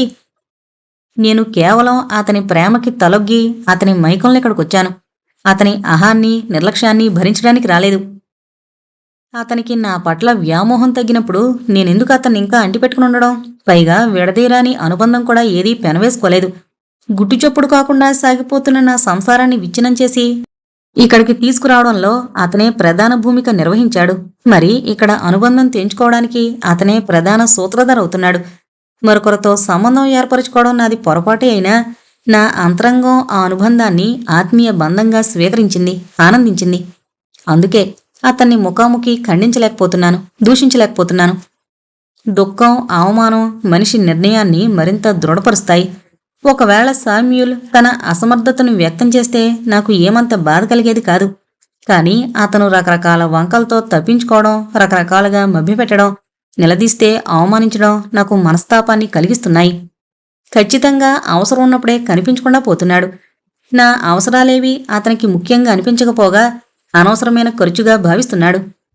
ఆర్థికపరంగా చాలా ఆచితూచి వ్యవహరిస్తున్నాడు. పురుషుడు తను ఏదైనా పొందాలనుకున్నప్పుడు ఎంతో ఉదారంగా వ్యవహరిస్తాడు. సర్వం త్యజించడానికి సిద్ధంగా ఉన్నట్టు మాట్లాడతాడు. ఆ మాయ మాటలకి ఆడది మైమరిచిపోయి తన సర్వస్వాన్ని నిరాటంకంగా అర్పించేస్తుంది, మోసపోతుంది. మగాడికి ముందే తెలుసు తనిచ్చిన మాట నిలబెట్టుకోకపోయినా చెల్లుతుందని, చెల్లిపోతుందని. కాని ఆడది కోల్పోయింది, సమర్పించింది, తిరిగి రాంది, తిరుగులేంది. నేను కూడా అతని నుండి ఏమీ ఆశించకపోయేదాన్ని ఒకవేళ నన్ను ఇక్కడికి తీసుకురాకుండా ఉంటే. అడగకుండానే అతని అవసరం తీరుతున్న చోట నా అవసరాల గొంతు నునుపుతున్నాడు. కాని పిల్లలు, వాళ్ల ఆశల్ని నేనేం చెయ్యాలి? ఎలా తీర్చాలి? వాళ్లకు ఎన్నో అవసరాలు, ఆశలు ఉన్నాయి. వారి కోరికల వేళల్లో దాగిన అసహాయత నన్ను కుప్పగూల్చి వేస్తోంది.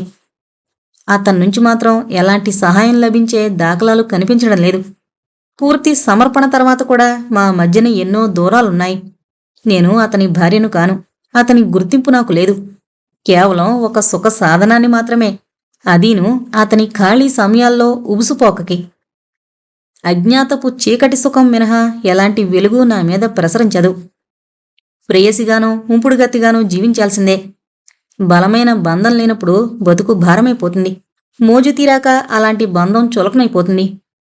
నా గుండెల మీద పేరుకుపోతున్న బాధ్యతల భారం పెరుగుతున్న కొద్దీ అతనిలో విసుగు పెరిగిపోతోంది. ఎప్పుడూ రాగానే ఏవో సమస్యలు ఎగరు పెడుతూనే ఉంటావు అంటూ కసురుకోగానే నాకు అడగాలనిపిస్తోంది. ఏంటి, సుఖం తప్ప మరో సమస్య ఉండదా అని. అతను కేవలం తన ఇంట్లో దొరకని సుఖం కోసం ఇక్కడికి వస్తున్నాడు. అది అతనికి సమస్య కాదా? మరి అది అందించే మనిషి సమస్యలు ఎవరు తీర్చాలి? పిల్లల సమస్యలు, ఇంటి సమస్య, ఆర్థికపరమైన సమస్యలన్నీ మరి నేనెవరికి చెప్పుకోవాలి? ఎలాంటి ఆశలు, కోరికలు లేని బండరాయిగానో, ఆటబొమ్మగానో మారిపోనా? క్రమేపీ అతను అనామకుడైపోతున్నాడు. అందుకే అతనికి ఏ మాట చెప్పాలని కూడా అనిపించడం లేదు. మంచం మీద పడుకుని ఏదో నవల చదువుతున్నానే గాని మనసులో సుడిగుండం చెలరేగుతూనే ఉంది. నిన్న సూత్రధార పత్రిక సంపాదకులు ఆ పత్రికను నిలిపేస్తున్నామని చెప్పేసరికి మరింత కుప్పకూలిపోయాను. ఆ పత్రిక ద్వారా ప్రతీ నెల ఎంతో కొంత పారితోషికం లభించేది. ఇప్పుడు ఆ కాస్త ఆధారం కూడా కోల్పోయాను. ఏదైనా ఉద్యోగం వెతికి పెట్టమని కూడా అతన్ని అడగలేకపోతున్నా. స్వతహాగా ఎక్కడికైనా ఉద్యోగం వెతుక్కోవడానికి వెళితే ఎవరిదైనా సిఫారసు అడుగుతున్నారు. బాగా ఆలోచించాను. ఈ ఇల్లు, ఈ నగరం శాశ్వతంగా వదిలేయాలి. ఆ నిర్ణయం తీసుకున్నాక లోగడ పంచుకున్న అనుబంధం, అనురాగం, ఆత్మీయతలన్నీ బూటకాలను అనిపించసాగాయి. అతని కోసం ఎదురుచూస్తూ అతని మీద ఆధారపడి ఉండకూడదు. అతని కోసం కుమిలి కృషించిపోతూ నా జీవితంతో పాటు నా బిడ్డల జీవితాలను కూడా నాశనం చేయకూడదు. నిరంతరం ప్రవహించే నదిలా సాహసించాలి.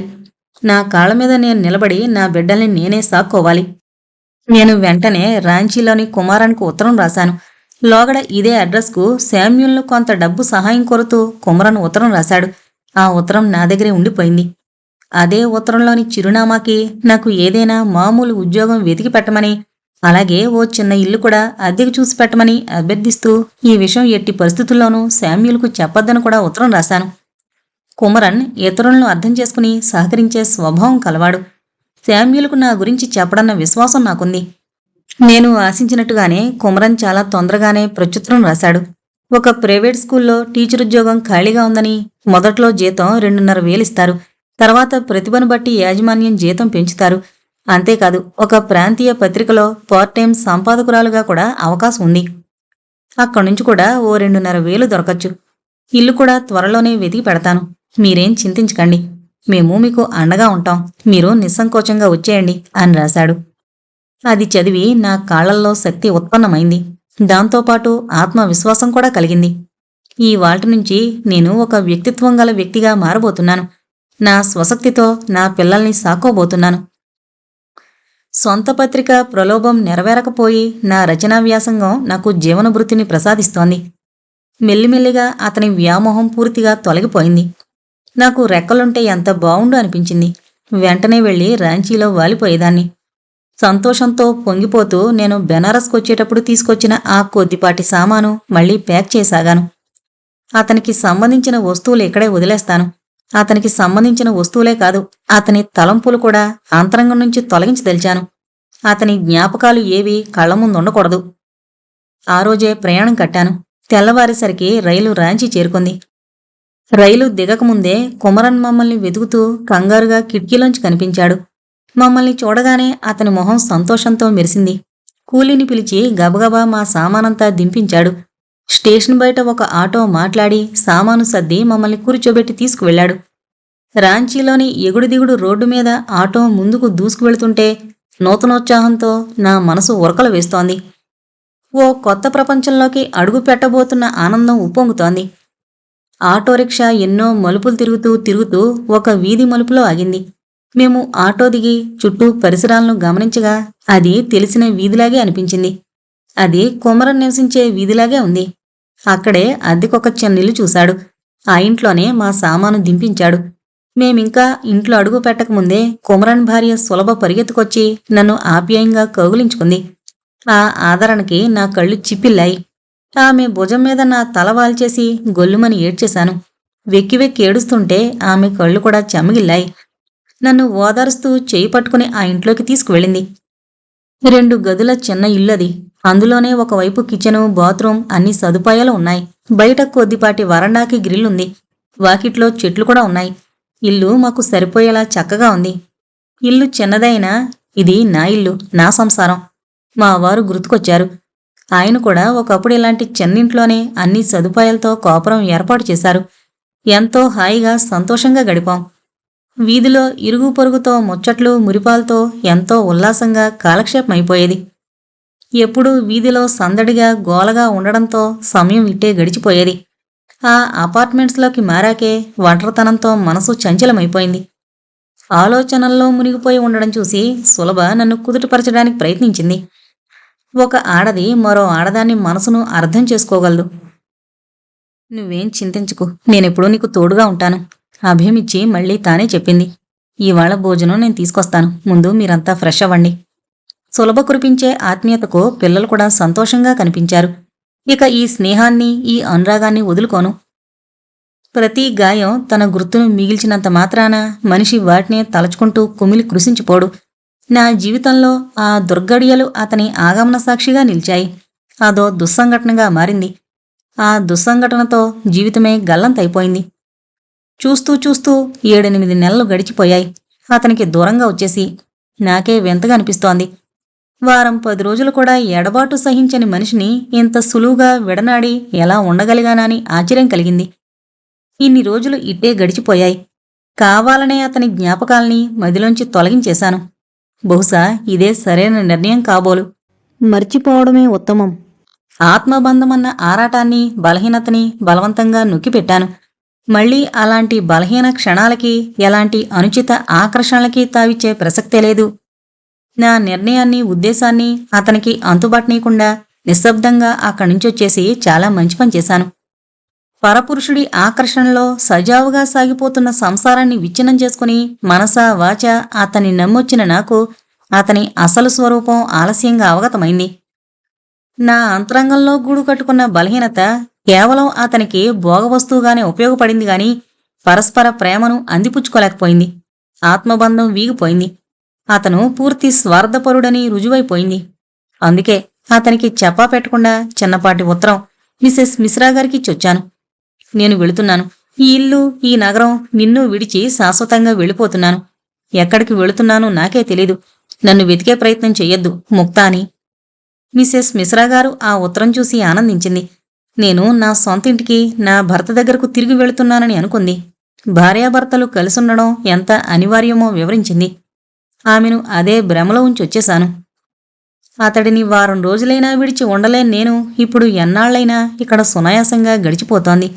ఆ కొత్త ప్రాంతంలో ఏదీ కొత్తగా అనిపించడం లేదు. ఎలాంటి లోటు అనిపించడం లేదు. జీవితం మామూలుగా సాగిపోతోంది.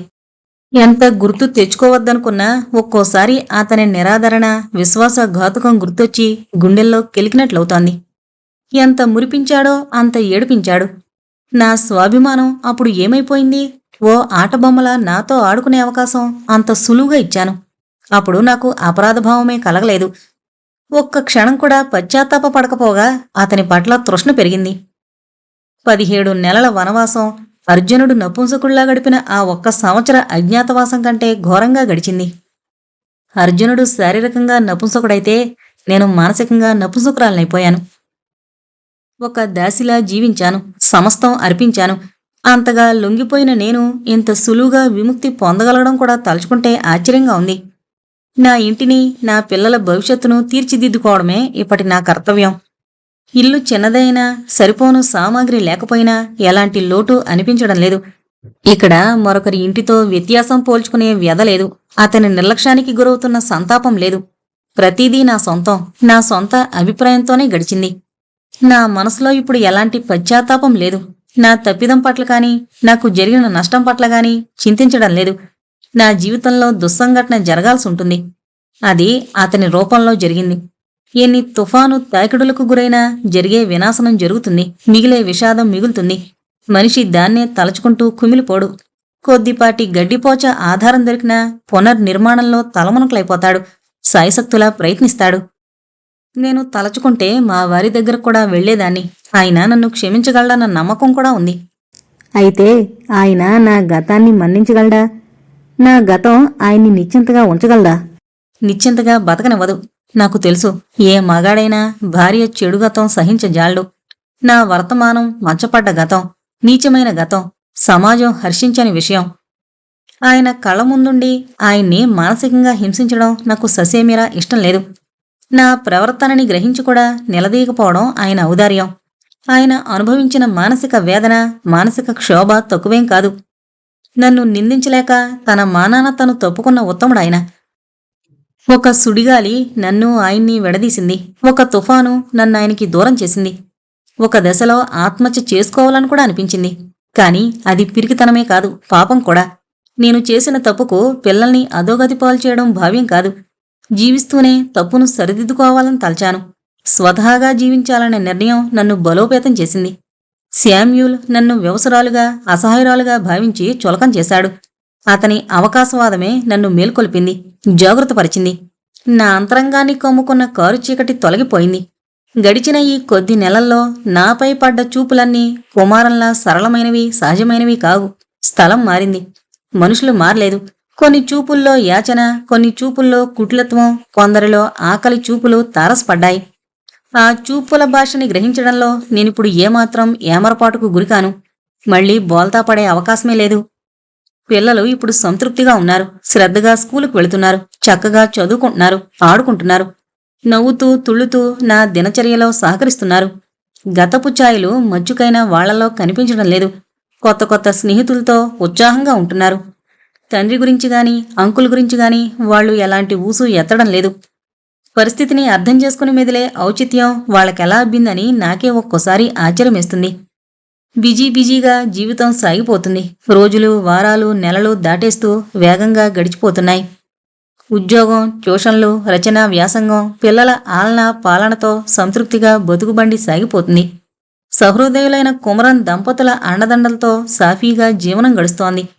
బంధాలు, అనుబంధాల విలువ, స్నేహం ప్రాముఖ్యం వాళ్ళకి బాగా తెలుసు. రాంచీకి రావాలన్న ఆలోచన నా జీవితాన్నే మలుపు తిప్పింది. నేను అతన్ని మరిచిపోలేనేమో, అతన్ని వదల్లేనేమో అన్న అనుమానంతో చాలా రోజులు మదన పడ్డాను.